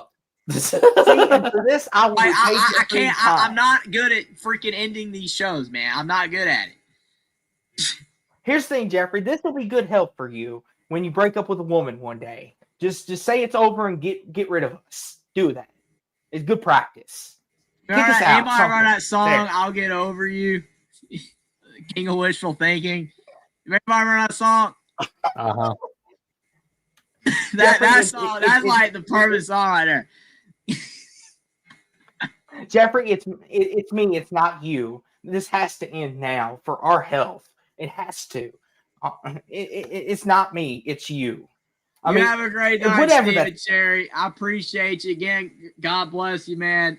Hope awesome on your surgery a year ago. Went great. Definitely want to see you around for a long time, man. Like, don't ever leave it. Like, I need your gut check reactions. Like, Signetti's a fraud. He's no good. I need that. I need that from you, man. We need Steven here with Friday Day's not good. Like, it's great. I love it. It's great. We need Steven here for when Indiana wins the national title too, so he could celebrate with you, Jeffrey. Yeah. But yeah. Central Arkansas. Actually, I think I'm appearing with the Java Man sometime later on Sunday night. I'm Central not sure. Talking about Alabama, Illinois You're basketball. doing a Central Arkansas stream at 3:30 in the morning? No. Dadgum, Jackson. Jackson, No, listen, but I I respect your am dedication. writing summaries on a few voice college football shows. So I've got our Alabama Oklahoma postgame show that we did today that I'm writing a summary on. Oh, I knew it was a joke, Ralph. I just had to play that one up. Hey, but here's the thing, though, Jeffrey. Here's the funny thing. When college football starts playing in Saudi Arabia at 6 a.m., Jackson will be the first one up and turn on the television. Dude, you know Jackson's never going to sleep at that point. Like, no, that cannot happen. I have a solution for that. I refuse. I will be the biggest lobby for that not to happen because Jackson needs sleep. They already have the morning NFL game on Sunday. That's why that's early enough as it is. That's why I would be having a way too early bedtime at 6 p.m. And then let me see. Get up. How could you do that when the games are on until 2 in the morning? Good point. Well, I mean, hell, you didn't end until late, man. See, here's the always thing. A solution. Like, I'll think of something. I know I'm kind of joking, but I do think we'll get to that point where Saudi Arabia is going to want a piece of this action, or they'll go over to Berlin somewhere and play 7, 8 in the morning, and Jackson's going to be that dude with his coffee, be like, Jeffrey, we got to do the Alabama post game at noon. Get your butt up. And you're going to be like, yeah, that voice of college football mug is going to be working overtime. Okay, that was my laugh for the night. Okay, I've had my fun. Okay, Jeffrey, as always, it's always fun. Jackson, don't hurt yourself, okay? Whatever you do, just ignore it. If Alabama's playing, just catch the highlights later for your own sake. Did I literally just freeze right now? Yeah. That's how the show's gonna end. Oh my God. I don't know why I'm frozen, man. All right, you guys have a great night. I'll be oh man, all that stuff. Hope your team won. All that stuff.